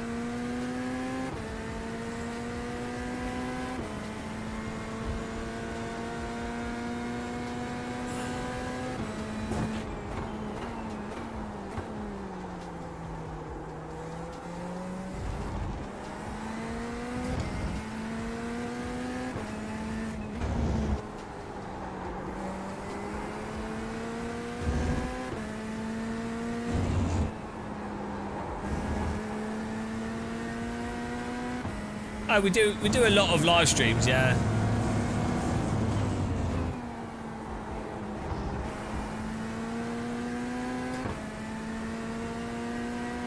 I do quite enjoy live streaming though.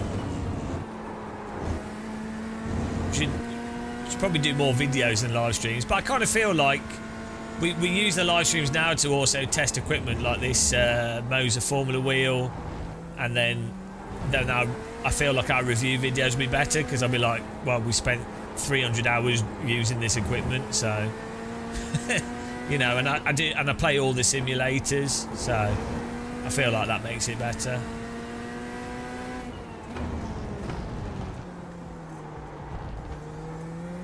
I'm not cosplaying as DD Girl. It is a nice wheel, yeah, it's really good. It's quite expensive, and it's a shame it doesn't have Sim Hub support. You have to use the Moser software, but you can create your own dashes quite easily, which is nice.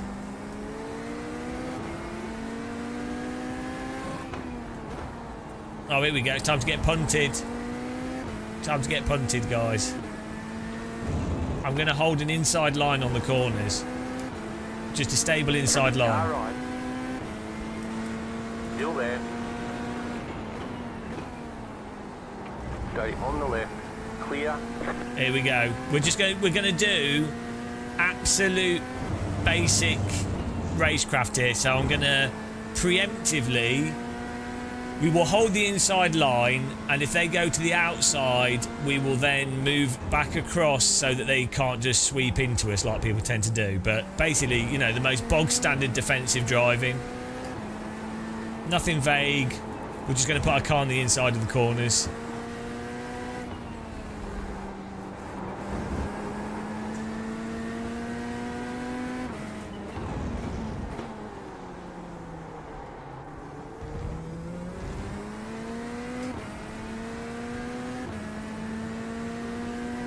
Well, look.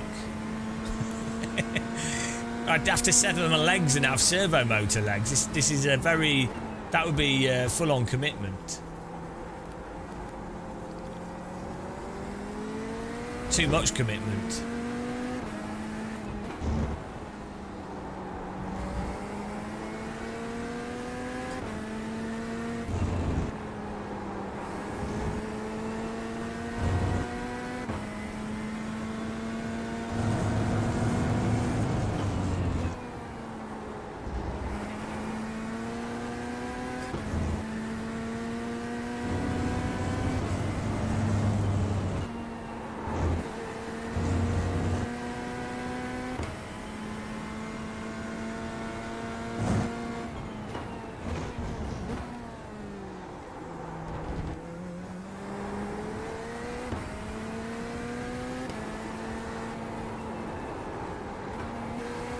The leader is running 20.232. I mean, it would be nice to not get any more X's because we're losing a lot of safety rating today.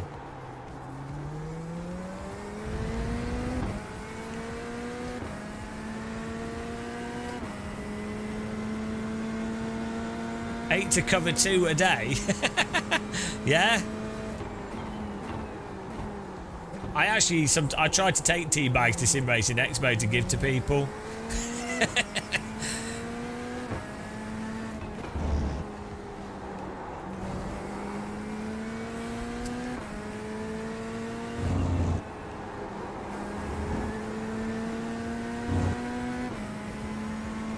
Well, kebab obviously can't debate. Are you stupid?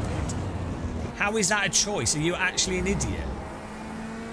By the way, 7 Motorsports, is that Lee or is it Daddy Lee? Is it Baby Lee or Daddy Lee? He didn't say.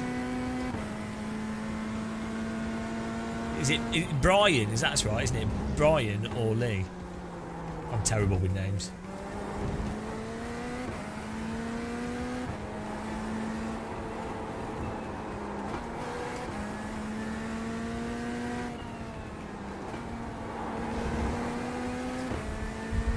I like to know who I'm talking to. Oh, it's me, Lee. That sounded like a children's TV presenter. Hello, kids, it's me, Lee. And today we're going to be counting to 10.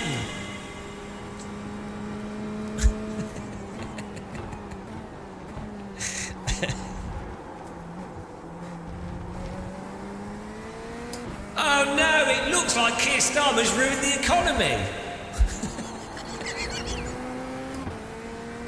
There's an incident behind. What's that? The Tories did as well? Oh dear, you've got no future, have you?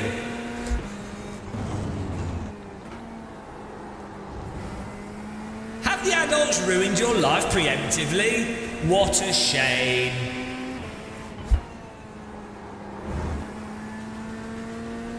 Look at that, children, on the horizon. It's the rise of fascism. I don't know why I can't write children's TV scripts. I think we do quite a good job.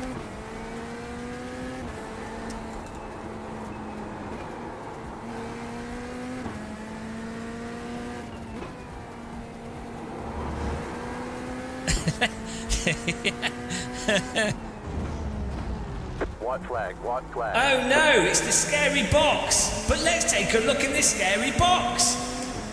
Oh, it's Margaret Thatcher's face. Close it.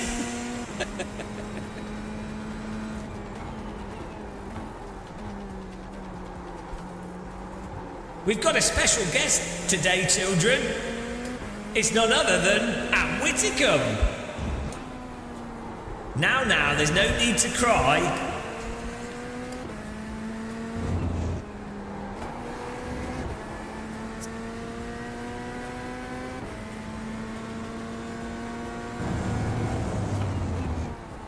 Let's all sing a song. Privatise the banks, privatise the trains, privatise electricity and also the water too. Privatise the postal service, privatise it all. Remember, if it's private then you don't get anything at all. Privatise the world, privatise it now. Everybody's happy in a privatised land. There we go. What a... I think I'd watch that. Sounds like a good TV show for kids.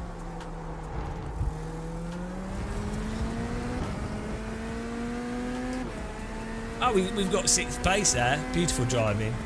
Sim Racing Revolution. It's me, the MX-5, Slippy. All right, there's chicken flag. Slippy to the point of being undrivable. I don't know. Solid work. I don't know what you mean. That was good. That was a good time, that.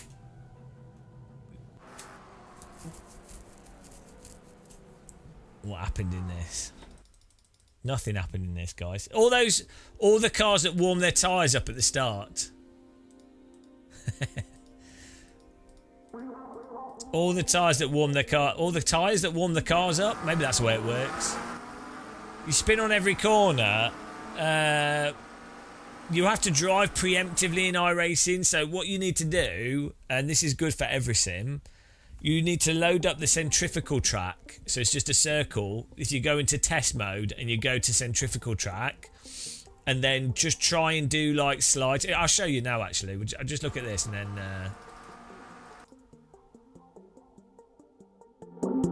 I'll show you what you need to do. Yeah, all those guys warming their tyres up really made all the difference. Nothing really happened in that, did it? Did we punt anyone? Oh no, we got the guy that we wrecked. I forgot about that. Sorry. Here we go. God, I forgot about the murder. Right.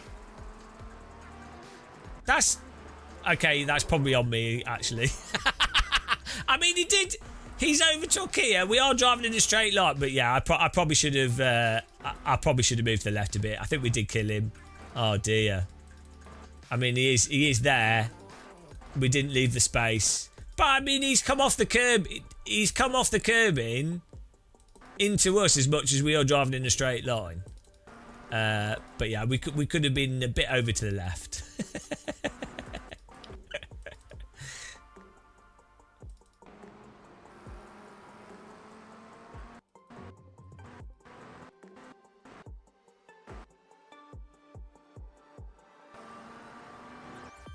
Although, to be it is him driving into us more than me driving into him. Like, he's come off the track there. Look how much he's coming over. If this, like... If you didn't have the off-track here, and we were 2 cars side by side, he's doing a passing move, and he has then moved to the left a lot more. Like, my car is... Look at the line here on the track. My wheel is straight. We are straightened up here. He's technically legally on track.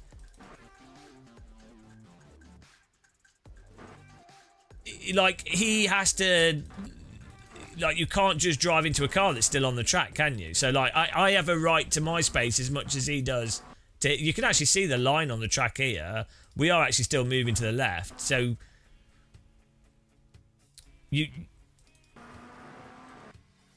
he's run out of track to then come across into us as much as I'm moving to the right through the line. So actually, yeah, I still don't feel guilty. But I, you know, if you're feeling courteous, you can move over for them, right? Or the thing is, the only reason his pass is stuck here is because here I've not run him off the track at this point. Like, I could stay on my throttle more, but you can see I've lifted out of it and dabbed my brake to actually give him more space. Whereas I don't need to. Like, this car on the inside is well ahead. They can actually just stay on their throttle, and then he wouldn't be able to overtake at all. So the only reason he's got next to us is because I've actually been courteous here. Right? Like, I've come off my throttle and then I've dabbed my brake a little bit to take a tighter line. Don't need to do that. So realistically, if I had not done that, he wouldn't have even been able to get to that position. So, yeah, I think it's still on him, to be honest. It was a good takedown. But it's not as bad from him as I've seen with other drivers. Like, it's not like I don't think he did anything crazy, is what I'm saying. Like, you know what I mean? It wasn't.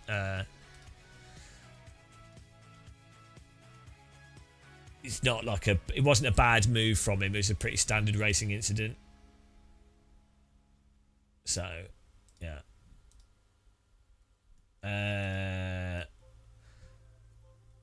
Right, oh yeah, so who was it asking about the MX-5? Yeah, so what you should do in all sims, I need to make a video about this because a lot of people don't seem to realise it. What you should do in all sims is Super Formula Lighter. Is this Imola? Yeah, oh, it's Interlagos. Here you go. With all sims, anybody that's new to sim racing, what you should do is you should go to like a centrifugal track with whatever car that you plan to drive. This should be the first thing that everybody does in any sim, and all sims should have this as a basic training mode, with some kind of basic point scoring or some kind of thing to just encourage it, right?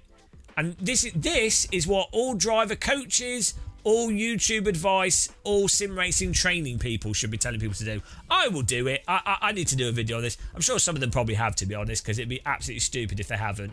But this is what you should see. This is what people should do. Get a centrifugal track. Get the car that you intend to drive. There's one you can download a mod one for AC. I don't get why Evo doesn't have a centrifugal track in the beta, in the early access. They should do that.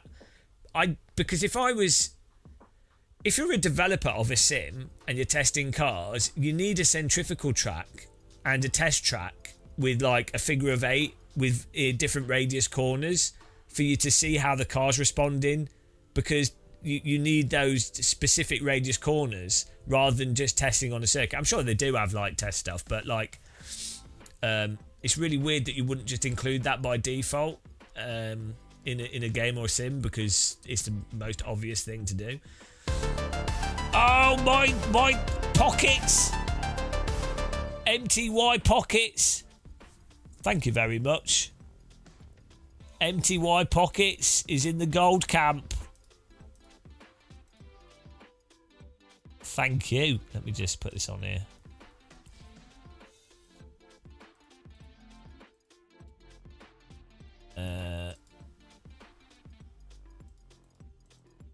How do you spell the name? MTY Pockets. Is that right?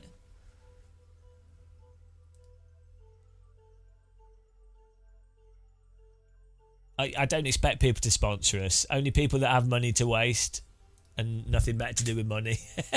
Thank you for just watching, to be honest. And you know, I definitely only want people to give us money if they can afford to waste it. So hang on, that was 10, so we're on 166. Thank you.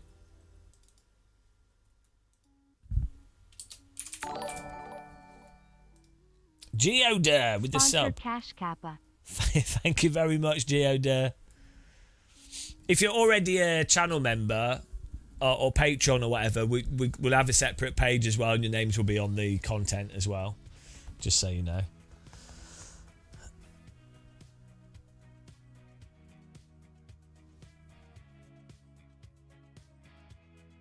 £300 for... Right, so this is what you should do with the sim. With the car. Get a centrifugal track. Load the car in. Right, what you want to do is first go to the tightest radius. And see, try and get the back out. I mean, this car just, it wants to understeer because in iRacing the tyres tend to just slop. So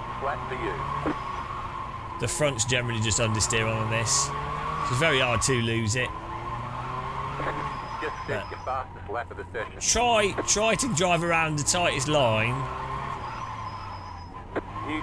Try to induce the rear coming out and then try to countersteer. I don't know if it's even possible with this car on this track without the brake.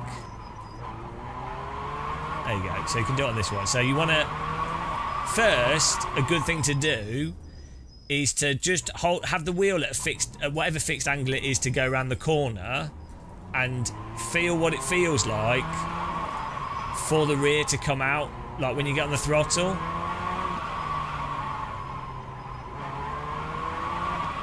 And like come off the throttle at the point where the back's coming out. So you can just hold the wheel at a fixed angle in iRacing. Right, so you can get a feel for like how much power you can put in.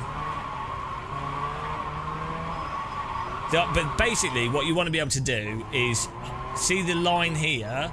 You want to be able to effectively always be able to hold the car on the line, even with the back coming out, like basically drifting. iRacing's physics is so terrible. Like, look how sloppy it is. It's absurd. But you should be able to control the rear of the car whilst trying to hold a set line. That's the goal, right? And that can be a mixture of using the steering, counter-steering the steering wheel, or giving it more or less gas, right? So you need to be able to do this.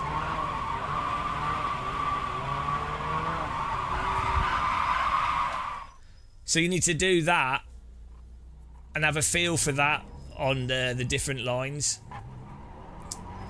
And that will get you a basic fundamental car control. Like you should then be able to not spin. But try stuff like just pushing the brake whilst you're turning. And see how much when you're turning, see how much more brake causes the rear to come out, and then how much you need to counter steer or like use the brake. Try and use the brake to get the back to come out a bit, and then use the throttle again. I don't think this car has brake bars so we can adjust on it. It might do actually in iRacing. No, it doesn't.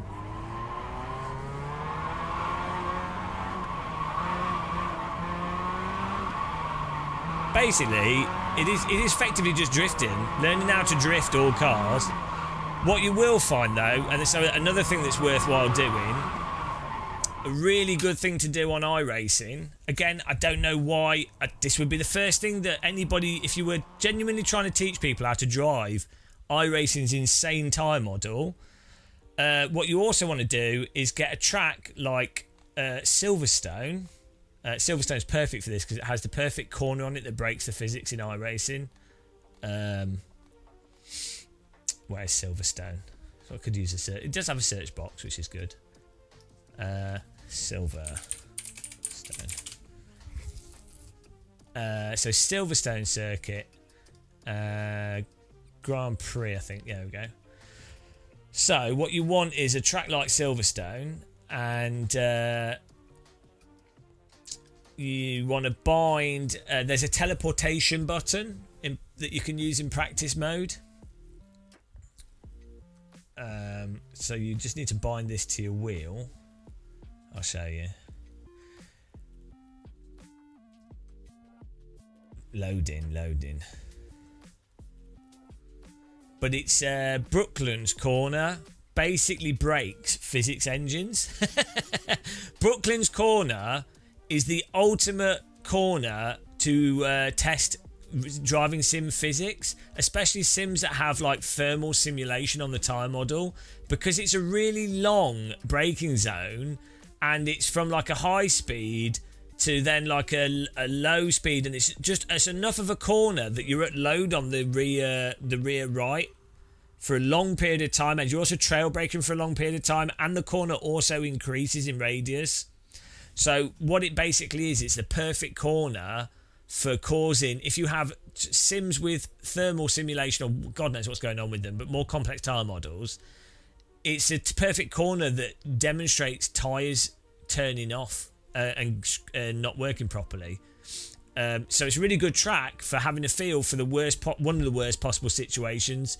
To be fair, T1 at Laguna Seca is not too bad for this.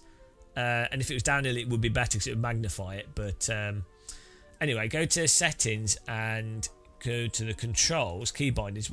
What's it called? What do they call it in this, guys? The thing to like teleport.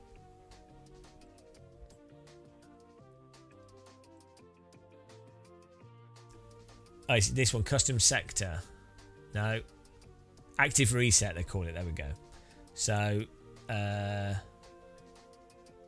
how do you start? Set start, but do you just push that again? Set endpoint. Set start. Set end. And then it should, every time we press start.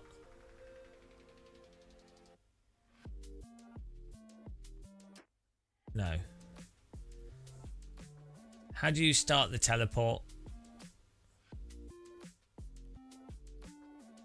Oh, reset to start, but I'm an idiot. Right. So you set this,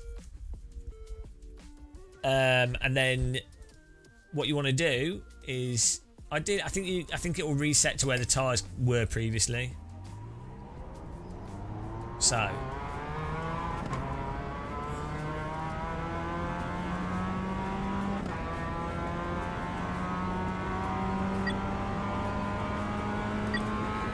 You want to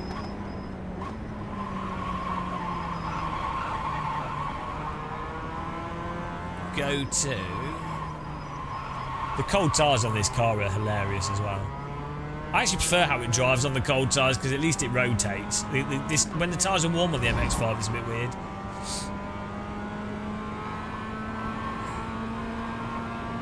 Right, so the start point here, start under the bridge, is really good because it gives you enough time. And then you want to just do this corner. Right. You'll see this corner is insane in iRacing. So you just teleport back.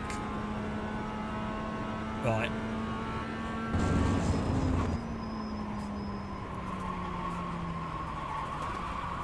It's insane. Even in MX-5, it's so unhinged. Obviously cold tyres. Right. But this is a perfect corner, absolutely perfect corner for testing trail braking, because as you'll see, it kind of increases, and it's just at the right.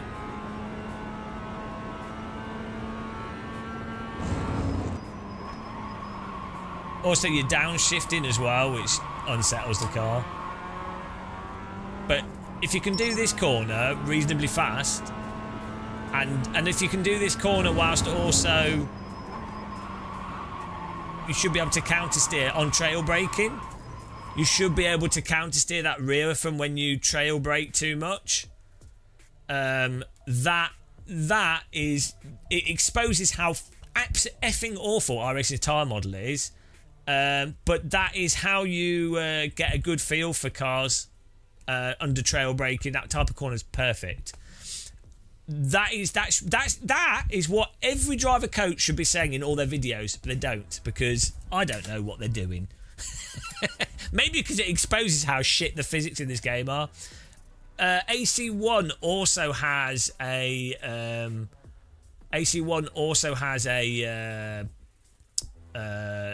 teleport thing as well as a mod.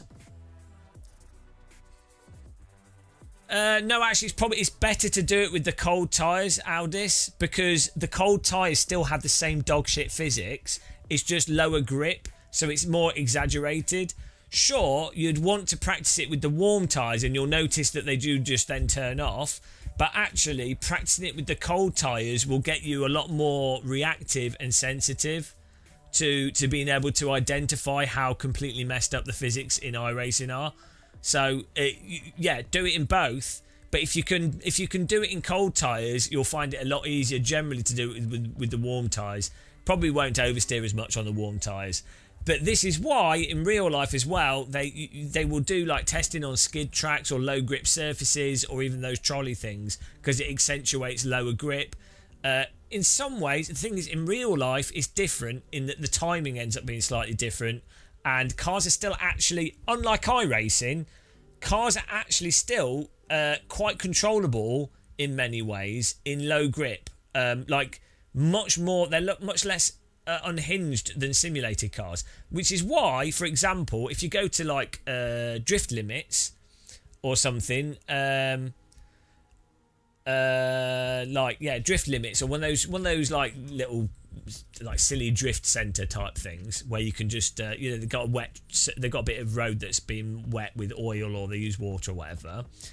That's why at low speed, like a complete idiot can just drift around a car at low speed, because actually it's harder to drift at high speed precisely than it is to drift at low speed, and it's harder to drift on higher grip than it is on lower grip, because in some ways with lower grip things could just kind of happen slower in some ways, faster in other ways. It's not quite clear cut, but anyway, there you go. That's a rundown of a useful thing to be aware of. Hopefully that helped you. Maybe I should do driver coaching stuff. I really don't want to, because I want people to just play video games and have fun. And people should just mess around and learn stuff for themselves. I think that's, but there you go. But that's the best way of learning any physics engine, to be honest, is find the corners that break it. Another really good one is the bus stop chicane on Spa. You know, the final bus stop at Spa, because it's low speed and because the road camber is like left and right and you're turning the car across itself, again, it's something that really messes up physics engines. Even like the best of sims struggle with that. Like real cars struggle with that. But well, we could just edit what we just said in the live stream, couldn't we, really? But who cares? I'm not a real race driver, so you can't trust anything I say. I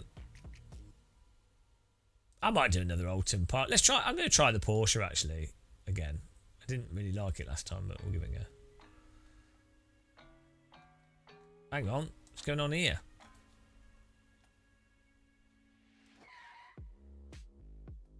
Oops, we've broken it. By the way, I'm partly joking about what I say about driver coaches. Like there are like a whole bunch of really good tips that they do put out, and they're, like being aware of trail braking is a really good thing that a lot of sim racers are not aware of.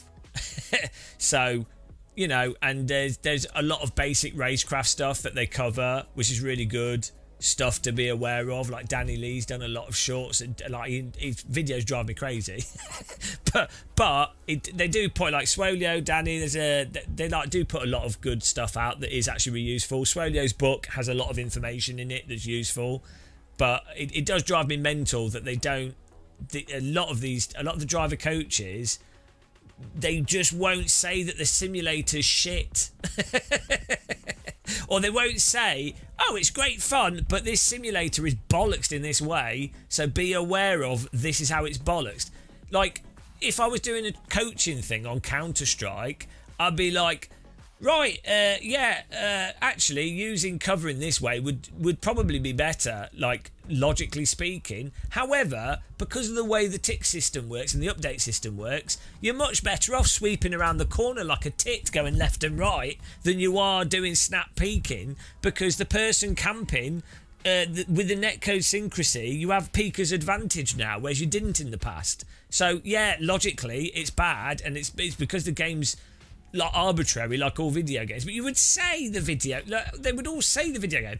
Oh, the MP9 is technically a worse gun than many other guns, like a shotgun for close range or a whole bunch of things. But it turns out because of the netcode, the spray pattern, and God knows where they are with the update with that weapon, if you use it in a specific way, it outdoes other weapons against a certain skill level of player because of it's not because of the technical execution of the gun, it's because of the flaws, in a sense, of the game design, like the netcode, and it depends on the ping of the person you're playing against as well. So dear, I don't get what it is with sim racers in particular, and flight simmers do. It's like sim people, they tend to ignore that they're playing a video game, and then they're really, and a lot of sim racers are super delusional, and if you tell them exactly why and how their sim is a bit shit, they get triggered. So, ironically, most like top level, like esports coaches and stuff, like, they would be telling each other this. There's different markets. There's like your average pleb market that buy a lot of guides and spend money on coaching and stuff, and they're shit, and they'll never be good at sim racing for the most part, which is totally fine. Nothing wrong with that. They're just entertainment. But they will lap up all the like kind of delusional stuff that presents it as if it's not a video game.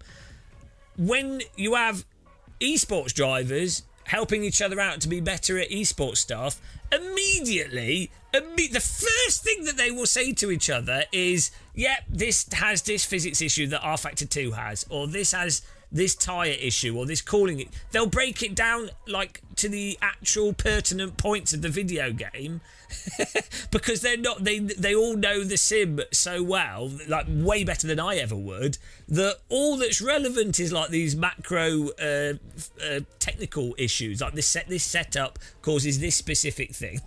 But that's like a separate thing that's for like esports drivers versus what the general paying pleb customer is wanting to hear, because you've got like these separate user bases.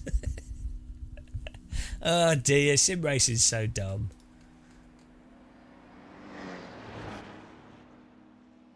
Well, you asked for help aligning your G. Why would they shitting on you? What, like, that's really dumb for them to do that. I mean, maybe they were just confused.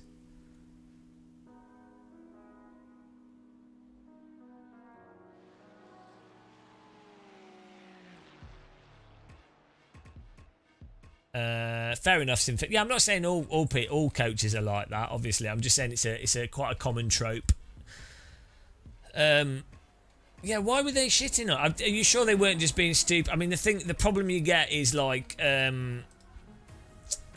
forums tend to have the most deluded people on them. In terms of the user basis for video games, it's not iRacing. It's like flight sim forums.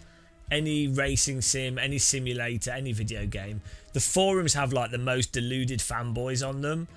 And so what you'll find is actually there's loads in iRacing, there's loads of really nice, very helpful people, and they're totally chill, and even on the forums there'll be a lot of nice people, but the forums tend to collect people that are a bit weird, a bit culty.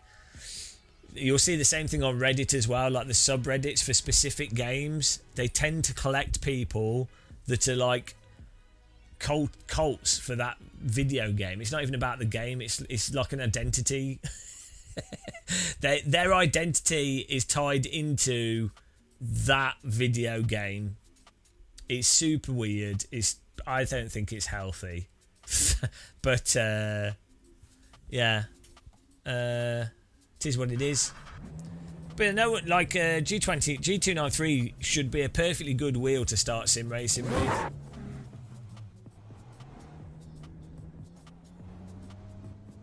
And any streamer like Daniel Gray will tell you that. Will, myself, Random Call Sign.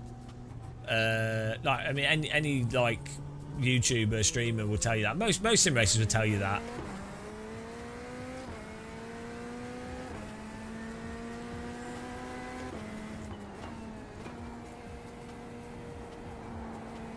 Yeah, it's because it's a large part of the sales part of a sim is based on the delusional aspect that it is in parts somewhat the real thing, and then the problem is if someone attacks that, you're taking away the magic from someone that believes that it's the real thing to some degree. Like, they obviously don't literally think it's the real thing, but you're ruining the suspension of disbelief and the role playing by being honest about it being a video game. And then also, you know, there are, like, with the simulators, there are literal claims being made that something is somewhat the case. So there's a mixture of people that are also just trying their best to, like, get the facts right, and they're passionate about that, and I think that's totally fine. So there's a whole mixture of things going on. You know.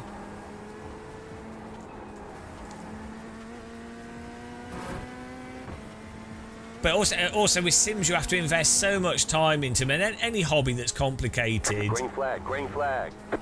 you have to invest a lot of time into it, and so then people want to feel, Okay, here comes consciously your or first time flag. subconsciously, you want to feel that it was worthwhile investing that time. You know, and so there's a lot of all this stuff.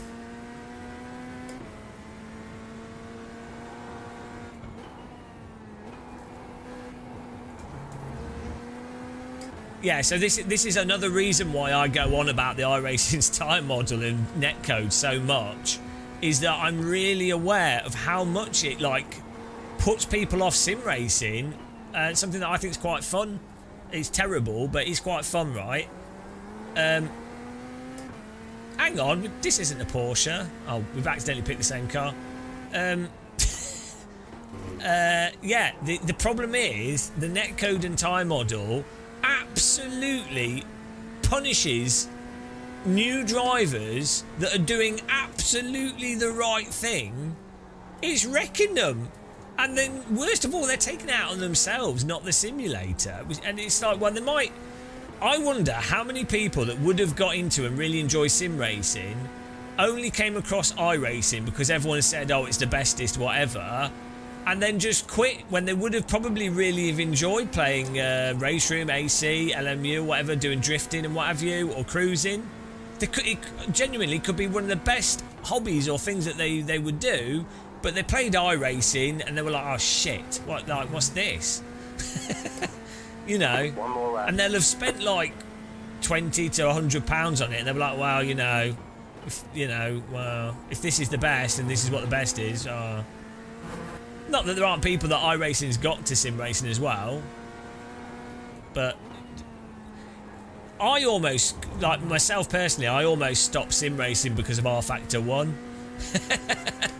Like, playing R Factor 1 with the Momo Black was so bad, it almost made me quit sim racing and just go back to playing FPS games. But then, fortunately, I got to play Live for Speed and Richard Burns Rally with a G25, and then that was it. Richard Burns Rally with a G25 is what made me get addicted to Sims, basically. So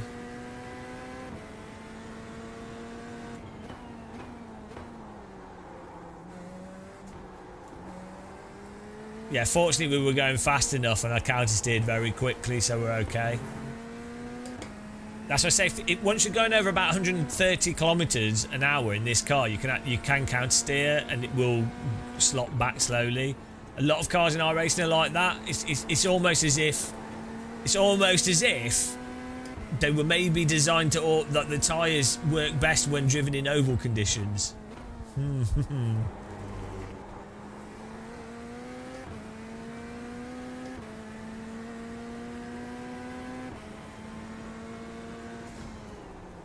I think I have an issue. Ticket flag.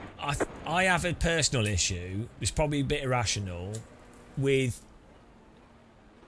you know, when you have someone saying that you're wrong when you're not wrong. When, you know, like someone blaming you for something that's not your fault. You know, like, so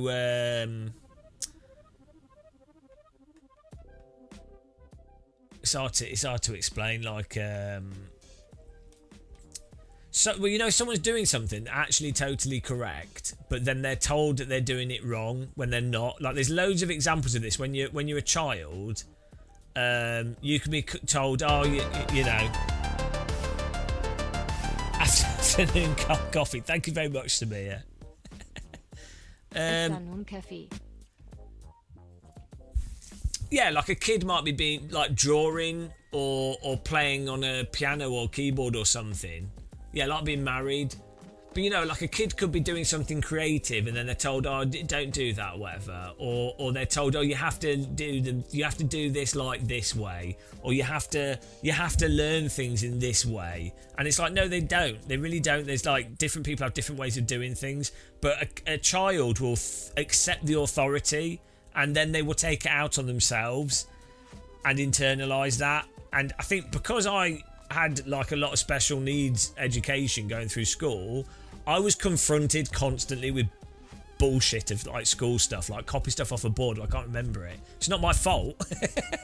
It just turns out you need to approach things differently, right? And I think a lot of people are like that with different things. But the moment you have someone telling someone else exactly how, like they say how things have to be, when it's really not the case, I think it winds me up. It's not projecting. It's just when something is enforced that's not correct, particularly. Like it could be neutral. It doesn't really matter. It's just, you know, it's just Good luck, everyone. Bonne chance.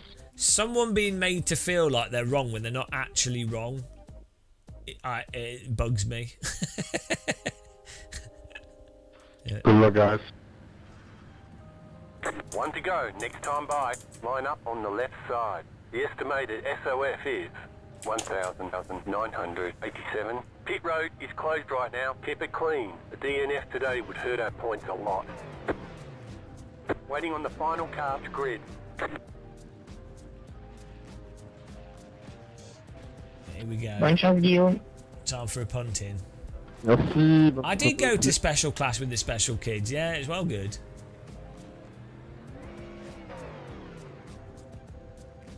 Okay, let's go. Cash ta jambe.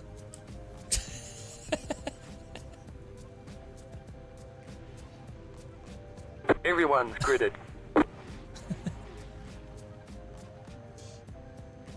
Special class. It's the best class. Here we go.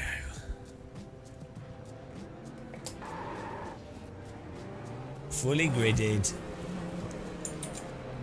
Grid me up.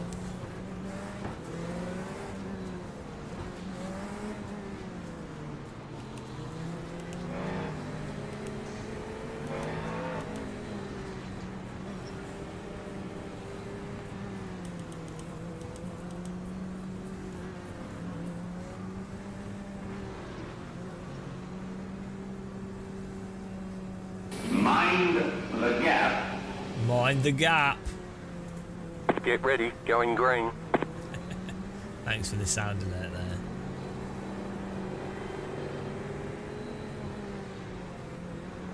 there. VR makes everything amazing. Like you forget that you're playing a game. Green flag.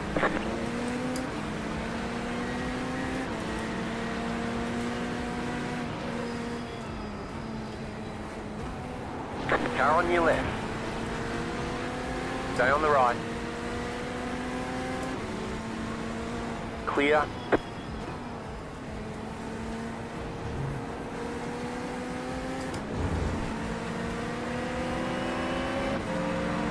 Car on your left.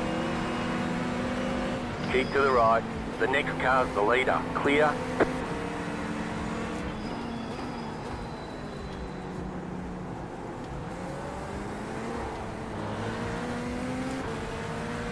There's an incident behind. Oh, why is this guy braking so much? Michael Brands. He can only drive Brands Hatch.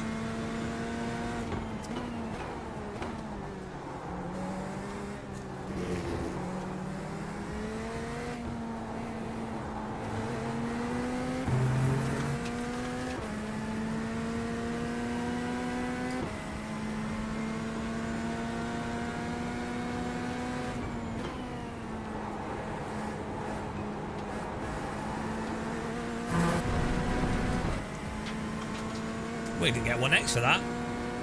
Proper dusted the lawn there. Anyways, Nike, Gucci, Prada. You're in 4th position. Don't you think that's weird with airports? How you have all the There's an brands, incident behind. all the branded clothings in airports. Like all those brand shops, like as if you're like going out for a flight and you're like, oh yeah, I forgot my Gucci handbag. Better just go and pick one up. It's really funny, I think. I wonder if it's for like men that have cheated on their like trophy wives, and they're like, oh, I picked up a handbag to show that I love them. Oh yeah, maybe it is tax evasion, but still, you're paying so much for those things. You're not really buying them for a bargain, are you? I spend quite a lot of time in airports now because I hate the environment. Thanks for that.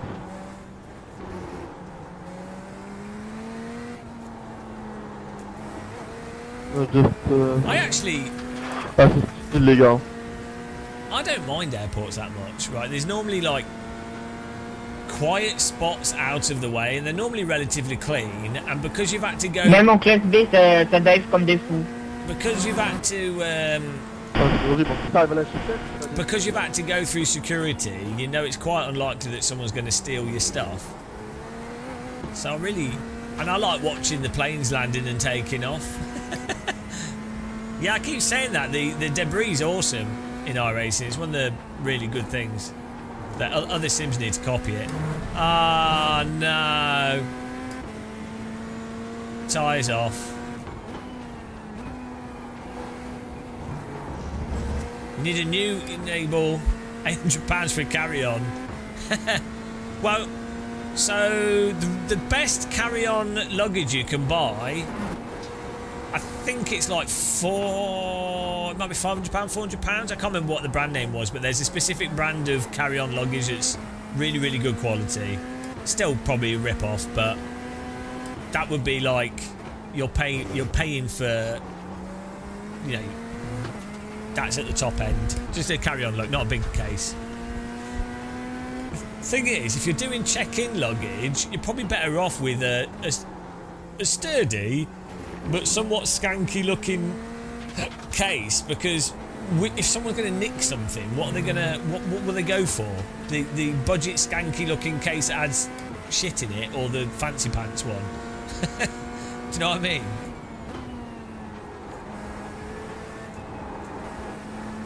Now Samsonite's got shit now, I think. It used to be really good, but apparently it's shitty now. Last time I looked into it. I think I just use carry-on now anyway. Like, it's just, I can't. I hate having to queue up. I hate having to check stuff in. I hate You're now in 3rd. the anxiety of thinking that my camera equipment and stuff is going to get broken. I'd rather be forced to go to Decathlon and buy some cheap clothes.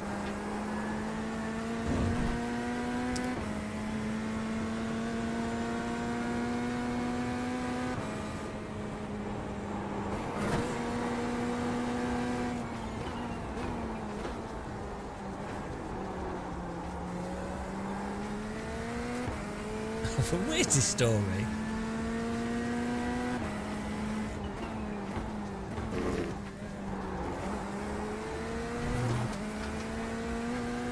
Yeah, I don't mind.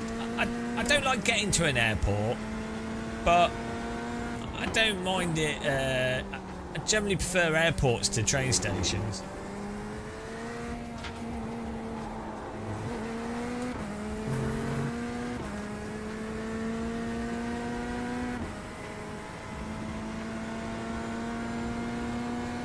For me, like, flying is just like a miracle. Even in a shitty EasyJet plane, it blows my mind. I don't know how people can like take it for granted. It's like, holy shit, you're taking off, and look out the window. There's like everything, and it's small. Oh, you're above clouds. 1. Isn't that insane? Like, 32.131. if I'm sat next to the window, I pretty much spend the whole flight staring out the window if I'm not falling asleep. But I really don't get how people are not excited on a plane. You're in the air. You're flying. You've got these huge jet engines pushing you at 400 plus miles an hour at 20,000 foot. 20,000 foot in the air, above clouds. Blows my mind. Absolutely blows my mind every time. Just taking off. Part of that is I'm terrified, so I know that until you've got a certain speed and altitude, if something fails, you're dead. But there's like a good 2-minute window in a passenger jet where if the engine's both turned off, you're probably screwed. But after that, you're probably fine.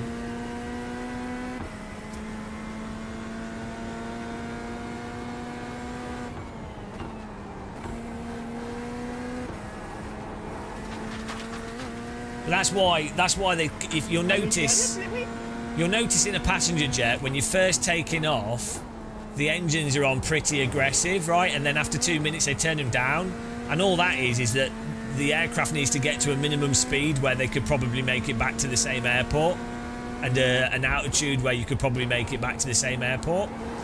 And once you've achieved that speed and altitude, you can drop the power down, because if the engine's turned off, you'd be able to glide back to the airport you took off from. But in that little window, it is like a minute or two. If your engine's turned off, good luck. Hope that helps you guys with anxiety for flying.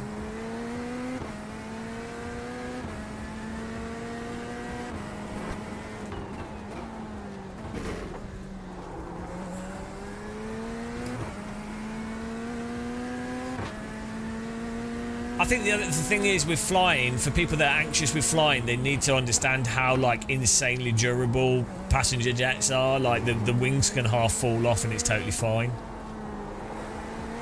Like they're so ridiculous.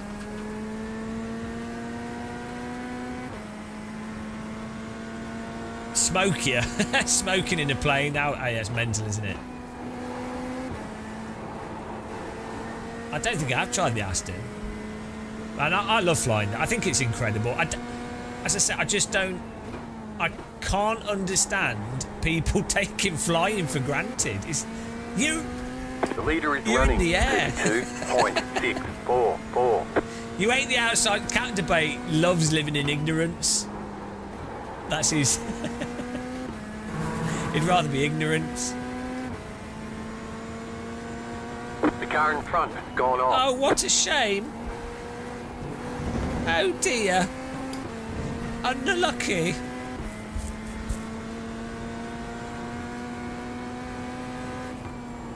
The only bad thing with flying is the other passengers, like if there's turbulence and people We're are in a like, podium position.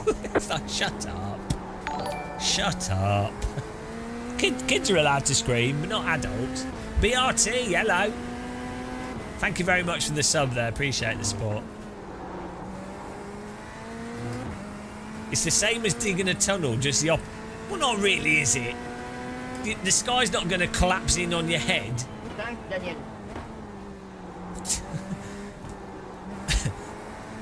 That's like saying drinking is like eating. Exactly. Pain. Oh my god, the old clapping when the plane lands. It's like clapping when a taxi driver parks in the parking rank. It's ridiculous. So stupid.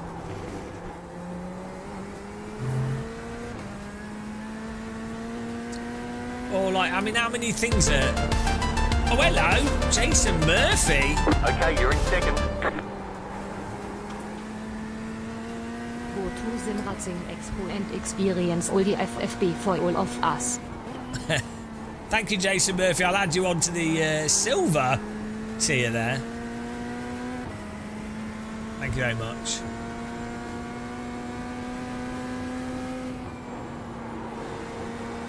Can you remind me to update it after this race? Oh, it's $10. Okay, I'll put you on the gold then. Seeing as it was $10, well, I'll let you off. I'll take the hit. I will round it up myself. It was 10 of your currency. That would do. Bus driver getting clapped.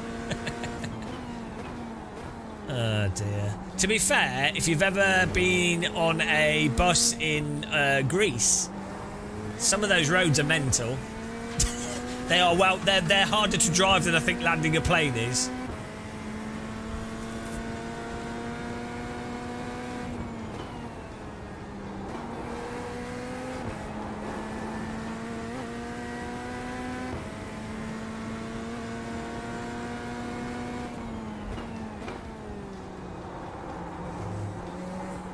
The car in P1 just set the fastest lap. 31.976. He's a Jedi sim racing.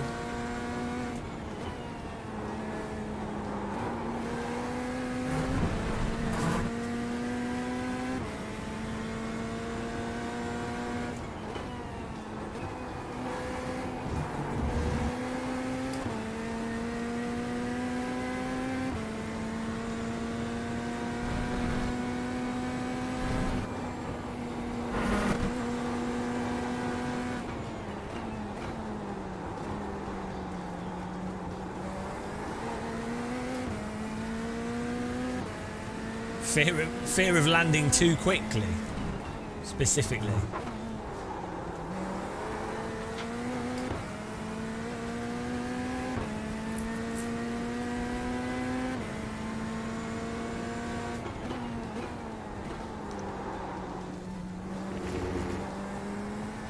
Yeah, we need to do some flight sim actually. Maybe after. I need to get some food actually. Well, we can have some soup.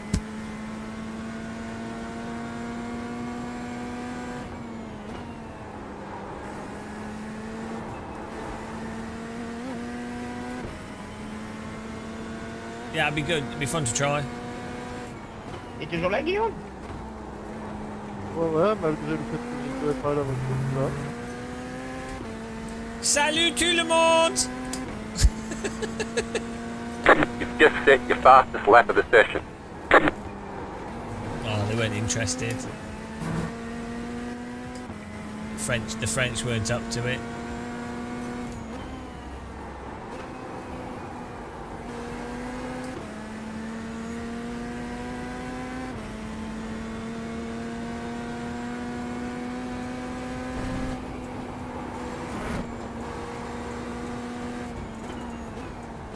The car in P9 just set the fastest lap. 31.926.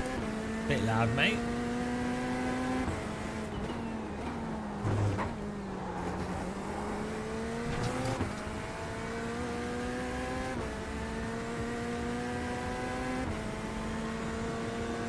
Well, I need to get some yogurt. Yeah, I've run out of food and milk and everything. I was planning on going to the gym today, but my muscles are all hurting. So I don't think I will. But, yeah,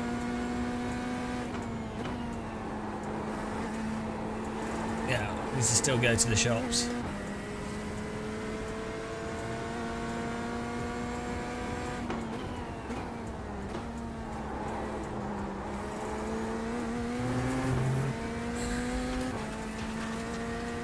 I was talking about it's just because they've got really good wine in France, so they're probably drunk. That was your fastest lap of the session. French are chill. French are awesome. I know you're not saying that they're not. Definitely quite different sort of culturally quite different to British and like German. Like German and British are very culturally similar in many ways. Whereas French is quite culturally different. I like it, but I can see why it's a bit jarring for people. It's like how Americans are really culturally different to British and Germans. and I'd say British, Dutch, German, really quite similar culturally in many ways. But like, Americans are very culturally different. Still, like, nothing wrong with them, obviously. But like, there's underlying cultural differences that can make sort of assumptions feel mismatched.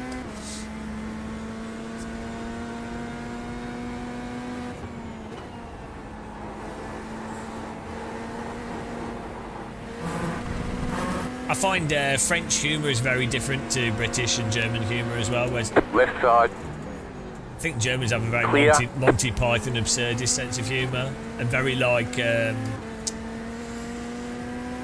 self-defeating humour, like irony-based humour, and then Dutch have like a lot of sarcasm-based humour. Whereas French is, I would say, it's kind of more like a cheeky, anti-authoritarian sort of cheeky humour. Different kind of like a very abstract, absurdist type of humour. Yes, if you look at like comics and stuff, comic books, cartoons, and like also like the sort of stuff that kids have in France versus UK. Here we go. Do you think we're going to get ploughed in the ass here? I mean, I really like it though, but I like French humour. Left side. Yeah. Stay on the right. Still there, hold your line. Asterix Clear is on the very left. sort of anti-authority, isn't it? That's the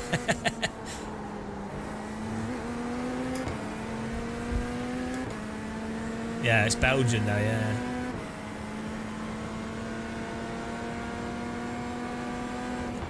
See, I'd say Belgium's actually quite similar to British as well in many ways. But then you've got the Flemish part of Belgium and then the French part, so it's, you know.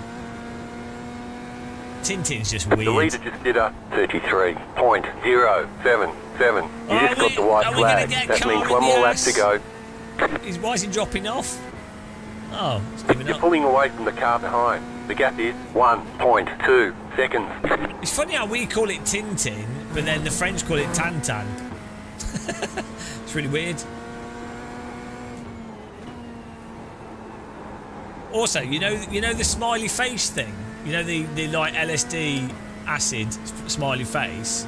How the French call that tintinet, tintinet, not internet, tintinet. I can't even say it. It's just really weird. It's really weird how you have like random words for things.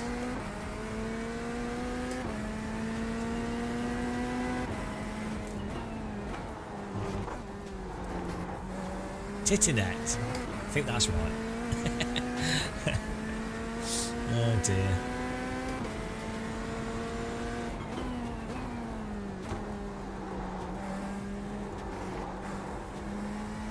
Yeah, well, look at French cartoons and comics. Some of it's so mental. You'll be like, what on earth? Like French anime. It's just insane.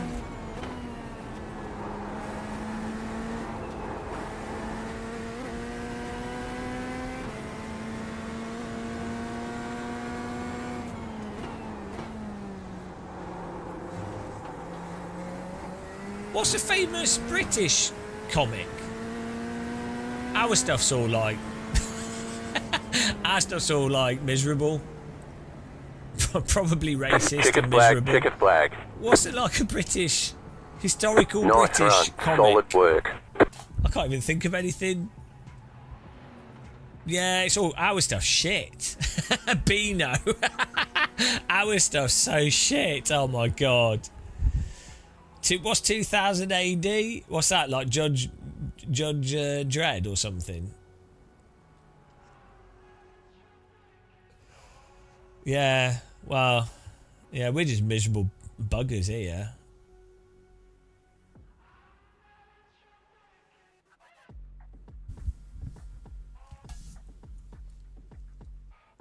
Yeah, what's the thing with it? Is Beano the one with the ginger kid?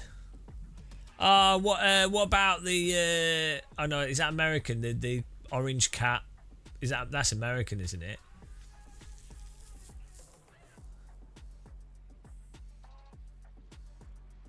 Viz. Yeah, let's not talk about. Oh, here we go. War. Asterix is French, not Belgium. Yeah, Garfield's American, isn't it? Yeah. I never liked Garfield. It was good in the early 20th century.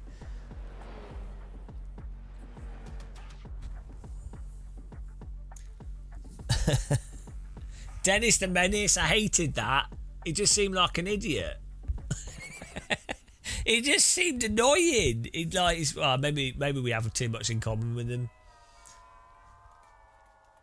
Well, that was an exciting race, guys. Did you enjoy this? This GT3 Bonanza.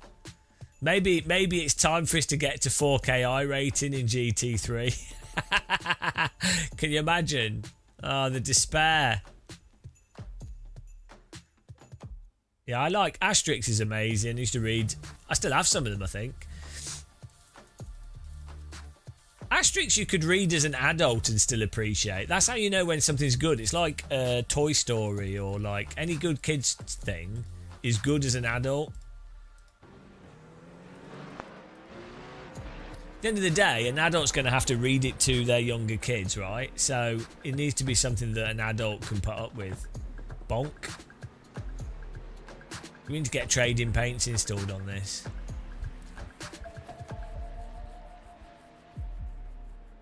Oh, Danger Mouse was good. Is that British? Okay, so it's back. We're back. We're back. Danger Mouse is top.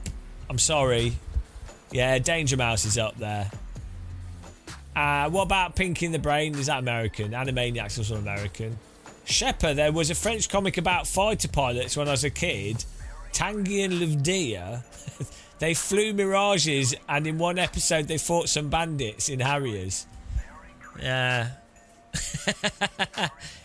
Those pesky French.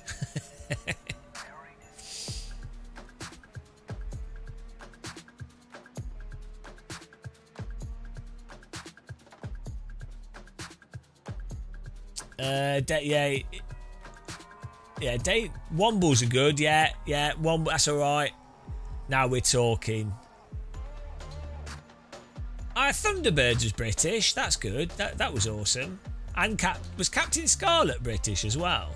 Or was that the American thing of it? Thunderbirds was top notch.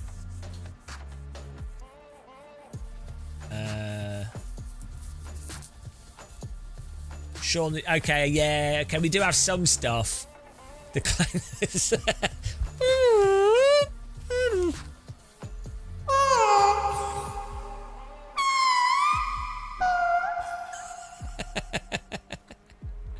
Yeah, okay. I can't completely reject British culture. Thunderbirds is so good. Like you can just sit, nothing happens in it. It's like 20 seconds of a thing, like a runway moving. You're like, there's nothing happening. Okay, and then it'll be like, the rocket, the engines are getting ready to launch. This will be like 3 minutes.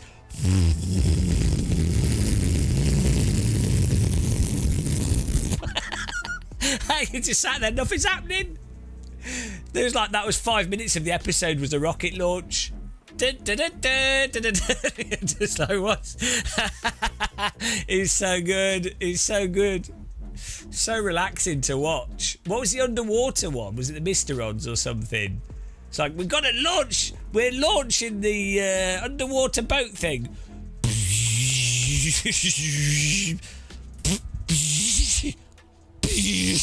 Nothing's happened. Nothing's happened. Ever. You could do a really good comedy of Thunderbirds where it's just like a shot of a runway opening up and then that's the whole episode. Oh, amazing. There's a bunch of the Thunderbirds on YouTube. Yeah, quality TV. I think we're all too old, guys. I think that's what the problem is. We need to add Jason Murphy here to our list, though. In the oldness. How do we spell Jason Murphy? Can you type Jason Murphy in chat, guys? Here's his name. JASONMURPHY 22. Can you type that in chat so I can paste it onto my screen? Then I can't spell it wrong. Thank you. Look at this. Who needs to learn how to spell when you can just copy and paste? Copy and paste is the best thing after flying. Beautiful. Okay. Thank you, Jason Murphy. Look at this. We're now on 76. 176. Thanks, guys. Really appreciate it. We'll soon have the Deutsche Bahn covered and transport. All transport will be covered soon. Beautiful. What a time to be alive. What's this beat? I don't know what this beat is. Well, I'm going to get some soup, I think. This is the kind of music that breakdancers dance to. They do like the robot thing. And you're like, what is this music? It's only breakdancer music. And you're like, what's going on? Why are they dancing to this?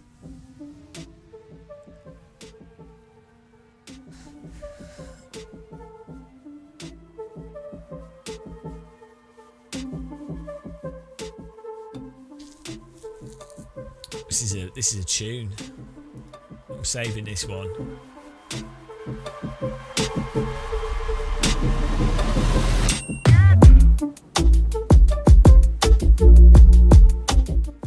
Right.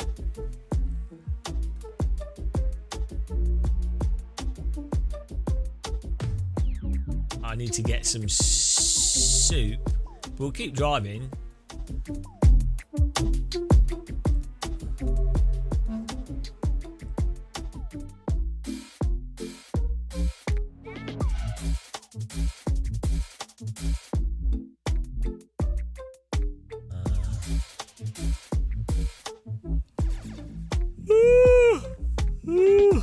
Bloody hell.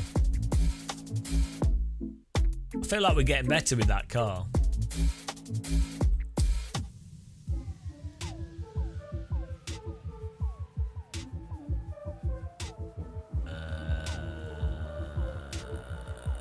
Yeah, I'm just going to get some soup.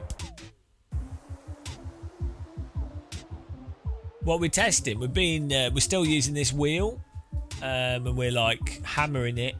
It's been pretty good actually.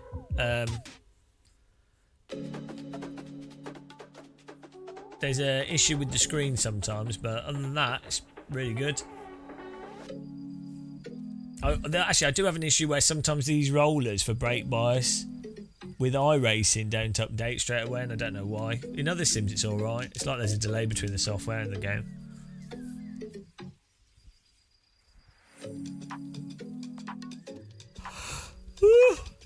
Yeah, I'm gonna get some super duper soup and then we can do another race. It'll be like 10 minutes to make the soup. So I'll be back in a second, guys. Appreciate everyone watching. Thanks to everyone that's supported us here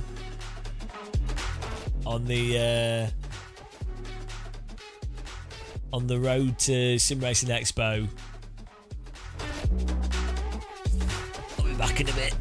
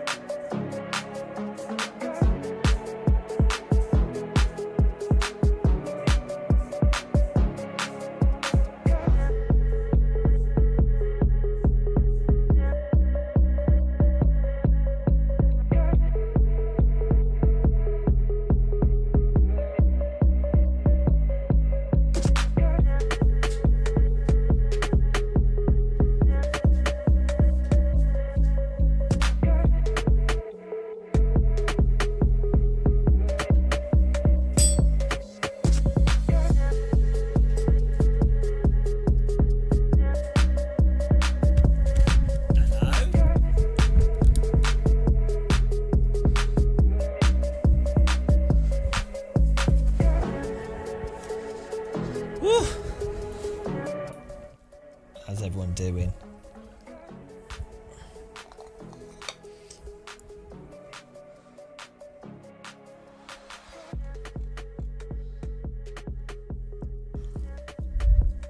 They have like so many GT3 races now. Like every hour there's 4 GT3 races. They've gone mental. iRacing have lost the plot.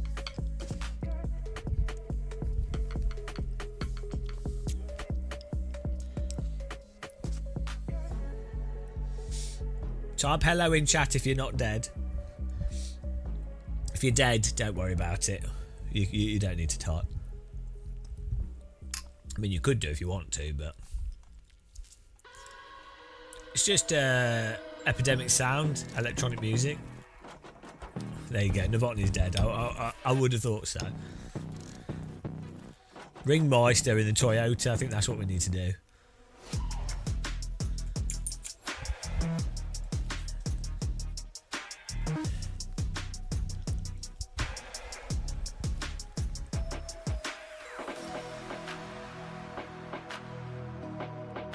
I need some spice in this soup. My crazy bean lentil soup.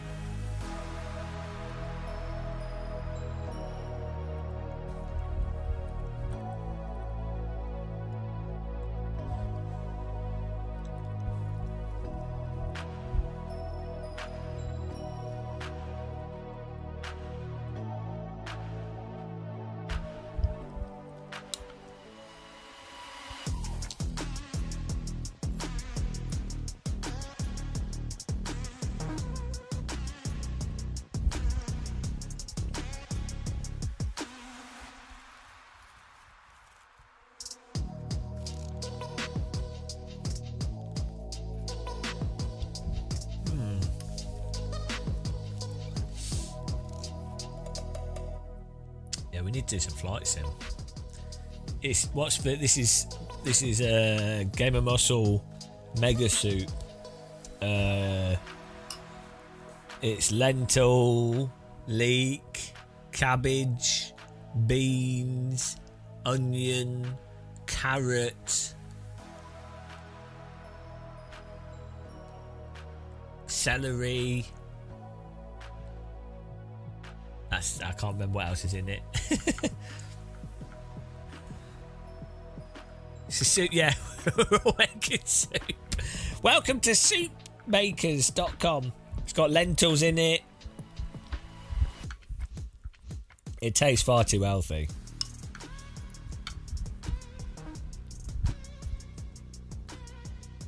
I think it's about as healthy of a food you could ever have.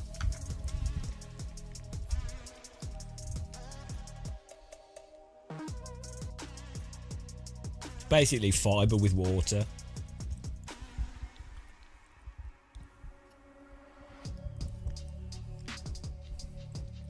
It could definitely do with some more pepper, more spice in it. I put some vinegar in it, but probably could put even more in. Also, probably could have put some garlic in it. I don't think I put any garlic in it.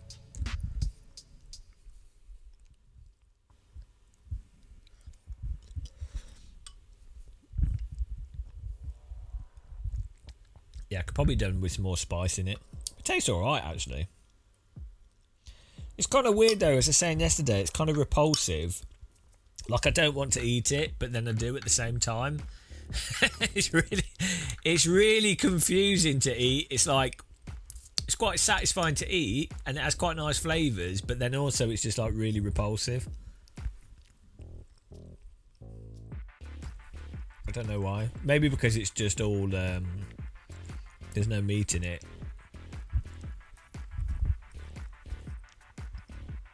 No, like, carbs, I guess.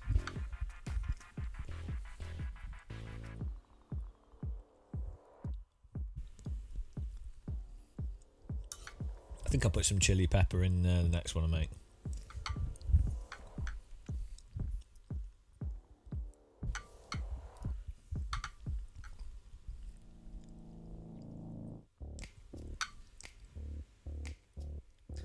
Can you make like broccoli soup? Maybe it could be good. IMSA this weekend. Oh yeah, we could put some smoky flavour in it. Yeah, I put 3 peppers in it.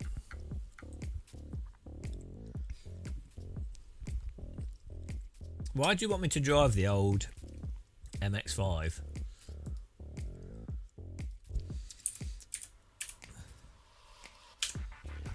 Which one? The 2010, the Roadster or the Cup?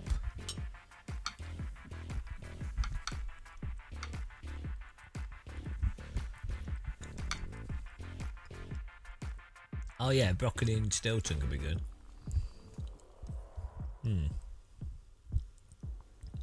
So if what do you do? Slow cook the broccoli, or boil it, and then blend it into a soup.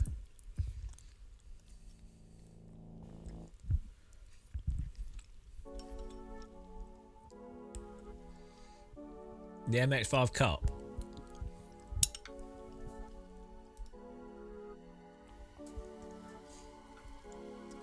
Yeah, I quite like broccoli.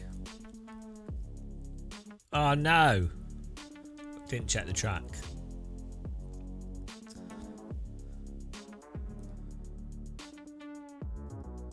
Oh well.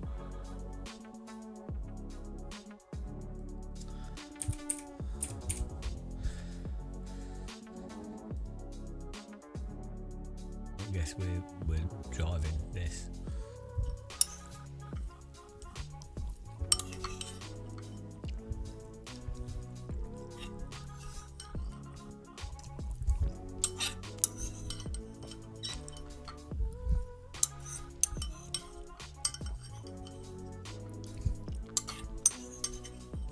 I don't understand why vegetable soup's so expensive when you buy it from the shops.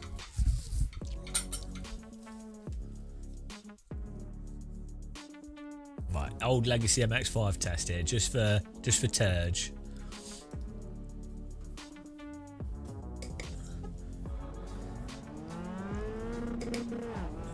I used to drive this a lot. Yeah, have the physics of iRacing got worse?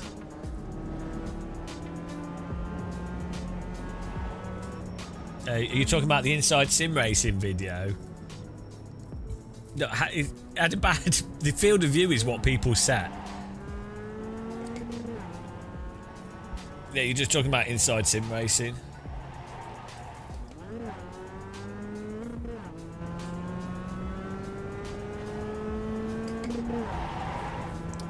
Yeah, it does seem to drive better than the new one. Lol. Yeah, no, I think the demo they just had set up at that Sim Racing Expo wasn't very good.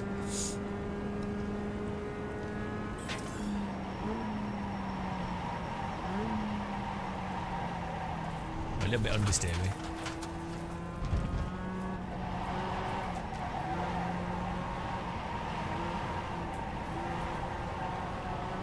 It's a lot more neutral.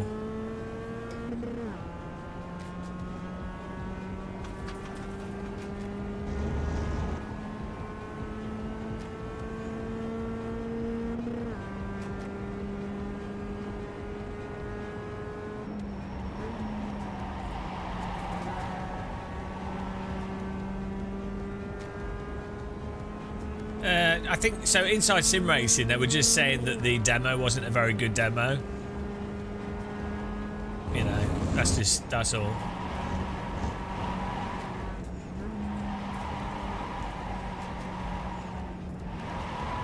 Yeah, this is pretty funny because this does actually drive much more like an MX-5, as you'd expect it to be, sort of pretty controllable without issue. This is what I was saying, right, about iRacing as well. I feel like it's got worse.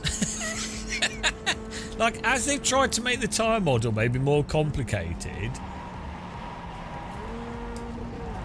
it's like the cars are just like weirdly unhinged. If you've ever driven a road car on a track, or like, you know, over the limit a bit, slid it around, they're not crazy. It takes effort to like. It takes effort to like lose control, really. You have to push it over the limit.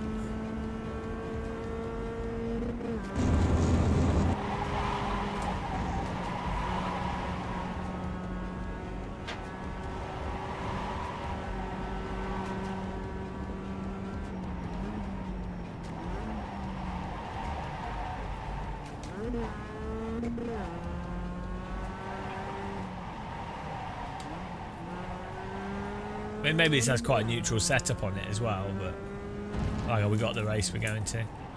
Yeah, it's quite funny, isn't it? Like, generally sort of tending to understeer.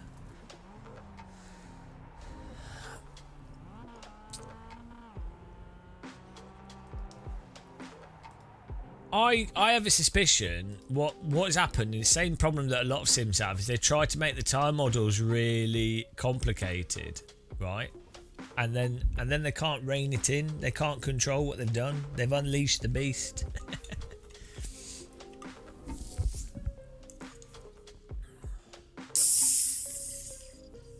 Get in there, Mr. Guinness.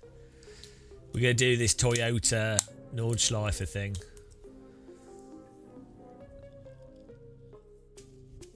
For anyone that's just joined us, we're doing a bit of iRacing. Probably do a little bit of flight sim. Just chilling out, taking it easy, complaining about tyre models. We're also, if you want to sponsor our Sim Racing Expo content, we are £30 away from having all our transport covered. If you want your name on all our Sim Racing Expo videos, we have bronze, silver, gold tier, and with those tiers, your name will be on as the sponsor of our Sim Racing Expo stuff. All the videos, so you can, if you want to support us, you can. You don't have to. No, everyone keeps misreading it. So the 580 is the total price of like all, just like the travel, the hotel, food and everything. We're not going to spend £300 on doner kebabs of food. It's probably like £50 is what we'll spend on food. It's just that I wanted to put like, so in my mind, £100 covers all our flights, right? yeah, £100 covers all the flights because that's how much the flights cost, and then £200 covers all the flights and it covers all the trains and taxis and transport basically, and then £300 covers all the flights, all the food, everything. It's not £300 of doner kebabs. It's a total. I think people keep thinking that it's like it's 300 on top of the 200. Yeah, I mean, I would imagine spending £300 on kebabs. That's like 30 kebabs, 300 kebabs.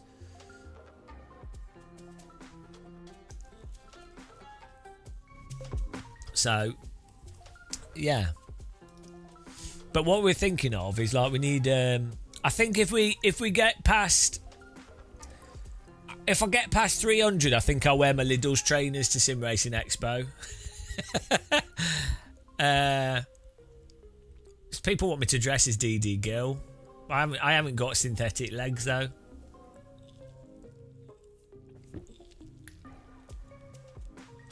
Yeah, we're staying in hotels for 4 nights because we had to go a day earlier than we wanted to for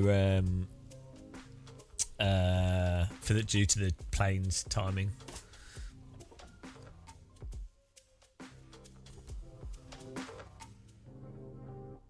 Hello, Star Fox. Well, it's just what it is. We booked like 3 or 4 months ago. It's like €70 a night. Oh, you're saying it's cheap? Yeah, I was gonna say. I thought you were saying it's expensive. It's weird. We've done it in the past. Well, when I've shared a car with Random Call Sign, I think, and we shared a hotel, I think it ended up being like 300 each, 200-300 each. Normally, when I go to trade shows, it's about £500. But it depends on obviously. The thing is, taxis and trains can instantly be another £50-100, right? Like if you get a late flight back, or the plane's, or there's an issue, like you can't get a train for whatever reason, you have to get a taxi. That's like 50 quid gone straight away. So that's the thing with travelling. It's a bit, the prices are like really variable. Flights are normally really cheap though. It's just it's the trains and things. And then hotels. For some reason, well, if I moved to Dortmund, I'd be living in Dortmund. I don't want to live in Dortmund. But the big issue is Germany has quite complicated tax rules. No, I don't mind paying tax. I wouldn't mind paying more tax or less, whatever. It's just, it's complicated. And also, thanks to Brexit, it's not easy for me to move to Germany. I'd have to be pretty committed.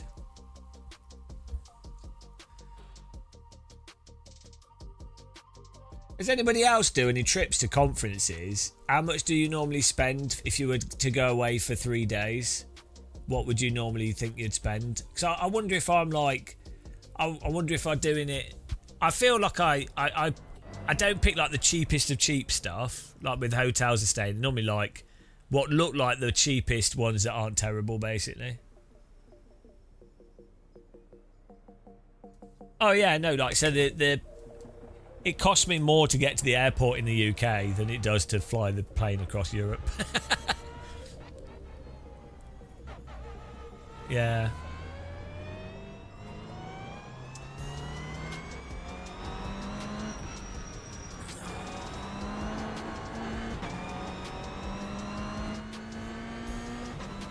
But the big thing is like, if we're channel members sponsoring stuff,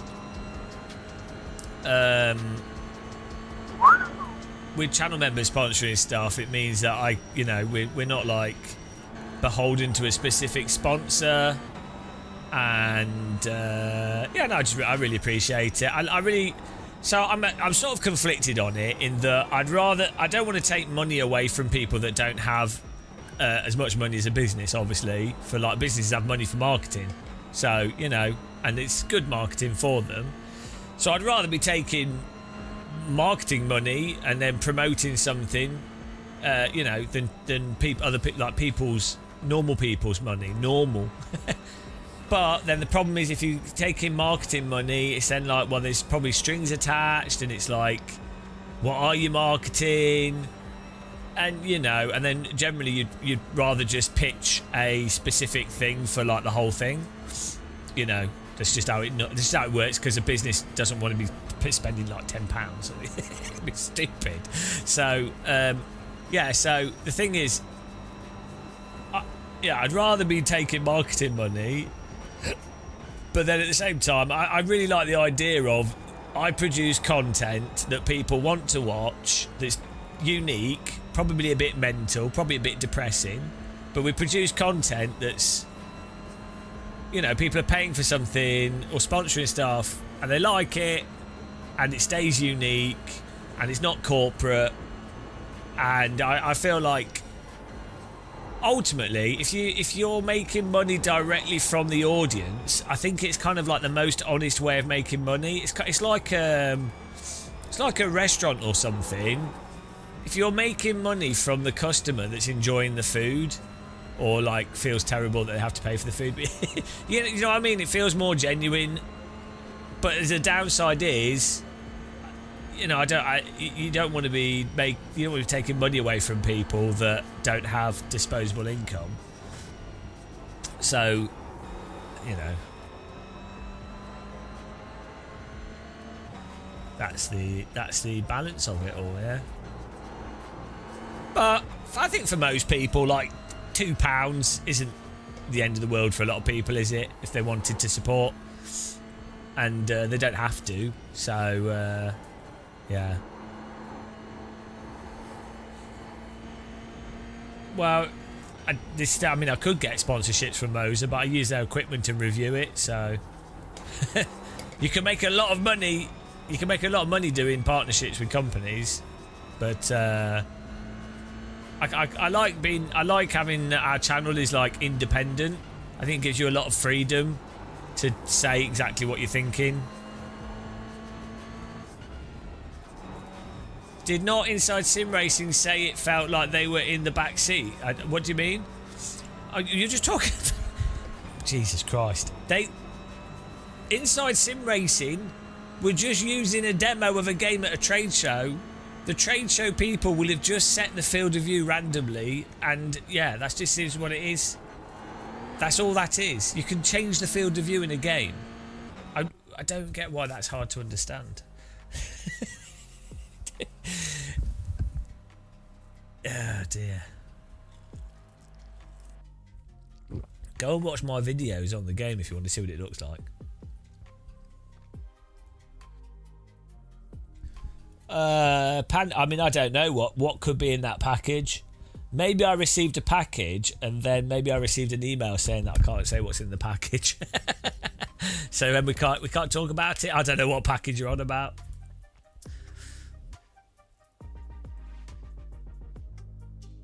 Martin, well, yeah, I don't know. I think it's just a communication thing. Clean, guys. I wouldn't read too much into that. One to go. Next time by. Line up on the right side. The estimated SOF is 2,656. Pit road is closed right now. Let's go points racing. I think the thing is, I mean, I should probably do a video on this. Because a lot of people are confused about it. The thing is, trade shows are very hectic environments. So if you're setting something up at a trade show, you have to get... There's so many dynamics to this. It's like ridiculous. So first of all, you have to get someone... Someone, I'm not excusing anything, but I'm just like the reality of trade shows, right? You have to get to the trade show early. You might not have the transport connections to get there to have time to properly set stuff up. In the case of software, you might not have the latest version of the software, or a version of the software you have might not work properly, so you have to get another version. You might not have decent internet for you to then be able to update. In terms of the hardware, you might have to set it up in the morning of the show. You might be wrecked from travelling. You might be sick from travelling. You know, someone might have come in and changed settings on the software before the next person had to go on it. There's so many variables and things that basically make trade shows pretty universally terrible for demoing things, even when companies do a very good job of it.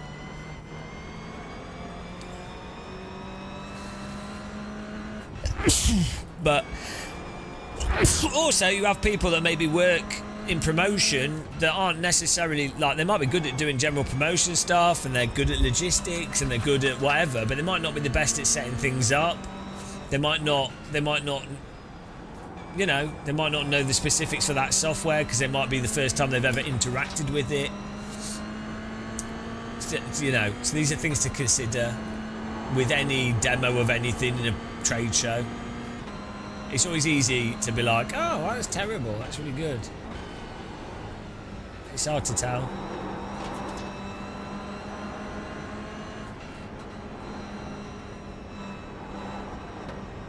Yeah, exactly. I mean, he might have not even known what the focus was. It might have been last minute.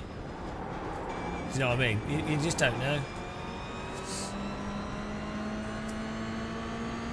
What I tend to do now is, like, I'm very well aware of what sim racers will latch onto if I make a video about something. So I will say to companies, if I'm filming something, I will say to them, "Oh, can I just change the settings so I know it will look good on camera, or so I know it reflects the game on camera?" Do you know what I mean? Like I'll just do it because I know I happen to obviously probably one of the most experienced sim racers in the world. Like, I'm not saying I'm good at sim racing, but I don't know how many people have done 13 years of full-time YouTube sim racing. You know, it'd be like 5 of us, for example. So outside of myself, Boosted Media, Jimmy, Random Cool, so, you know, let's say there's like 50 people with the similar sort of experience, right? So we're probably going to be the people to know how to set things up. Like, I'm not saying we're good at sim racing. Do you know what I mean? We understand sim racing, right? So as a result, I'm like, well, just let me do it, and they do. So, and also a lot of companies have actually got better, and they hire people, and they've got better processes in. And sims are complicated as well. So yeah, ask Reddit. Do a post on Reddit saying Gamer Muscle said he's the most experienced sim racer in the world and thinks all iRacers are dumb.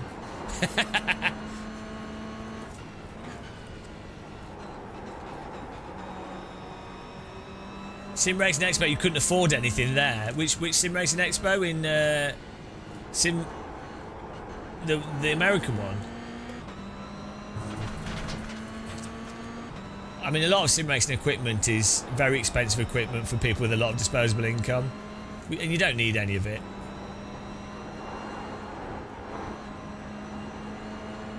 Oh, Chicago, yeah. Hopefully I can go next year. It's a shame. I kind of would like to go.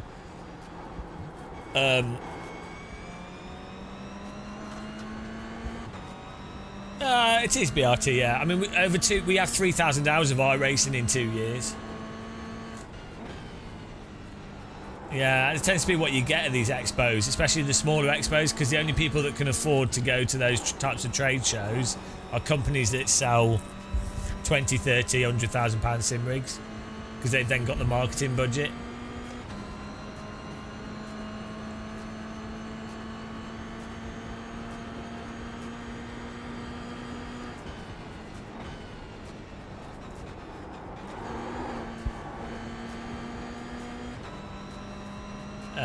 I don't know, Lorenzo. Hopefully they show it off at Sim Racing Expo as well.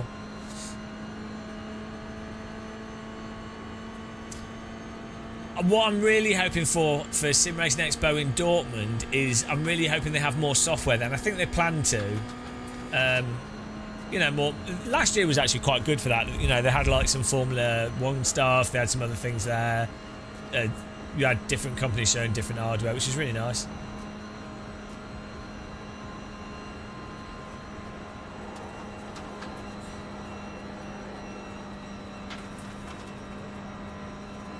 Go right.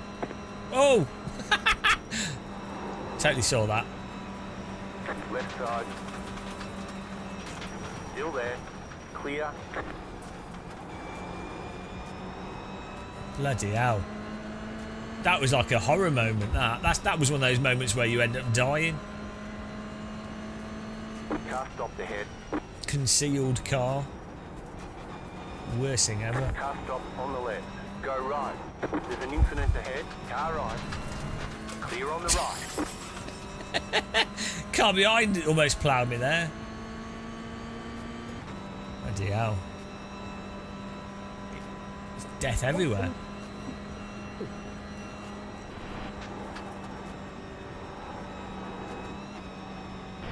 This is amazing. Whoa!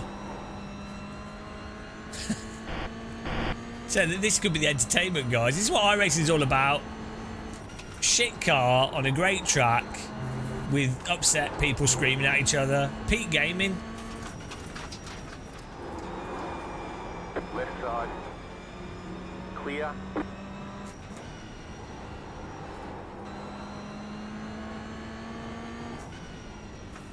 Ringmeister is great. I told iRacing to do this years ago as well. I think other sims should do it as well. I think it's a really good idea. I like Hoover's BRT. Just because you don't like cleaning. BRT's like a dog. He doesn't like the Hoover sound. He's like... He can't take it. He has to be locked in the conservatory every time you hoover, otherwise he gets angry. Yeah, no, from the stuff I tried to Project Motor Racing, it's PMR, Project Motor Racing, because otherwise it'd be PMS. But Project Motor Racing is good, yeah. So far. I'm interested in it. Like I keep saying, I really want PMR, Project Motor Racing, and Evo and Range Sport to do well on console, because sim racing needs console, realistic games on console. Otherwise, there's just no, like, the market won't grow.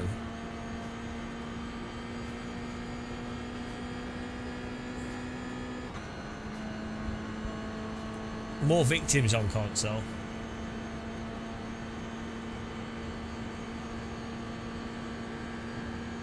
Yeah, it could still. I'm sure it will have bugs in it and stuff. I think they've had to work under a pretty tight deadline. So, but they're very talented people. But yeah, it's game development. PMR hype, best game of 2025. 2 left to go. 2 to go. Car on your left. Still there, hold your line. Clear.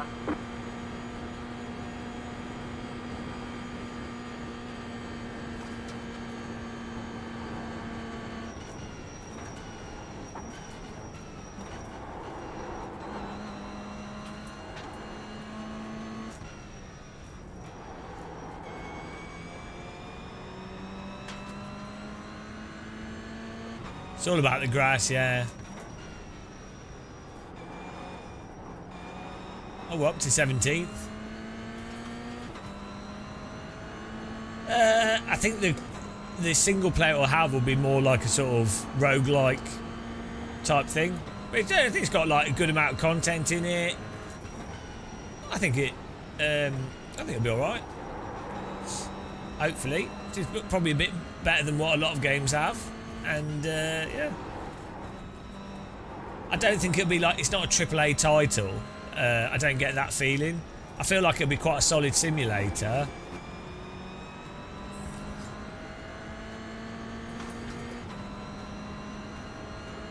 But as long as you've got like vintage GT, some alright online, some semi-decent physics, maybe like a ranking system, maybe rating system, and some single player to play through, that's pretty good.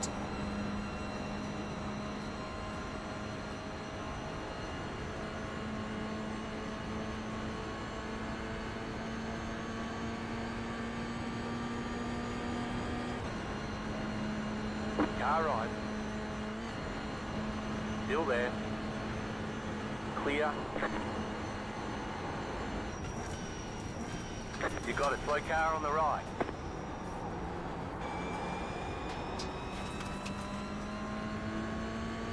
Car on your left.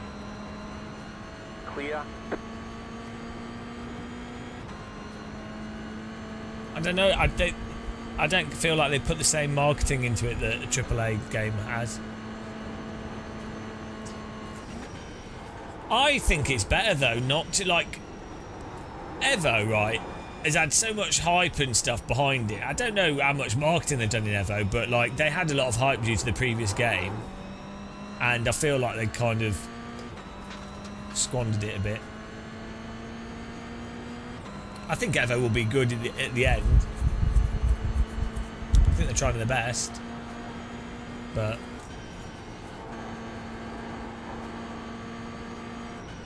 yeah, they just got the IMSA license. Mark, please safe, Mark.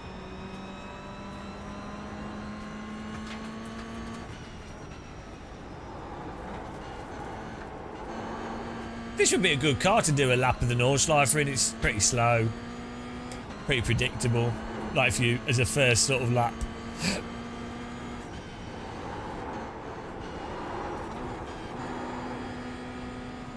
Push, push, push, push, push, push.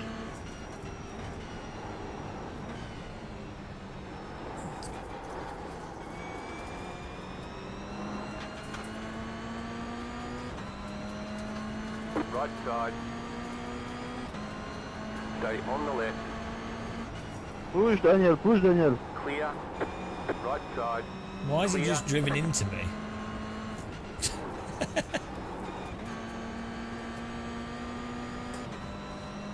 I don't know why you try and go around the outside of that corner. To be honest, it seems a bit desperate. Daniel, push, push. Left side. Still there. Keep to the right. Clear.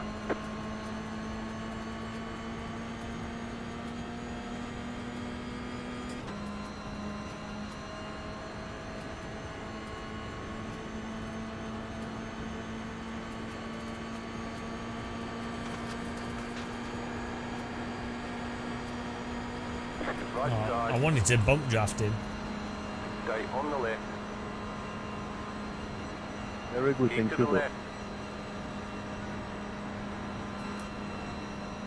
Still there. Clear.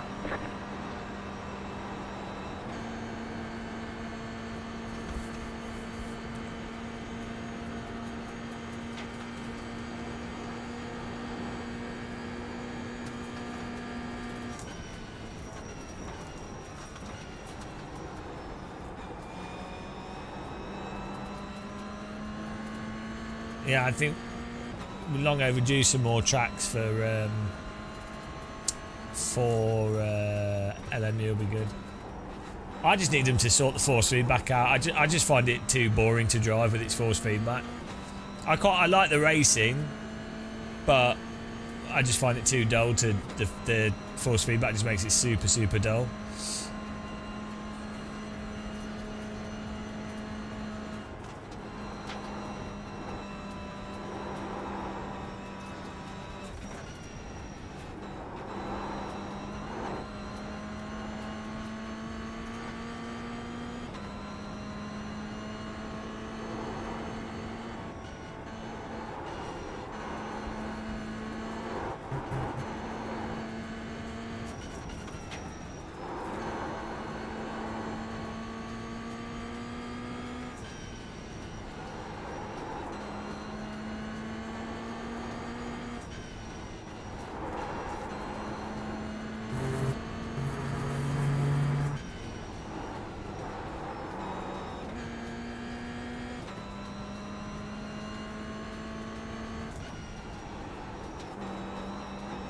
This car's a right ferry.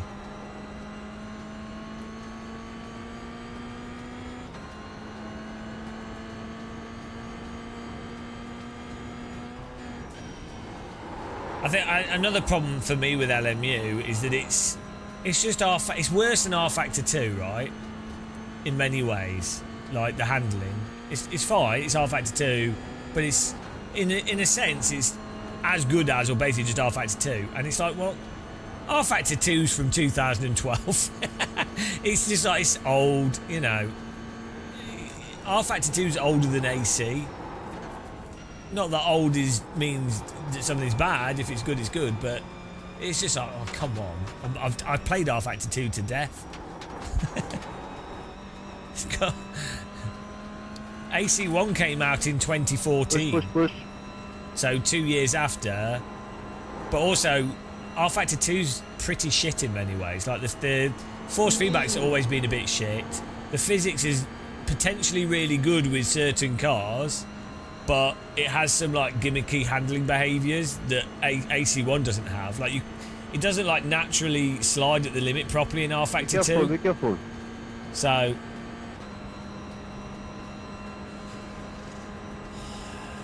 but yeah, it's like, well, I mean, I'm kind of tired of AC1 as well, right? Like it's old.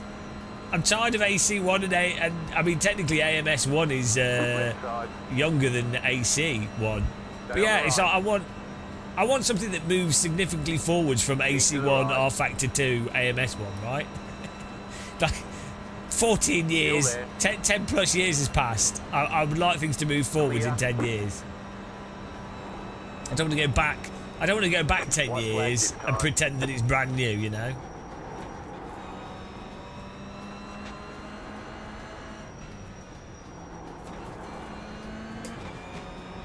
Oh, thanks for the bump Doing draft. a good job. Keep it nice and smooth.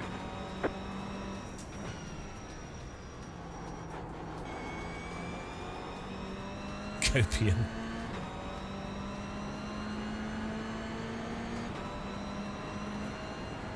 I'm worried that this guy's going to bin us for no reason.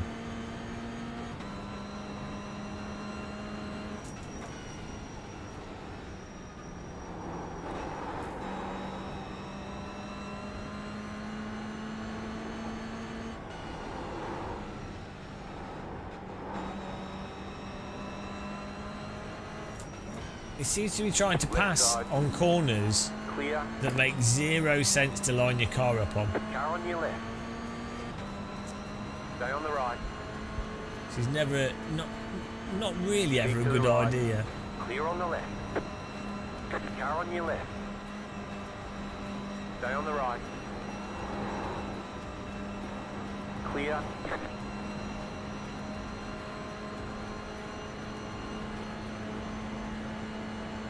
Just do AC1, Right side.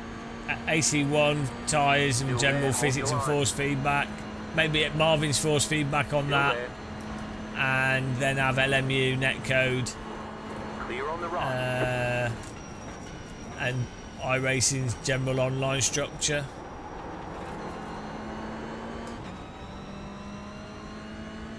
I was a bit slow through there.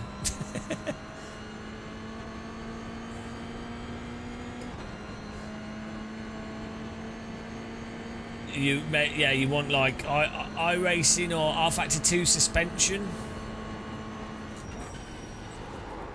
Yeah, I don't know why Kunos suspension's never been very good. I don't get what causes that. It's weird because you'd have thought that would be an easier thing to do, but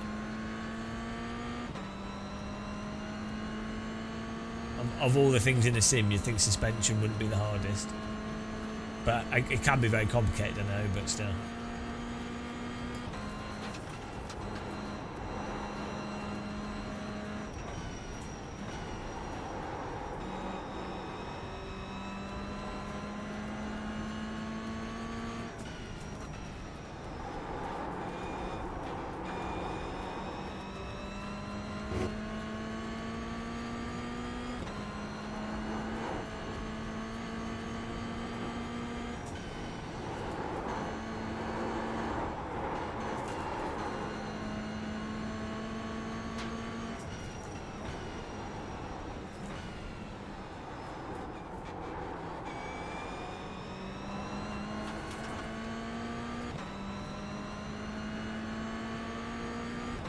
Two wheeling, it saves your tyres. Genius.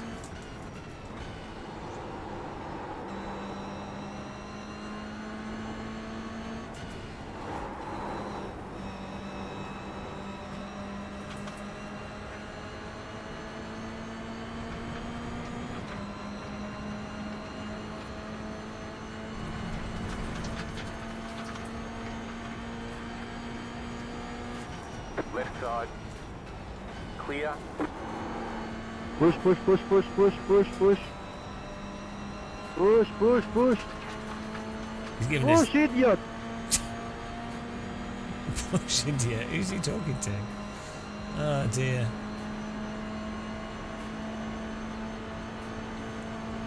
See, we've formed a train. Alright. You have about 2 laps of fuel left. Clear.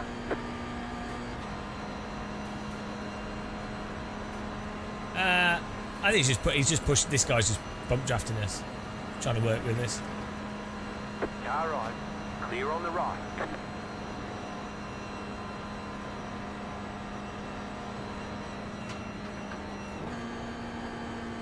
Car stopped ahead. Go right. Bonus.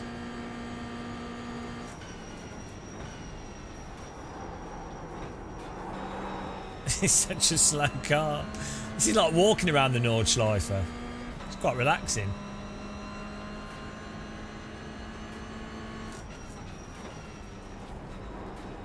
Go left.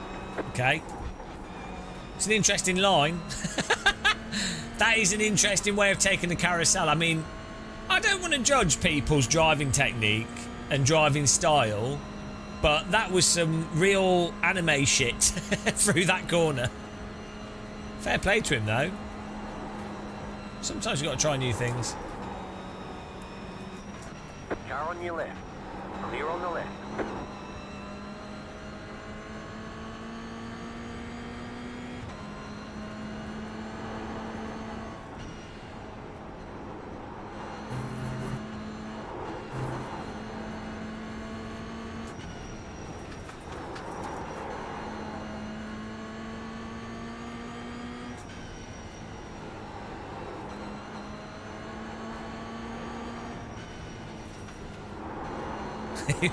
He went full roller coaster. A little carousel was not good enough for him. Left side. Clear on the left.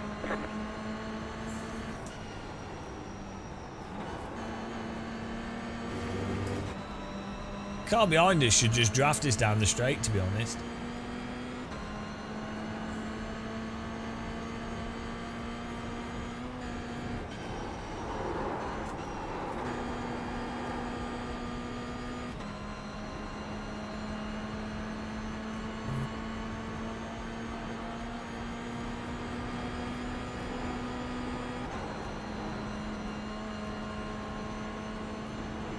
I don't know if this car has enough pace to redraft it. At the moment, the car in third place is going to win this.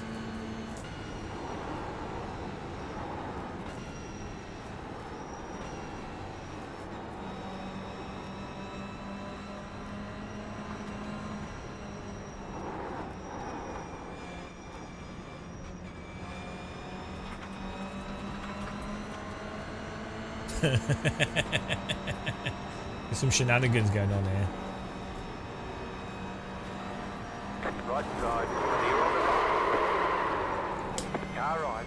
Clear on the right. I mean, that's intentional wrecking. I was back on my throttle then. He's just pitted me. You've got damage on the right Oh, side. thank you for that.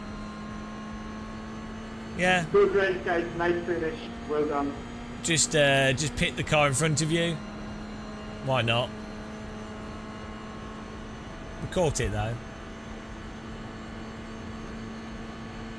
I think it's always more fun to race by pitting the car in front. Maybe they'll crash on the last corner. Let's see.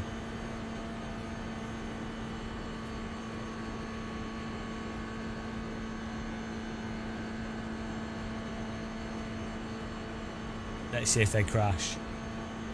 We'll get another. We'll get the place back.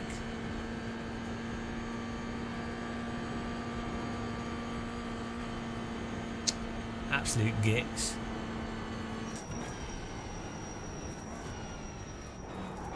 Yeah, God forbid someone actually use some strategy. That's illegal. Just pit maneuver them. So someone not just driving in a straight line to get overtaken and slow down a little bit. Oh yeah, just drive into them. We'll get 'em next time. Just ram them off the track. Yeah. Yeah. Just it's the first time here. We're on the throttle here. And then another time. No, it's because we're slow because I'm trying to go slowly, but that doesn't mean the car behind can just drive into you. We're actually getting on the throttle here around the corner. It's probably a bit of netcode as well. Ah, good old iRacing.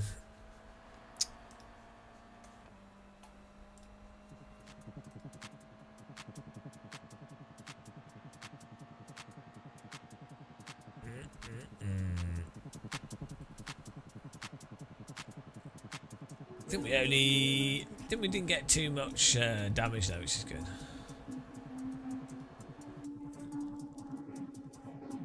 Yeah, that was nice of him. It was nice of him to push us back round. Right. Oh, we are getting safety ratings moving up, which is good. We need to get our A license.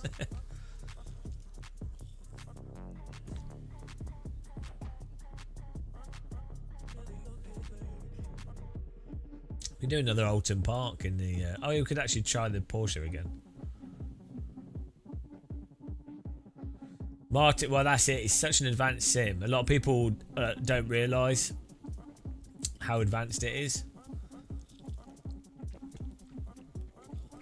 So, that's why it takes up so much CPU. Which is understandable, isn't it, really?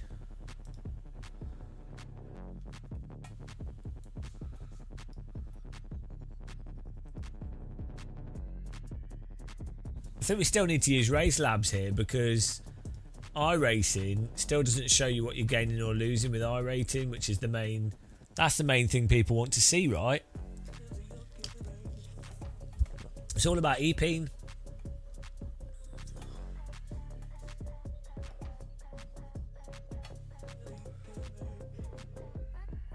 We had soup, we're done with that.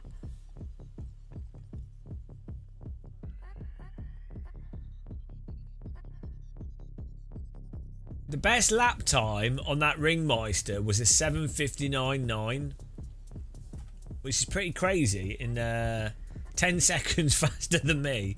That would have been with draft, but still, that's a pretty crazy lap time. Given so Alton Park session we did, we're 7/10 off the best lap time that was in that session. Bloody hell, Jet Red! Thank you. Enjoy the Expo James. Get a donor on me. Do Evo. Jet Red 7, thank you. Thank you very much. Let me add you on here as a sponsor. Really appreciate it.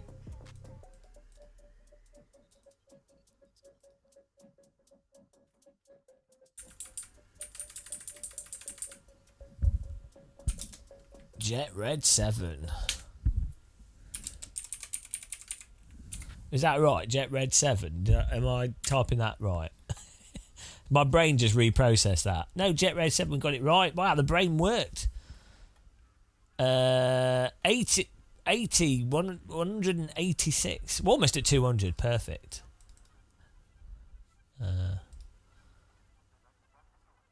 Cheers. I'm all right. I don't need cheering up. Thank you, though. I wouldn't be playing if iRacing was making me genuinely unhappy. I wouldn't be playing it. Like I know you know this, but like as I always say, my oh dear. Oh yeah, we need to get our transducers working. if I don't enjoy something, if I'm not happy with it, like if I'm genuinely not enjoying something at all, or it's upsetting me or making me angry, I don't engage with it at all. Like that's it, I'm done. It's like, there we go, finished, done. Takes quite a lot to make me feel that way, but yeah. It's like some things you don't have a choice for that, like back pain and things, but do you know what I mean? Like when it comes to video games or live streaming, or I say like people will have some people will comment on our channel. This has only happened like 13 times over 10 years, maybe 15 times over 10 years. And if someone's like genuinely, like, I think they're being genuinely Machiavellian, or they're insulting to other people or something, they're banned. That's it. If I feel like someone's being super disingenuous, banned. That's it. Gone. Goodbye. Don't have to interact with them ever again. Perfect. Life's too short. Life is too short to spend time on things you don't enjoy. If you've got a choice, sometimes you have a choice, but you know, if you have a choice. Should we have some drum and bass? You'll feel like you're on Boosted Medias here. Drum and bass. Drum and the bass. I'm not normally a fan of drum and bass, but I think today might be drum and bass day. Yo, massive, massive.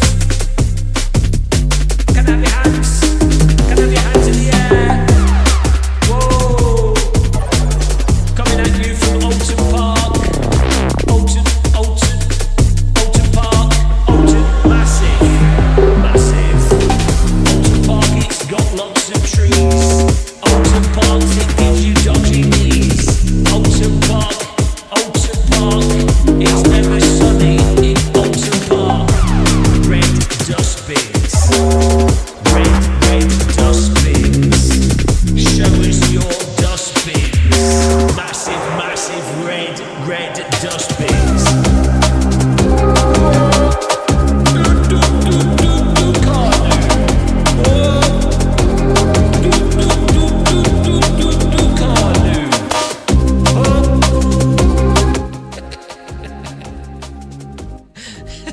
It's the Alton Park massive mix.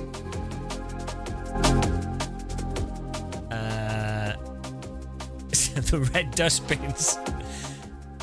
I think Marco keeps sending me cease and desist letters, but fortunately, thanks to Brexit, I don't have to follow them.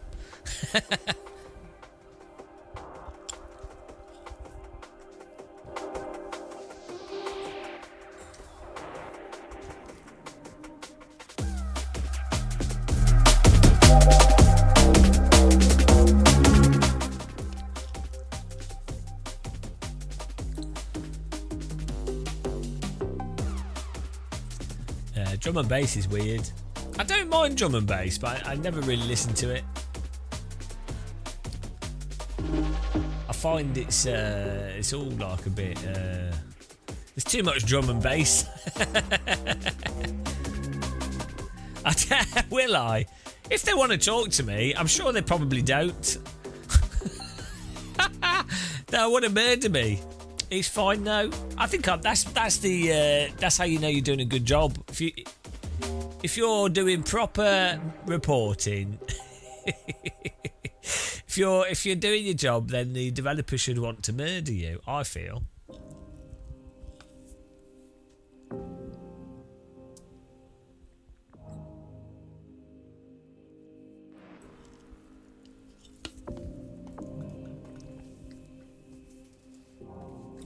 Oh yeah, let's get our Sim Hub stuff working. I don't know why it's not working actually.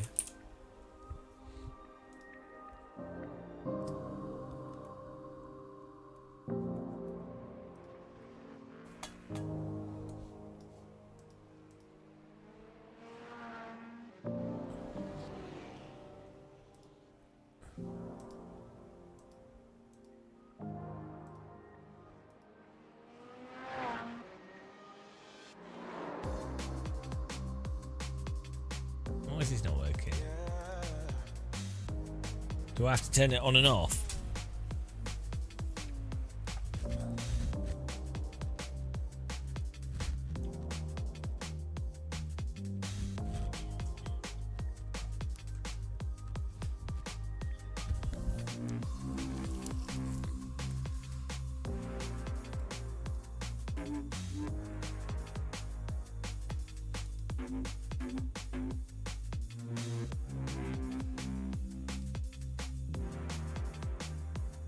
There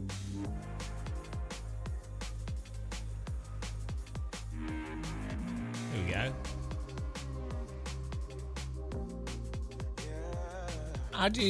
How do you make it? Ah.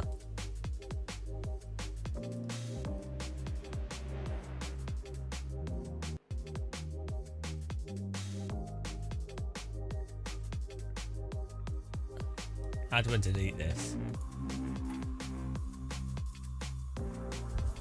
Ah. There we go. Jungle is massive.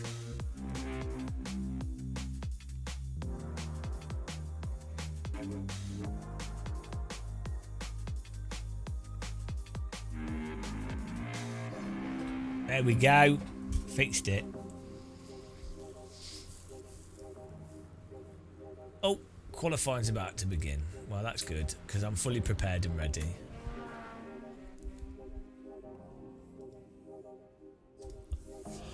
Oh, oh.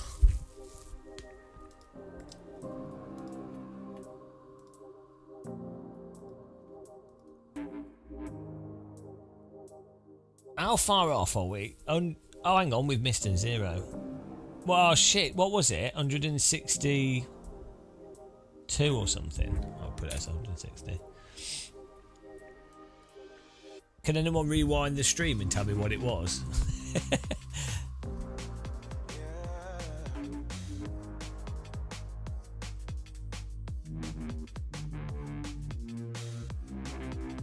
Beautiful.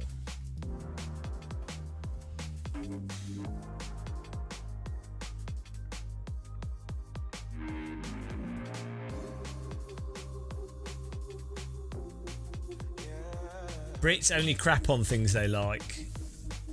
Pretty much. Like what were... Yeah, if you don't like something, why would you care about it? You know.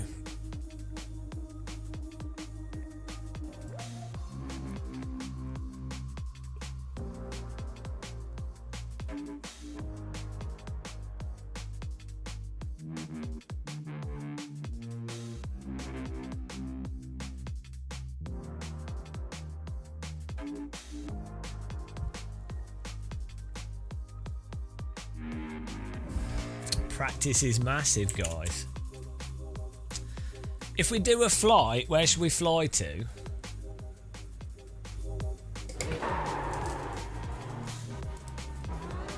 Where should we fly to, guys?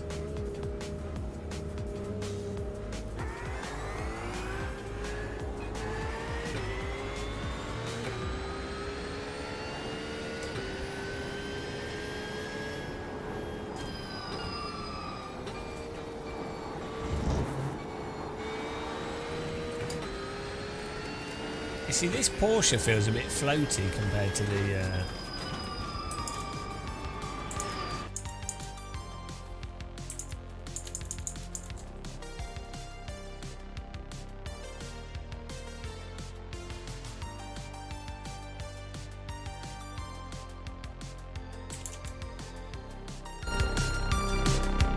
This is a rip-off of that song.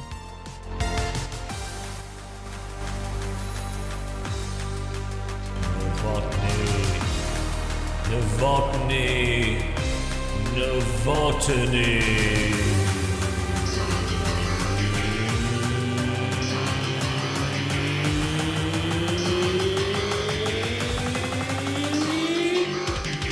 Novotny, that is his name, that is his name. Novotny, every single day's the same. Novotny, he puts the bomb in the wrong place. Novotny, he's bad at video games. Novotny, when will he learn how to play? Novotny, he's rubbish at video games. Novotny, he's such a noob. Novotny, he likes to eat car lube.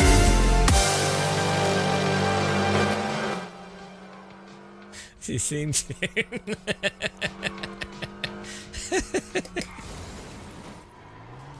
Did you like that? Ah, poor Novotny. He's gone in. He's. That's it. He's gone to plant a bomb at bomb site A.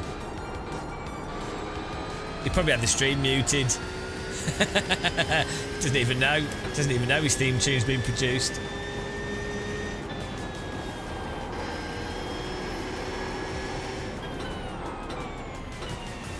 I had to because of people being noobs.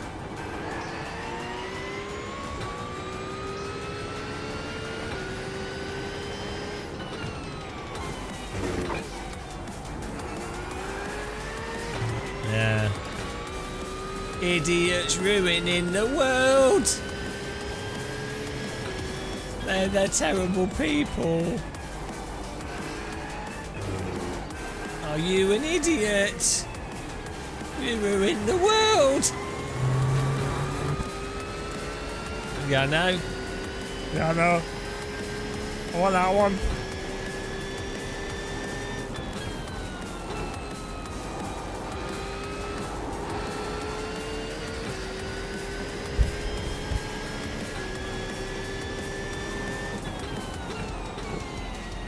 Green flag, green flag. Okay, here comes your first time lap. I don't need to see it until I'm in the car.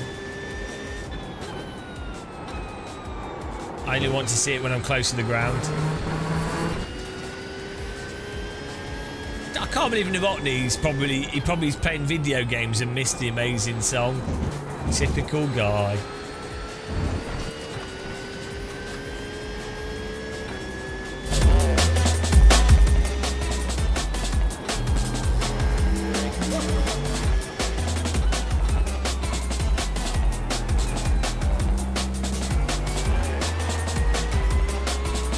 Jungle is massive. Jungle is massive.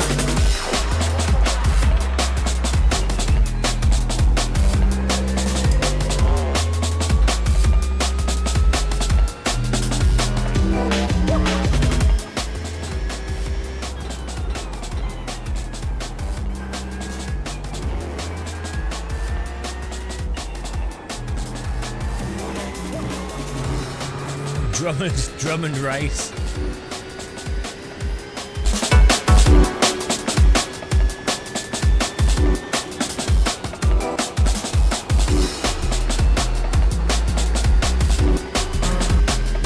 Speakers for drum and bass, then it makes a lot more sense.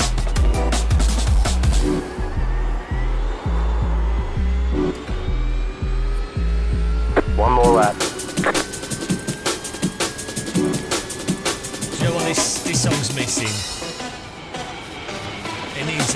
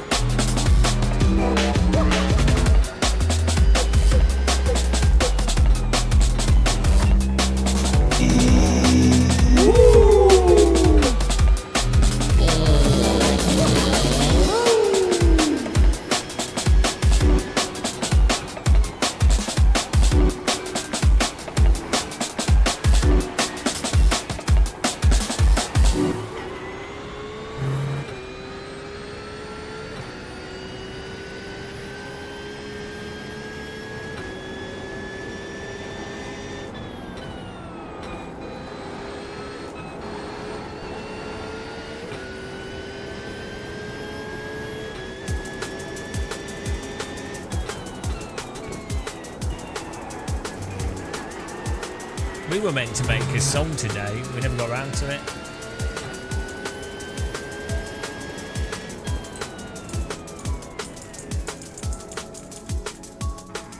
There's the flag. It's over.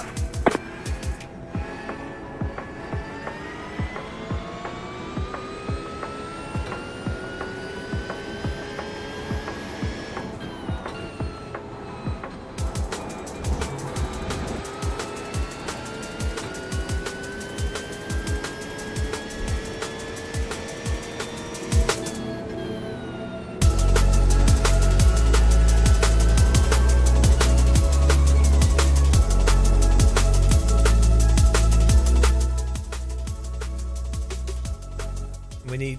No, we just... I wanted to make some... just more techno. You went to therapy, came back and you're still here. Now you have to go back to therapy again. You're like, oh, shit. Oh, hang on. I wonder if Nathan's... I wonder if he's having a fun time at Valve. You guys don't know Nathan because you're in the sim racing space. You guys know Jimmy Broadbent. Jimmy Brenton. Think of the Jimmy Broadbent of VR. That's Nathan. It literally is. He literally is like the Dutch Jimmy Broadbent of VR. He's having a fun time at Valve. Everyone's like, what are you doing there?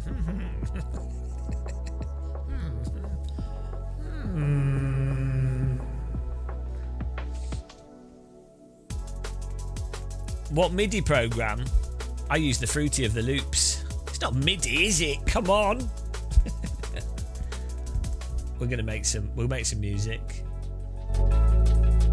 Make some music. Musical madness. Man with a flag. Red dustbin. Red dustbin. Look at that beautiful shiny red dustbin. Red dustbin. Red dustbin. Look at that dustbin. There it is. 1, 2, 3, 4, 5, 6, 7, 8, 9, 10 dustbins. 1, 2, 3, 4, 5, 6, 7, 8, 9, 10 red dustbins. Red dustbin. Red dustbin. 1, 2, 3, 4, 5. Dustbin. We love dustbins that are red. Dustbin. Red dustbin. Look at that beautiful red dustbin.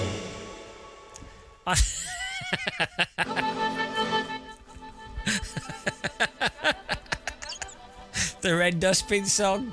Oh, here's another one.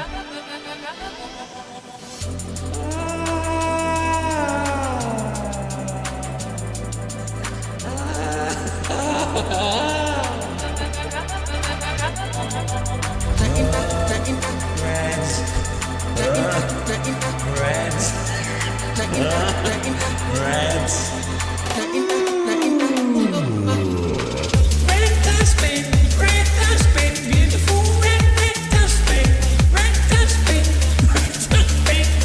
look at those red dustbins, red dustbin, amazing red dustbins, red dustbin. One to go. Next time by, line up on the left side. The estimated SOF is 2,271. Right. Closed. Pit road is closed. Tight field today. Look for opportunities.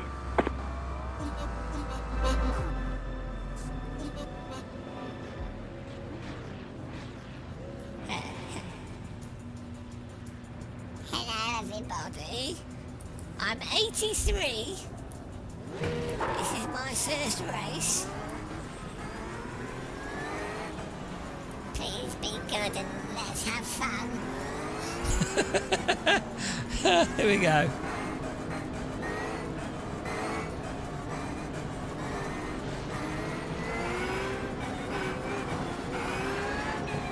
Whoa! Well. Whoa! Well. Whoa! About to go green. Stay focused. Mind the gap.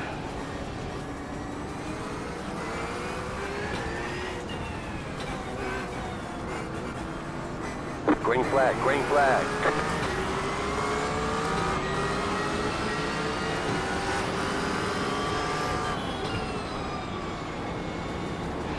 Right side, clear on the right.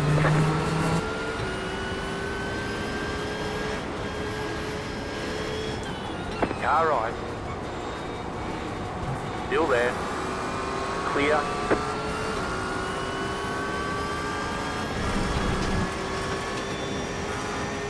Right side. Clear.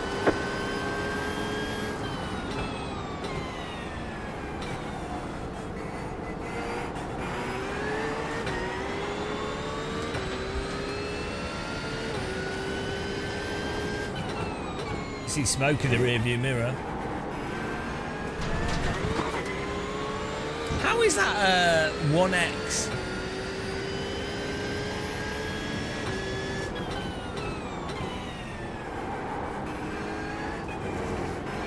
The pace car is out of control.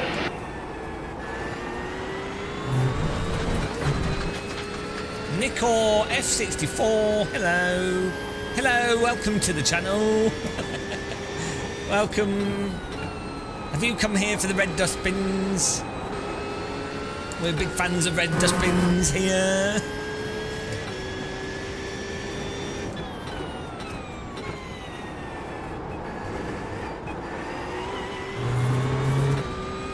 Something I should say, I'm like, okay. She'll come around my way. I've been trying to make you day. You're in fourth position. I'm like, I need time, just a little more time. Hello. Can we all say hello in chat? Everyone say hello to Nico. Everyone give him a hello. Is the F64 like the Nintendo 64, but the cheap version?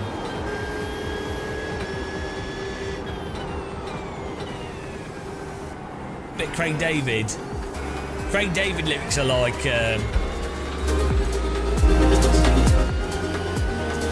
Took it to the town. I did the echo. Did the echo. Well, that didn't work. You ready?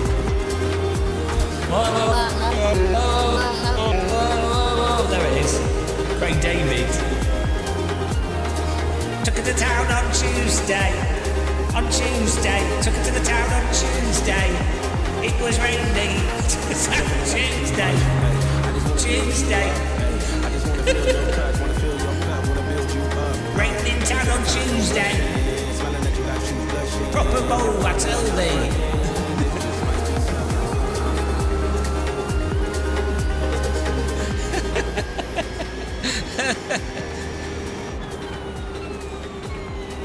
Bow selector.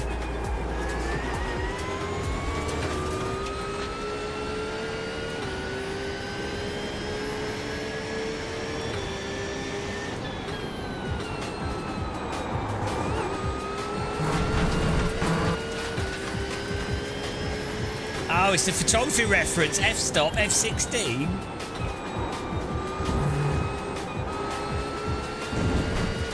Old? Excuse me. I've used a camera. I have a Pentax and an Olympus film camera somewhere. I have a few DSLRs.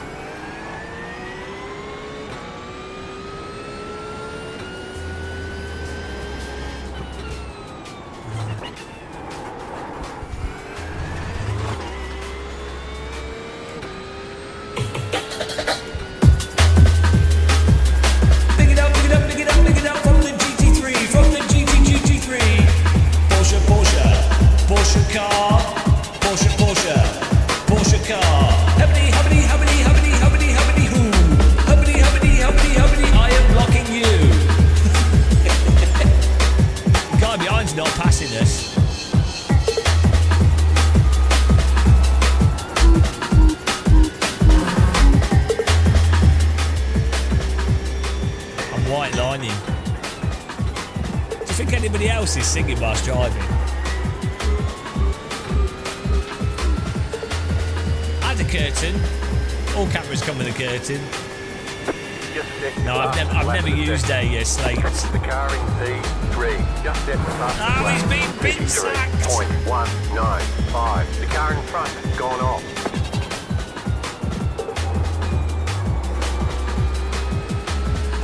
Rewind.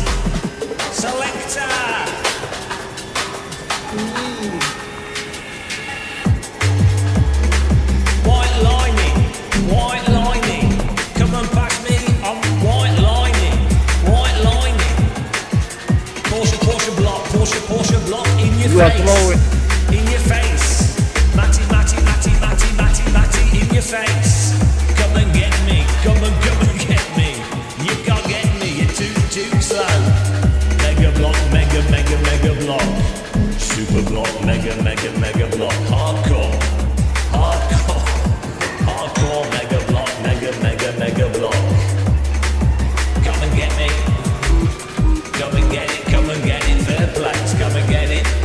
Come and get it. Come and get it. Hard block, block. Here we go. Here he comes. Here we mega. I can't do it whilst driving.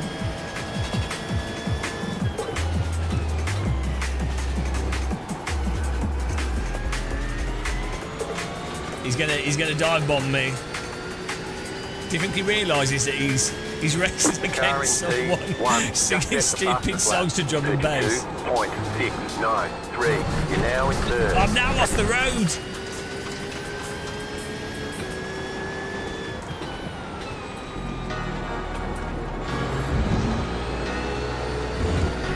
Car on your left.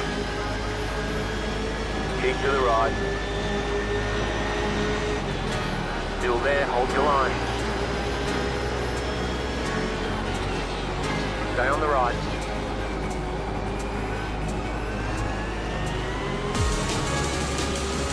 Stay on the right.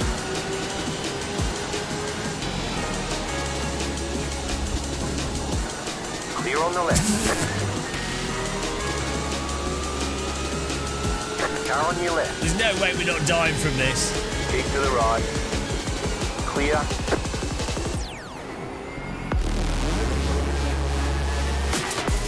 Right side. There it is. Clear on the right. There it is. No racing, guys.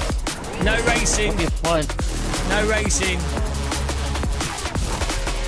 The car behind you closing on you. No racing. 3 points. Yeah, no racing. No racing in iRacing. Any racing, you will be punted. Any racing, it doesn't support racing. If you defend completely bog standard, we did nothing wrong there, you will be punted. Doesn't matter what you do. Like, if it's why this is why it's 100% a hot lap simulator, because you cannot race in this game, because even if they're trying to be close, they'll either accidentally hit you due to netcode being stupid and the tire model getting stuck, or they just ram you. There's no racing. Absolutely zero racing in this. Or hot lapping. It just doesn't support racecraft. We were completely defended, totally normal through there.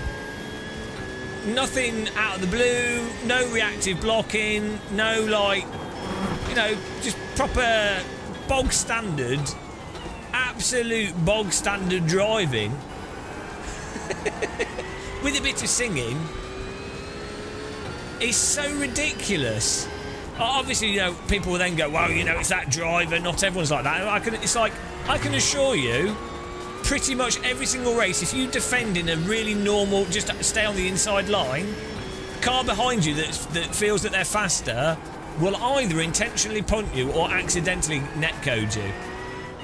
And that's why, in the previous race we did, the other car that we were racing that was in front of us just let us go past him. Because he knows the choice is, you either let the car go past you or they will punt you, basically. So you can't even race people that are in front of you properly. 32.806. He basically just stuck it too far up the inside in a way where you can't go anywhere to commit the overtake.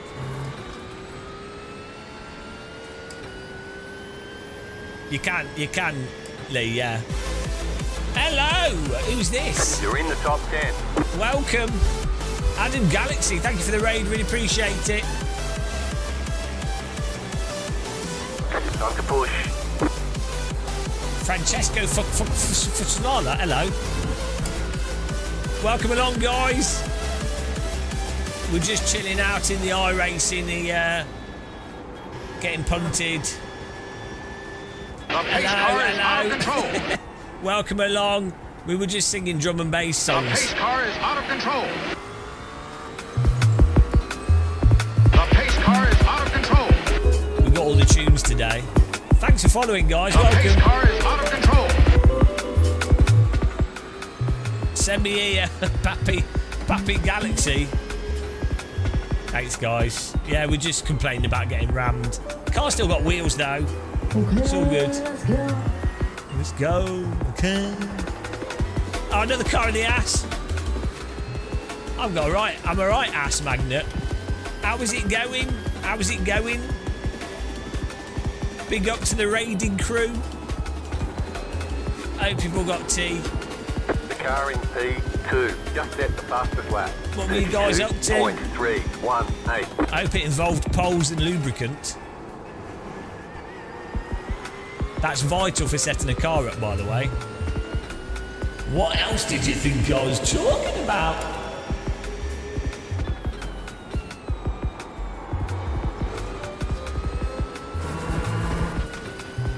See, we've got animated tea emojis. It doesn't get better than that.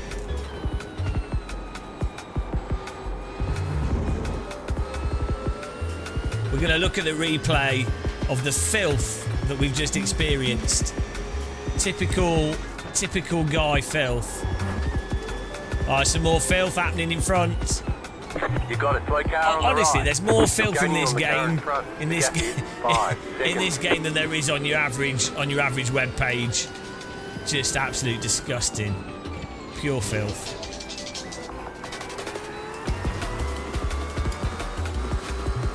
I hope this guy doesn't filth me. The filth is massive. That's for sure.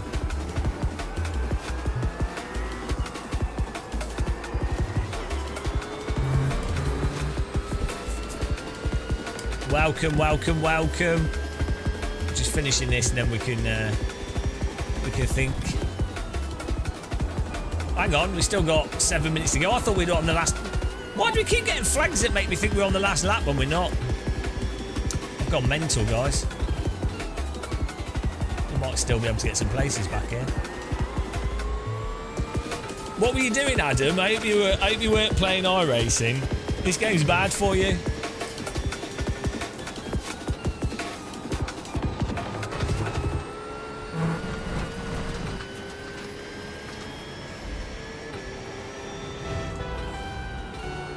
Oh, I can tell she's going to have a big drop on this one. You ready? Hands in the air. Here we go. Oh, it's been ruined by lyrics. You got a slow car on the left. Pack my things up, make some pissed up. He's ruined it. Don't sing over the song.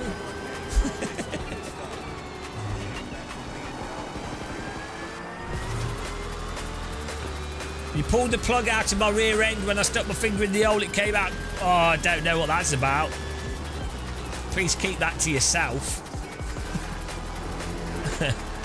Well, we're catching up with the rear of the train. Choo choo. Third class muscle.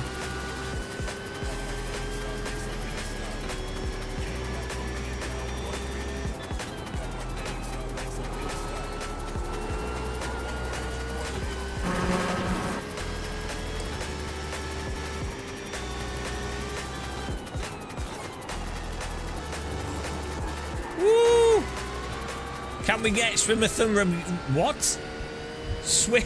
Swimmerthon Ramagalligam. That is the longest name I've ever seen in iRacing. Swimmerthon Ramagalligam.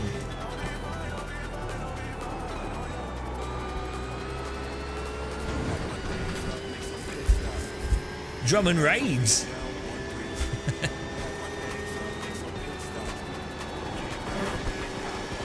Yes, we're catching up here, guys. We need better speakers in this car.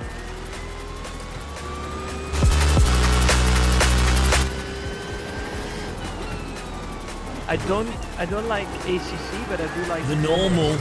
That's amazing. That is amazing. Probably one of the one of the or not the best simulation to practice like noob.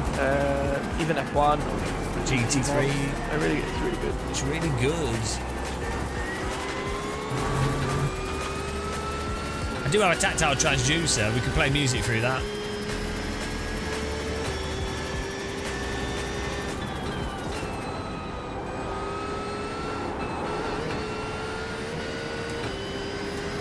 How many inks can we get before we don't gain safety rate? I'm just doing this for the SR. I want to be able to do IMSA. But then we get back in the LMP2. Just set the fastest lap. How dare you, Buckle? 2:01. This track's awesome. That was your For fastest everything. lap of the session. Best track in the world for everything. Walking, cycling, driving, flying. I've landed a glider on this track in X-Plane 11. That's how good it is.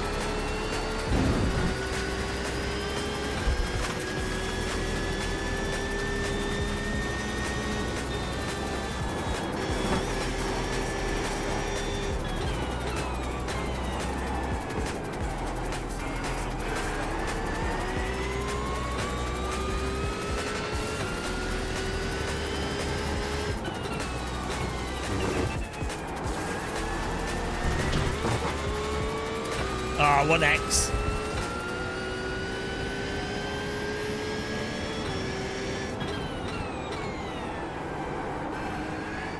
It's a bit of a terrifying track to do a rear-wheel drive on, though, because there ain't much runoff. Also, I was at Donington in real life, and someone said to me that Alton Park is the worst track for people stealing stuff out of the pit lane, out of the pit boxes. Alton Park chavs. Car 7 has taken the lead. How random is that? I would have thought Donington was a bit dodge. Apparently Alton Park's the track. Silverstone is like the pit boxes are like a mile inside of the track, so I guess That was your fastest lap of the session. Silverstone also has mental security. Okay, yeah. What about Croft is probably a bit dodgy, but that's in a field, so who's going to go to that? Where's that? Which track's that? 7, Lee? Which track have they had train stolen from? Alton Park. Is it near Wales? Alton Park? Is it in Wales?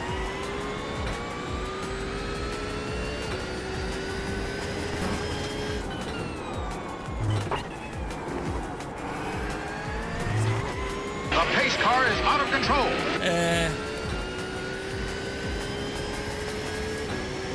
Brands Hatch always felt kind of like okay to me.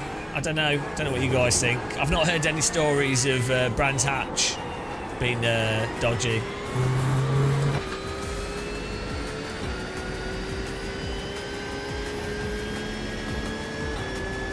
The leader just did a 32.981.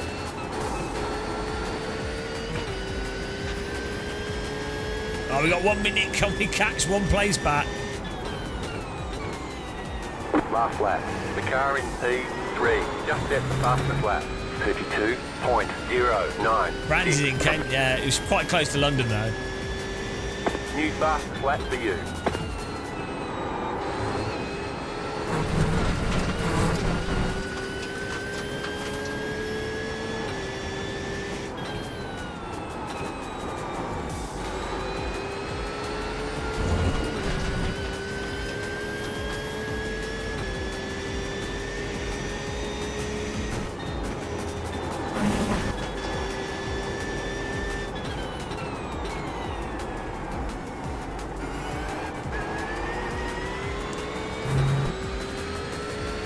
No SR for me, no.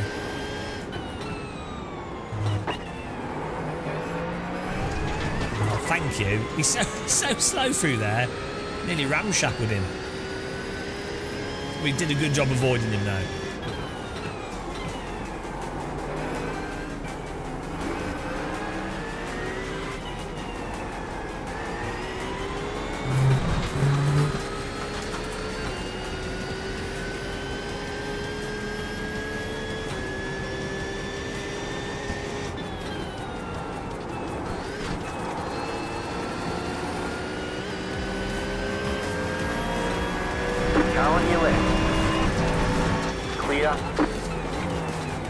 Left side. What is this guy doing? Clear on the left. I'm sorry, but what are you doing? What on earth was that? You got a slate car on the right. We What got are you damage on the front doing? end. Like the weaving and the blocking. He forces me off the road with his blocking, and then he's like on and off his brake, and then okay, fine. Then he's like, what? Like, I'm sorry, but if you're gonna do like, he saw that we. Oh, hang on, thank you, Adam Galaxy, gifted a sub to Andy Shaw. Right. He saw that we got a much better run, so he goes to the right, he weaves right here, then he weaves left. Okay, so I'm going to the right, fine. Make your mind up. If you get fine to do one reactive move. He's on the right. Okay, he's come off this corner. He's braked there, weirdly. Then he goes to the right, then he goes left, fine, okay, that's fine. Then he goes right, then he goes left again a bit, then he's going right again. I'm just like, well, that's it. I'm going on the right-hand side. Then I get back behind him anyway to get on the brake. Now he's brake checking us. I somehow managed to not punt him off there. Then I think we netcode contact him, and he goes flying. I think that was net. Like, look at the contact. I think was actually netcode. Weirdly. What on earth? Maybe just like a little tap there and then a delay. But I mean, I'm sorry, like, this is insane blocking, matey. What are you doing?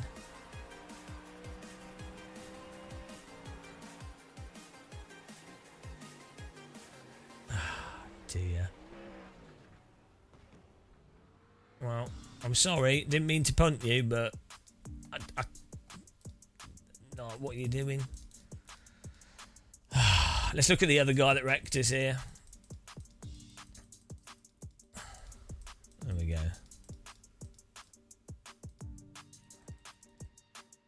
I really don't think that was our fault particularly. Like, why is he brake checking that? He might just be stabilising his car to take a tighter line to defend the inside. That's fine.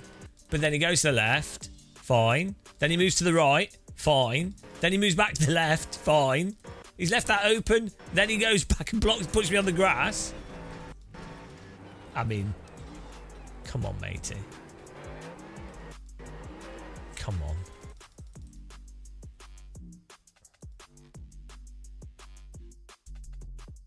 I was trying to avoid hitting him. That's why I'm off the track as well.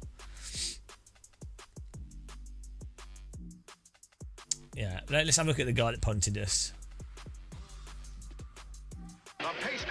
He should have just stuck his car on the inside. I doubt we would have overtook round the outside. Hello, Ant. Good racing. Oh, I got punted by someone. Was it you that punted me? Who was the guy that punted me?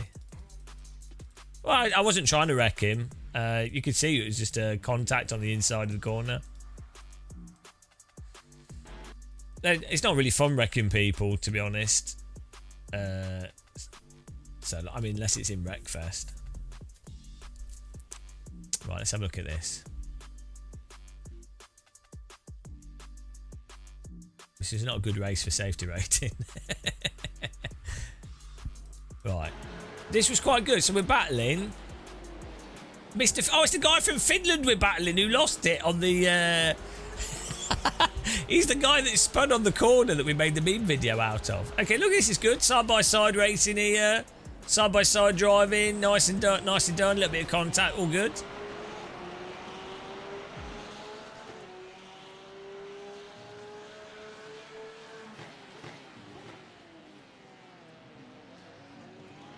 Right, here we go. Here we go. I mean, it's as much iRacing's netcode as it is other drivers. Again, it's ridiculous. It's just not good enough for close racing. I mean, he's never going to actually commit the line through it. It's basically impossible for him to commit this line. So it is his fault for... There's no way for you to get up the inside here and exit the corner in front from this position. Like, your car will just understeer. You can't rotate the car enough. But... No, the netcode is the way that iRacing massively overdoes like little car contacts. You just push the tyres over the limit. Not saying that this wouldn't spin cars in real life in many ways. It probably would, but, you know. It's still, I mean, it is mostly his fault for driving into us there. There's no way that you can hook the car. He's on the brake. I think he's realised that he's just tried to get side by side and misjudged it. I don't think he was trying to take us out, to be honest. You know. But there's nothing I can really do to avoid it. We're already way off the corner. Yeah, see, it's like a exaggerated impact is the thing. Yeah, he's done a silly move. I've left him plenty of space.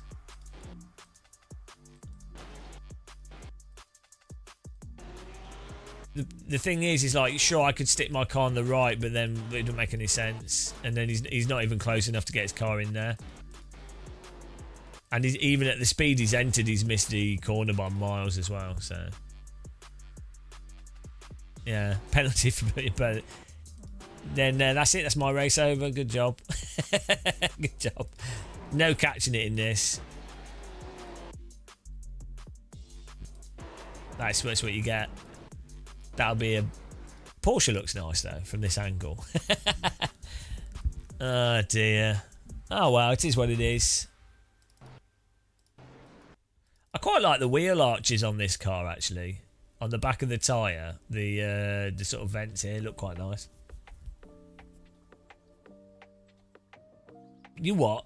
You are braking as he's on the throttle. You are actually at fault. He had the inside line. Hang on. We're trail braking through a corner. Are you making a joke? I really hope you're joking. I can't tell anymore. I don't know anymore. I can't tell anymore.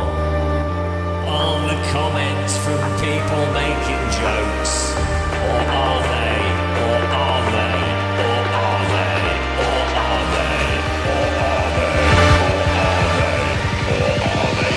Crazy iRacers! Crazy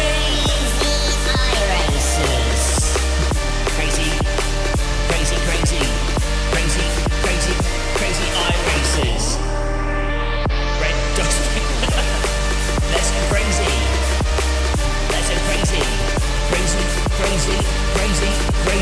Crazy iRacers. I can't tell. He's not even half a fender. He's only a little bit over an exhaust pipe. Oh dear. What can you do, guys? There's no way to know anymore. I honestly can't tell if someone's been mental. Drum and punt. Time, guys, for an exciting moment. Wow. Let's ask the whale how well we're doing on the Sim Racing Expo sponsorship chart.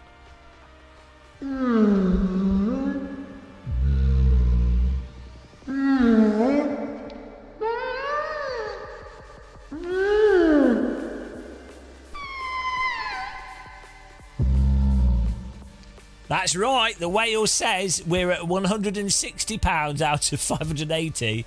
Beautiful.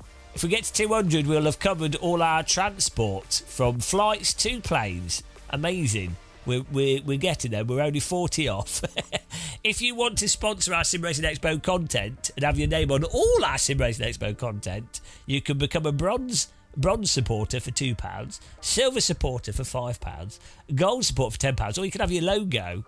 Like Pixel Streamer hasn't got a logo yet, but for £50 million, you can have your logo. Well, it'll be displayed on all our sim racing content from Sim Racing Expo. So what a time to be alive! What a time to be alive if you want to take matters into your own hand and support us, but you don't have to. Beautiful stuff. Did you ever do the original set of course cap? Yeah, we completed it. We 100% completed set of TiVo'd. It was beautiful. How is the liquid not covering flights? Because it's not quite covered it yet. It's not quite covered it yet. Did you ever... You don't have a logo? Guys alongside, checks replay. Guy was a smidge over the exhaust. Yeah, we are. But look, look. I'll be honest. We didn't do enough T graphics for it to be able to go to proper intervals. I'll be honest. So when I click the next T graphic, it will jump, and it will be the 200. That's why it's currently below the 100. So look. We don't quite have the sophisticated animations, all right? Like, you know, we're trying our best. the real reason. Graphical failure. You tried to do AC achievements but didn't work. Is there a known bug? The bug is called terrible game design. It's hard. You can do them. If you do them, you can do them. It's very hard to beat some of the AI on some of the cars because they updated the physics since they did the achievement, so it's really hard, and you have to plow through the grid at the start of the race to be able to beat them. It's bloody hard. But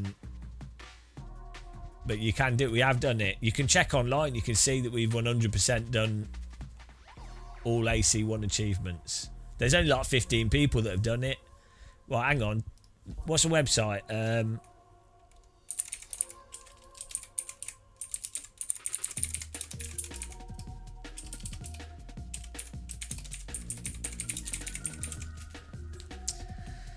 Is there a way to see?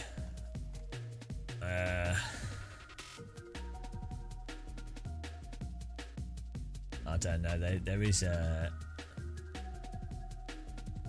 I think there's a website where you can post if you've done it, and it checks your Steam. It didn't register on Steam.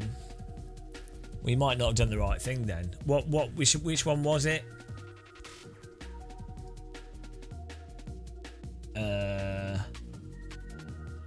On the hour, Ringmeister. Yeah, we might do that actually. In 27 minutes, it was good fun. It was a nice cruise.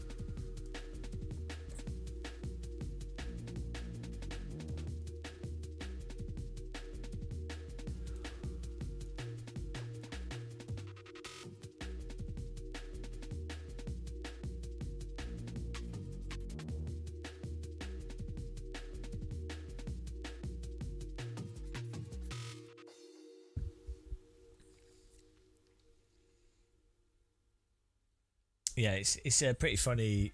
Oh, we should do the quality. Ah, it's too late. 3 minutes too late.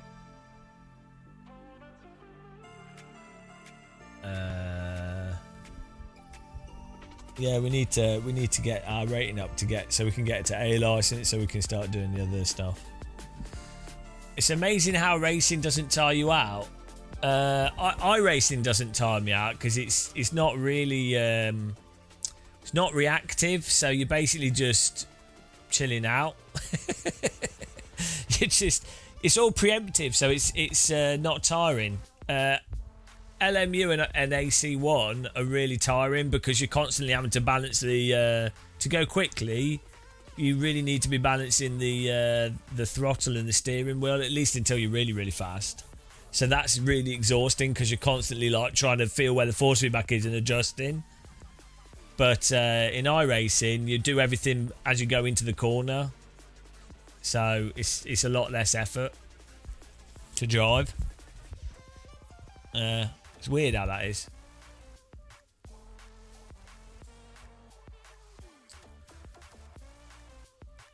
Yeah, you don't get... They reduced how much safety rating you get from Nürburgring because they felt it was too easy.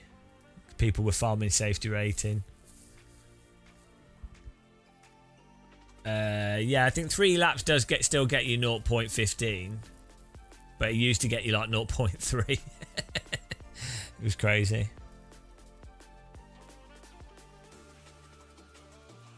You find the wheel and base produce a certain amount of heat to help you sweat. Well, get a fan on your rig here. We got like a little fan here.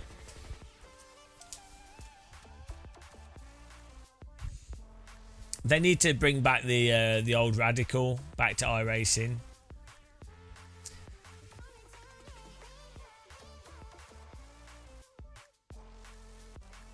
It's where the fun's at, really. Beautiful.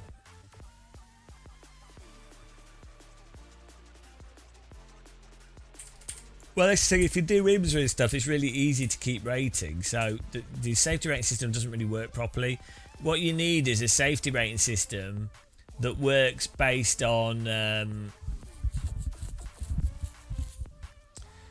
you need a safety rating system that works more on how close you are to other vehicles combined with some other stuff, and also how safe you are to drive.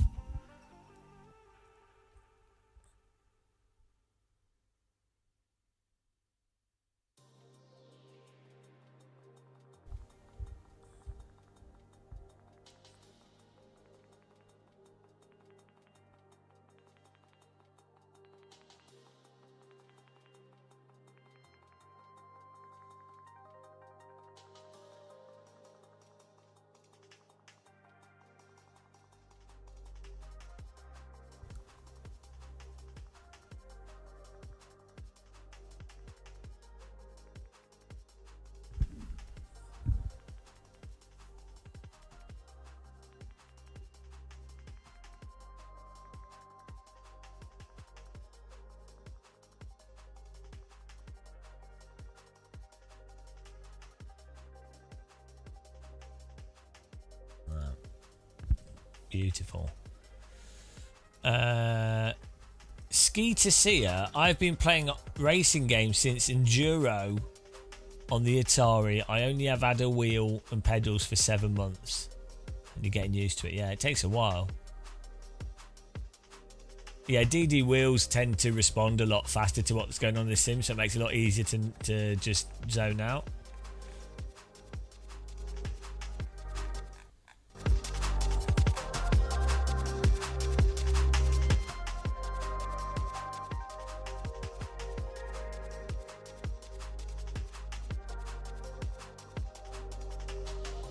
Well, one of the difficulties with a weaker wheel as well is you actually have to do the force feedback yourself in a sense. You have to push the wheel both ways. With a more realistic force feedback wheel or sims with good force feedback, and generally if you're doing real world driving, you tend to want to only push. You don't really ever want to be pulling down. You'll find that you're actually risking putting your hand in a dodgy position for like wrist strain and stuff, but you're also not using the muscles that effectively. If you're pushing, you can use like larger muscle groups supposedly, and so you're going to get less strain. So if you ever do go-karting and you're getting bollocksed, trying to like push rather than pull, but it's very easy to end up just driving with one dominant hand, and then you'll find that hand gets wrecked. So trying to only ever push and then allow the wheel to pull itself back is supposedly, that's what people have told me. It makes sense. I believe it. Normally with like doing activities, if you can use a larger muscle group, you can do it for longer, supposedly. I'm not a doctor, but it makes sense. Jimelo, we're going to Dortmund, and people can sponsor the trip if they want to. Funny you should mention that. If you want to be a sponsor, you can, and you can have your name on all our content from Sim Racing Expo. What a time! We've already booked everything though. It's all paid for. It's all booked for. Well, you should just come and say hi. You don't need to be shy. I'm super friendly. I'm not. Yeah, like I don't, everyone's the same to me. I will judge you though. Anybody that dares talk to me, I will think of it as a peasant, and that's that. I didn't want to interrupt. Oh, fair enough. Yeah, we normally do, because I do like the walkthrough video, and then sometimes we do some videos with people at the expo.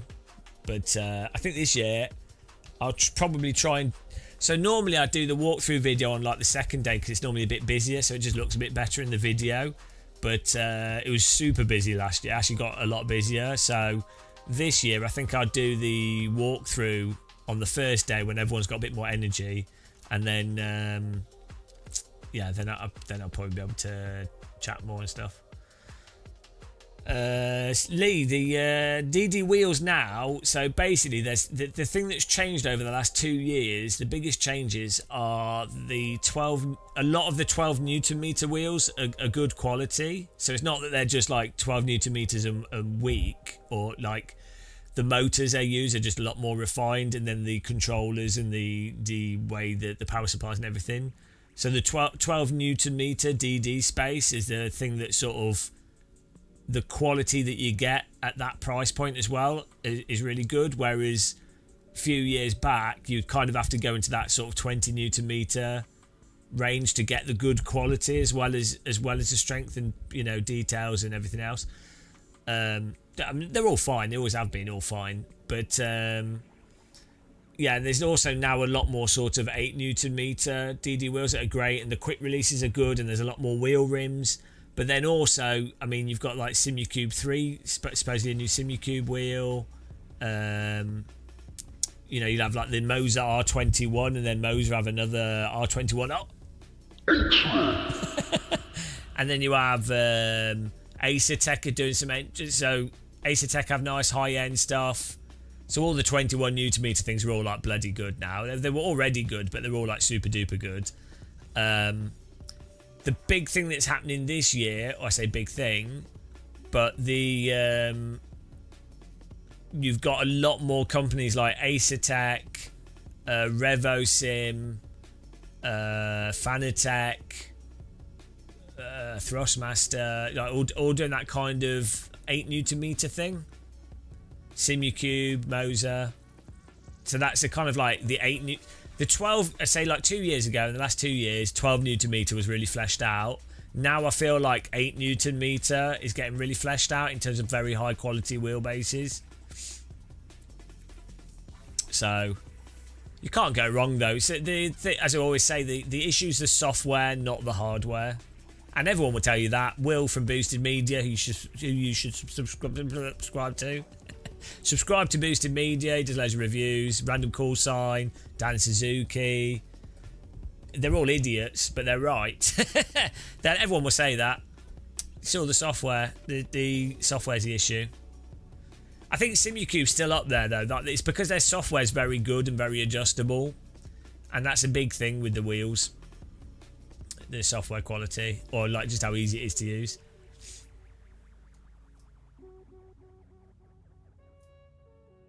Yeah, we might pop Fanatec wheel back on the rig soon and give that a blast before Sim Racing Expo.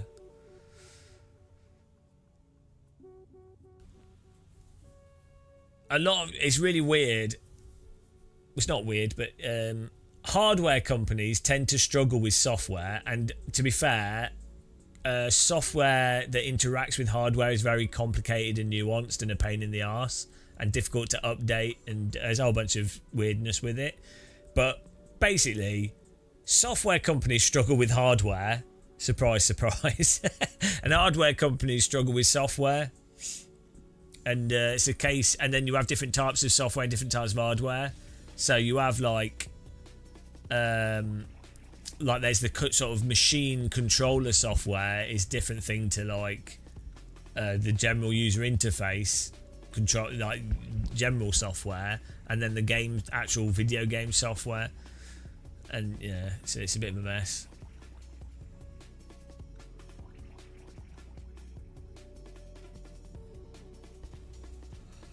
Woo.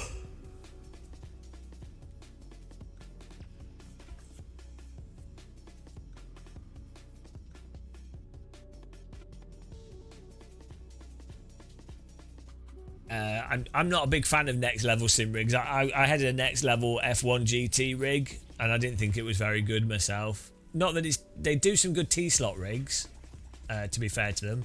And if you're in Australia, there's not that many Australian sim rig companies, so you might get a good price due to not having to pay so much for importing all the other stuff. But they do a good T-slot rig. But I don't like that. Their wheel stands and other rigs I don't think are that good in my opinion. If you can sometimes get them for a really good price, and so you can actually get you know, chair included. It will generally work, but you know, you'd be better off spending a little bit more on getting T-slot and things. And Lee, you kept your old Club Sport 2.5 but sold the rest when you moved to see if you can remember how to go round and round a circle on PC. Nice. Yeah, you'll have to join us when we do racing with subs.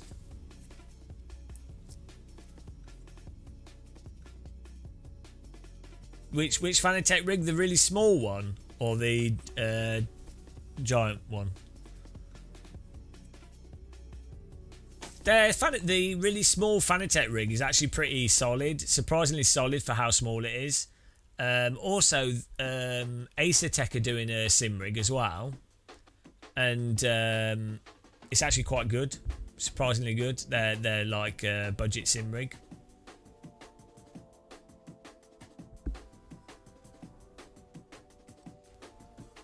But I think if you're going to buy a sim rig, you might as well just buy a bloody T-slot. You might as well save up a bit longer and just get T-slot, because it generally works. Unless you wanted a pretty rig. So, like, I can see why someone would go for, like, the Fanatec, you know, the big chunky Fanatec rig, or the Cooler Master rig, or, you know, like a Visaro rig. You know, it's a different type of thing, isn't it? I can see why people might go for one of those. But for the vast majority of people, T-slot's the way to go. It is normally aluminium, yeah. Aluminium profile. But I just refer to it as T-slot. In T-slot can be a whole bunch of things.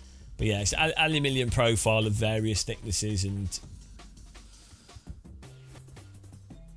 Well, buy a bigger house. What are you playing at?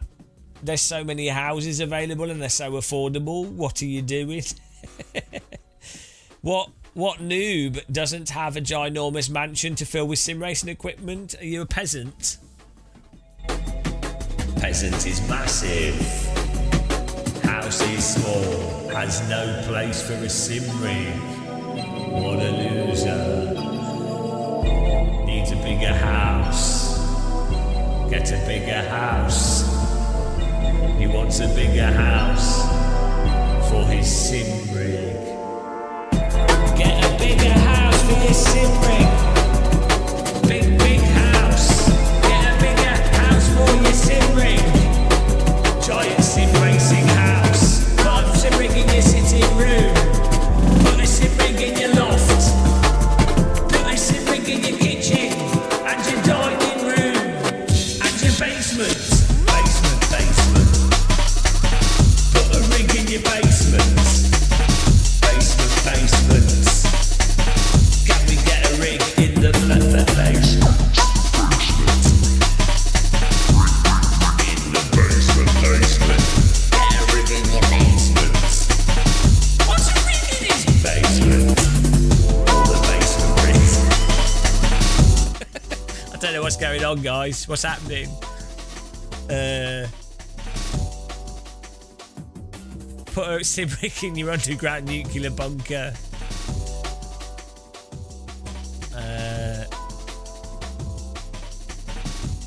You could. Don't you have space in your garden?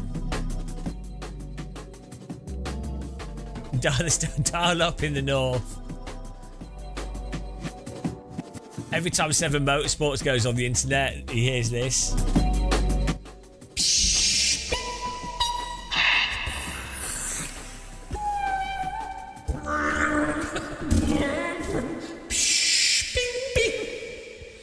That's the best I could do, I'm afraid. It's the best. A pergola? I mean, aluminium's waterproof, isn't it? Sheffield stainless... Oh, that's steel. Stainless steel. Aluminium doesn't rust, does it? Don't know. Can someone please tell me if aluminium rusts?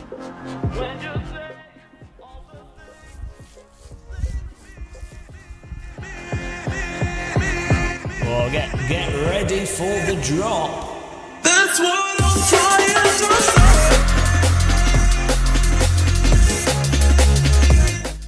Do you guys remember playing G Police? That had really good drum and bass soundtrack. Technically it does, but the oxide layer immediately protects it from further oxidization. I've got an oxide layer.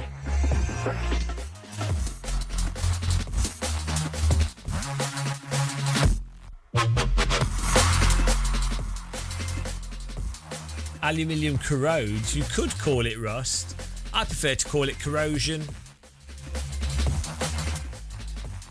Wow, this is exciting waiting for this race to start. We've got 9 minutes to go. 9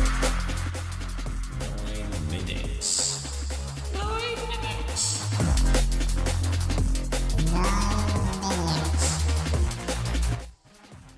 minutes. Has anybody got a question for the whale?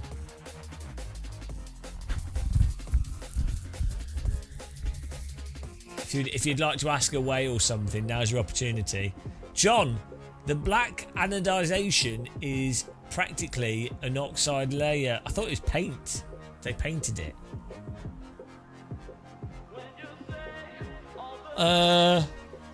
How big of a house should you get?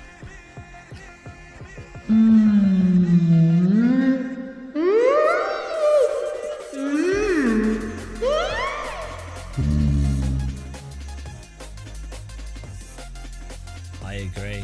Delta Bador, I would venture that the most bolts to G29 the piece, yeah. If you have the money, it makes sense to have a PC for sim racing.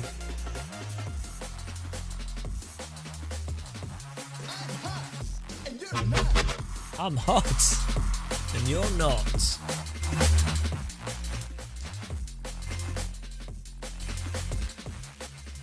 I wonder if you could drill a DD wheel into someone's shoulder blades and then drive from their back. That would hurt, wouldn't it? Can you imagine a DD wheel drilled into your back and then someone driving a bumpy track on it? That'd be the worst thing you could possibly experience after watching BBC Parliament.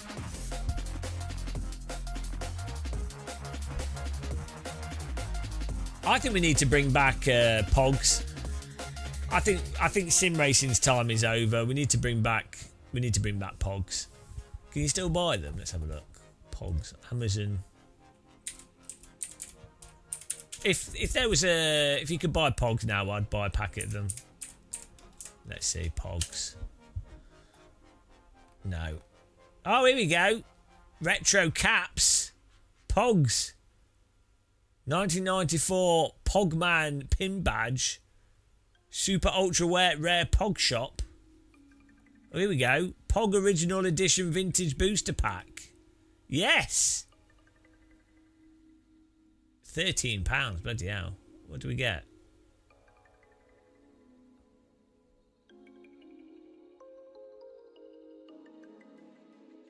Oh, it's perfect. I want some Pogs.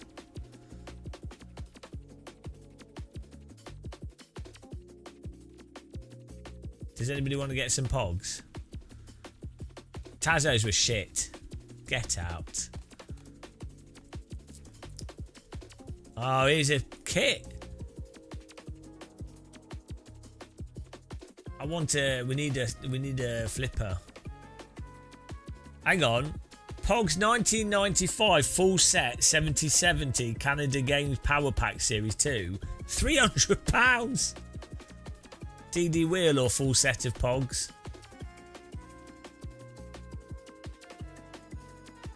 Wow, we should have held on to them. We could have been rich.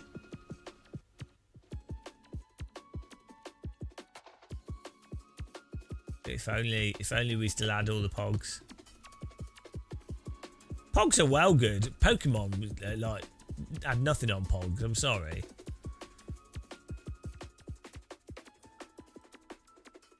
PogChamp. Yeah, why do we not have a... What happened to Pogs? Why did they suddenly disappear? They were obviously the best thing ever. Let's see if we can buy it. Let's see on eBay. eBay pogs. Pogs. 100 assorted retro pogs for $14.99. Here we go. Brand new mint packet 90s pogs. $12.99.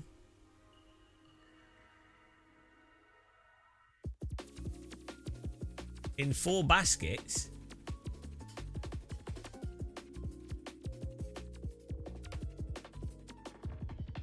Oh, I want to get some pogs.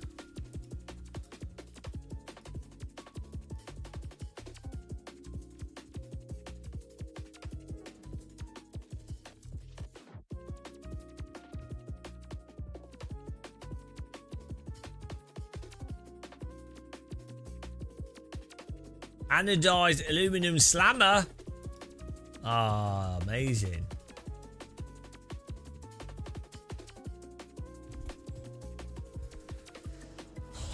Tazos were different. Didn't Tazos have the edges? They were made of plastic.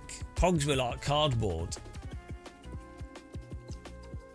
Am I in the Steam Frame rumours? Oh, I wouldn't. No, I wouldn't know anything about that. Ah, pogs are amazing. Look at them. They look so cool. Go on eBay, guys. Check out the pogs on eBay. What a time to be. Like, I think pogs were the coolest thing to ever happen. Forget landing on the moon. I think we need to make pogs a thing again.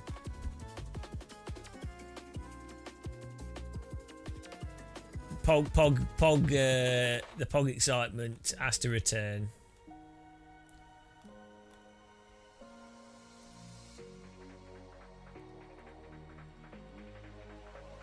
Yeah, it was really weird how they were like a thing for like 2 years and then disappeared. Yeah, they were the flippers. Oh man, I need to get some. I need to go to Lidl's and get some milk. I can't have any tea until we get more milk, guys. This is a disaster.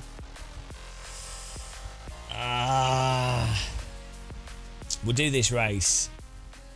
Might get some yogurt as well. I want to do some flight sim again soon. Flug sim. Might do. I might try and do a glider flight from London to Sim Racing Expo. I don't know. There's not many hills. It's all flat on the way there, so I don't know what we do. Don't know how we're going to actually pull it off. Yeah, we'd have to start from the outer atmosphere and then just glide slowly down.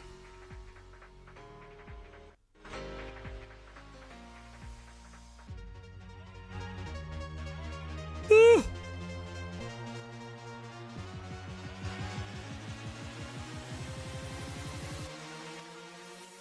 Schreiberbahn in Wuppertal. Schreiberbahn massive. Get on the train. It's a train in the air. Show me a Schreiberbahn. Suspended train.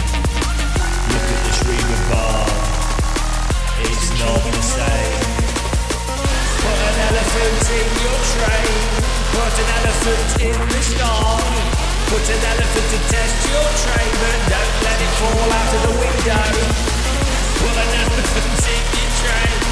Elephants in the sky. Put an elephant in your train, but don't let it fall out the window. It's fallen into the river. Elephants can't swim. It's fallen into the river. Germans don't like elephants. It's true. That's true. Schreiberbahn. No, you can't have Schreiberbahn and drum and bass. Oh dear. I like how all drum and bass is just like the same thing. You can say that about all music genres, really, can't you? Otherwise, it wouldn't be a genre. Hi, I don't know. Oh, hands in the air, get ready for a bass drop.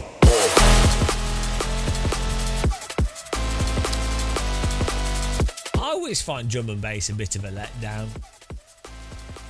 How much is the fish? We all know how much the fish is. £1. Exactly, Shumi. You wouldn't want any irrationality taking over.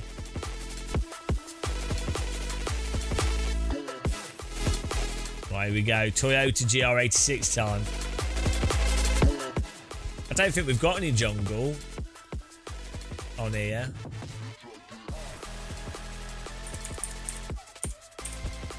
Are you ready?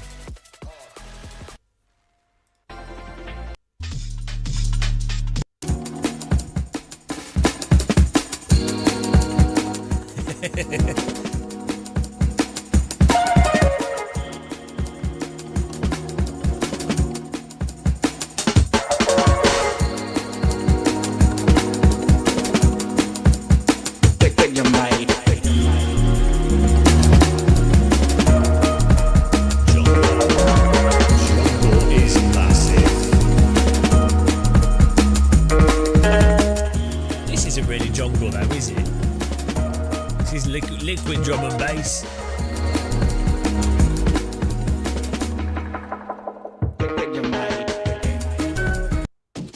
Here we go. This is jungle. Oh, it's got the.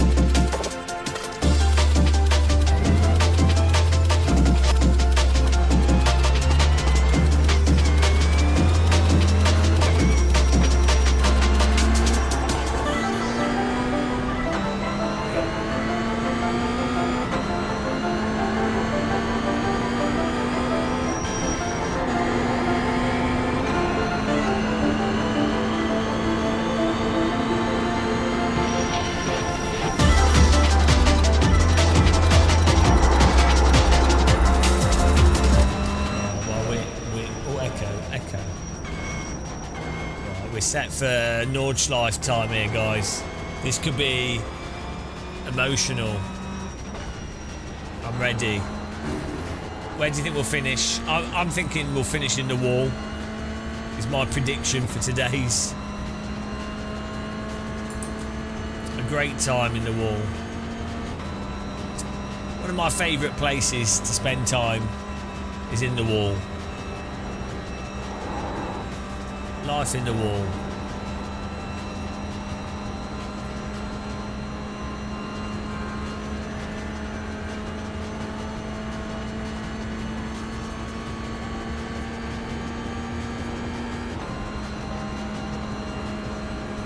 Can I have a wall, please, sir?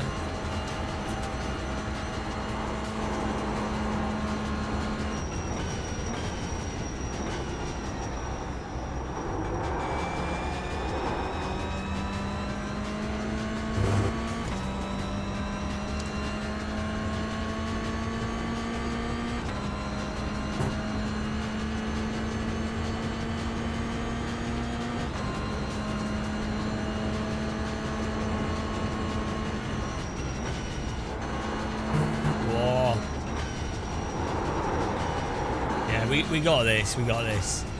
Get ready for some superb lines. This car is so expensive in real life. I don't get why people buy it. Like, why would you get a Toyota when you could get, I don't know, like anything? Isn't this car, it's like, right, hang on, let's check the price. Last time I checked, I'm pretty sure it was proper expensive. Reet expensive. Retool. Right, here we go, look.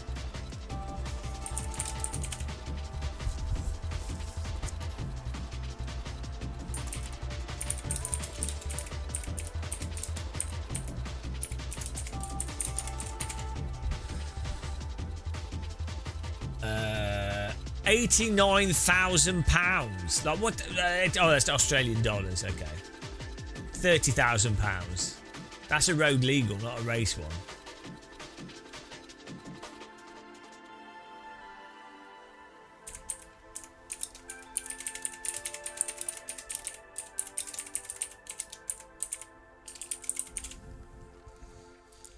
It's Australian dollars. It's confusing me because they're money. Look, here we go.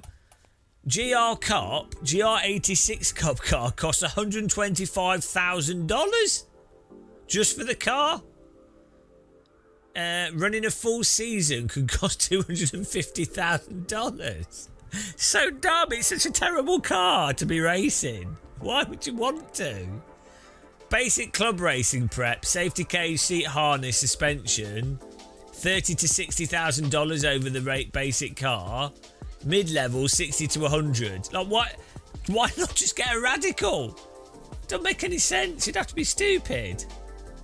I know. It's such a shit car for the price. I guess maybe it's cheaper than GT4 and maybe they think of it as like similar to GT4 or something.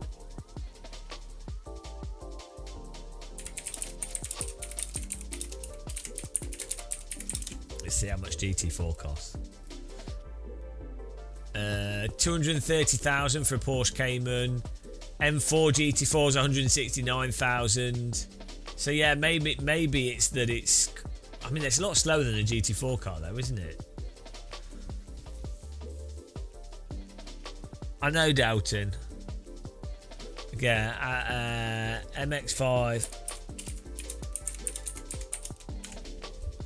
MX-5 Cup car. £53,000 for 2016 MX-5 Global. $99,000 for the latest MX-5 Cup.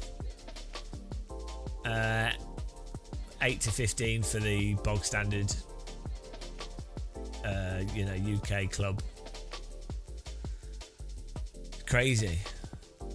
Absolutely crazy. One to go. Next time by. Line up on the right side. Pit road is closed right now. Yeah, like why would you, if you could, you can get a Radical for the same price, so why would you not get a Radical? I guess there's more people racing MX-5s. Maybe the running costs are a lot less as well, but still. You raced GT4 for a season and spent $275,000. Like what? You can build like 5 schools in Africa for that.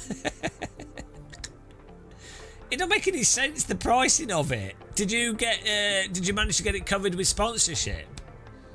Like, so it's like the Porsche Cup car, for example, is taking over everything, but I feel like the reason it's got all the standardised parts and everything, but I think you can get sponsorship easier because obviously it's in the support races for things that get more views. But I don't know, do you really get the? Can you recoup the cost at all? Like, the only people that seem to make money out of motorsport are people that run like run cars for people, or like GT3 run a. You know, they have paid drivers and they run the whole team for them.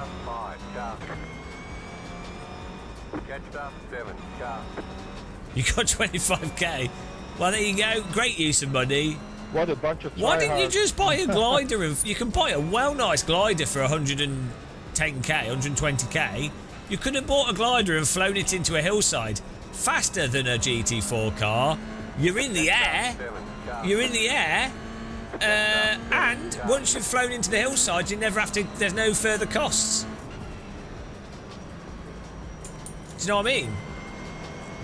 That is 5-ed thinking. What do you mean? Excuse me.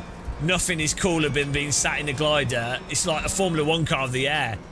Honestly, how dare you suggest that a glider's not cool? Absolutely ridiculous. Whoa, what is going on there? The landmine there. Right side.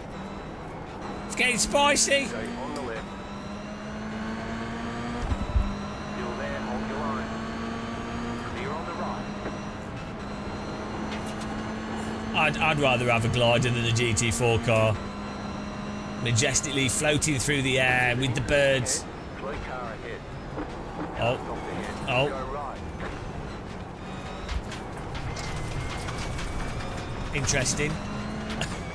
There's an incident behind you. Sorry.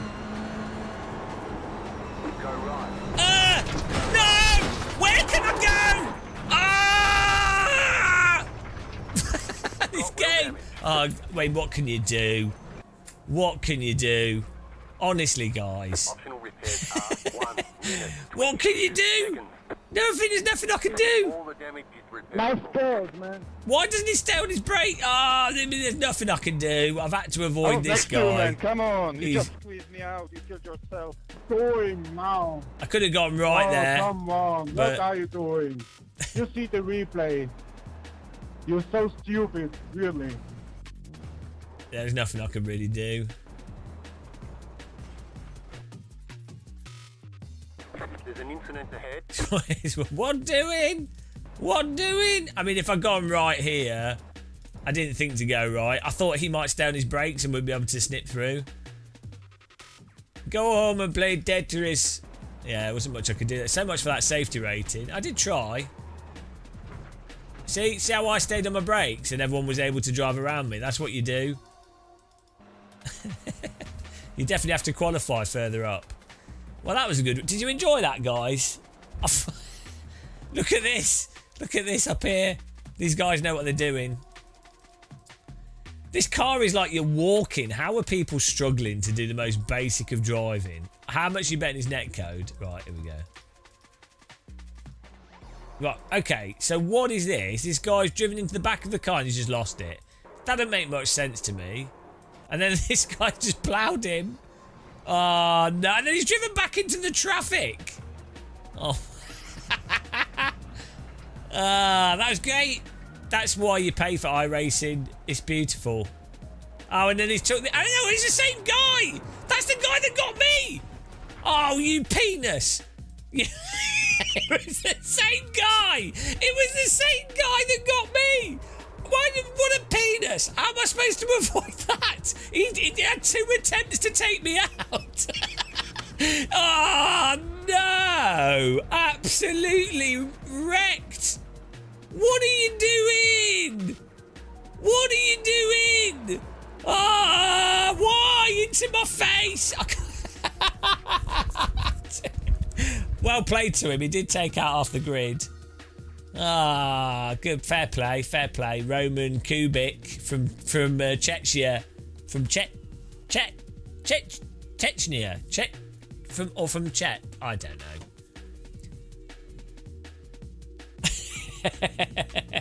Fair play to him. It was a good takedown. I'll accept that.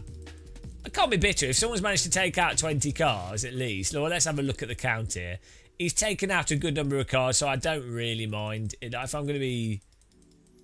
If you're going bowling, sometimes you're going to be a bowling pin. Right, here we go. Let's see what he got. Let's count the tally here. It's pound shot Robert Kubica. So he's got, here we go, 1 down so far. 2, 3, 4, 5. Give me a push, Dominic. Give me a push. 6.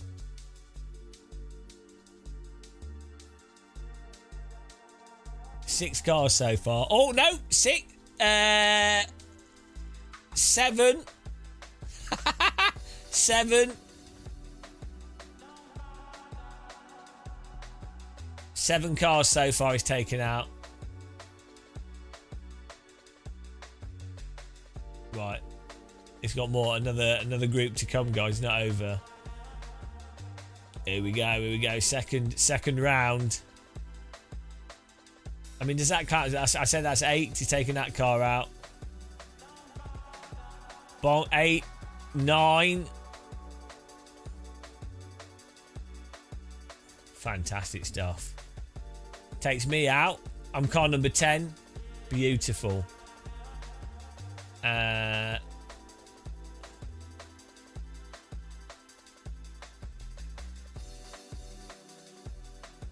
Yeah, 10. Oh no, 11. 11 cars. Well done. 11 cars is pretty damn good. Surely that's an instant DQ. If there's 11 4Xs in 2 corners. Well, as you can see, iRacing safety rating certainly working as well as it was designed to. Yeah, he's going to join an esports team. Well, on that note, guys, I think that's a good time to get some milk from Lidl's. We've been playing for 8 hours. That's too much. That's too much sim racing for one day. Again, huge thanks for everyone that supported us for our Sim Racing Expo sponsorship. If you want your name on there, you can donate. You'll get your name on there. Thank you very much. Appreciate it. We've almost covered all our transport. Awesome. And yeah, we need to do some flight sims soon. I need to do some glider flying. I might sign up to Sim Update 4 beta to try and give that a go. But it was a fun live stream. Enjoyed punting everyone. Yeah, it's good. It's good. We had some good crashes there. We had some nice raids from people. Good times. We had some good results. Some good races. Some good. Should we raid someone we've never raided before? Who's this? Alright, that's Russian. Who's this?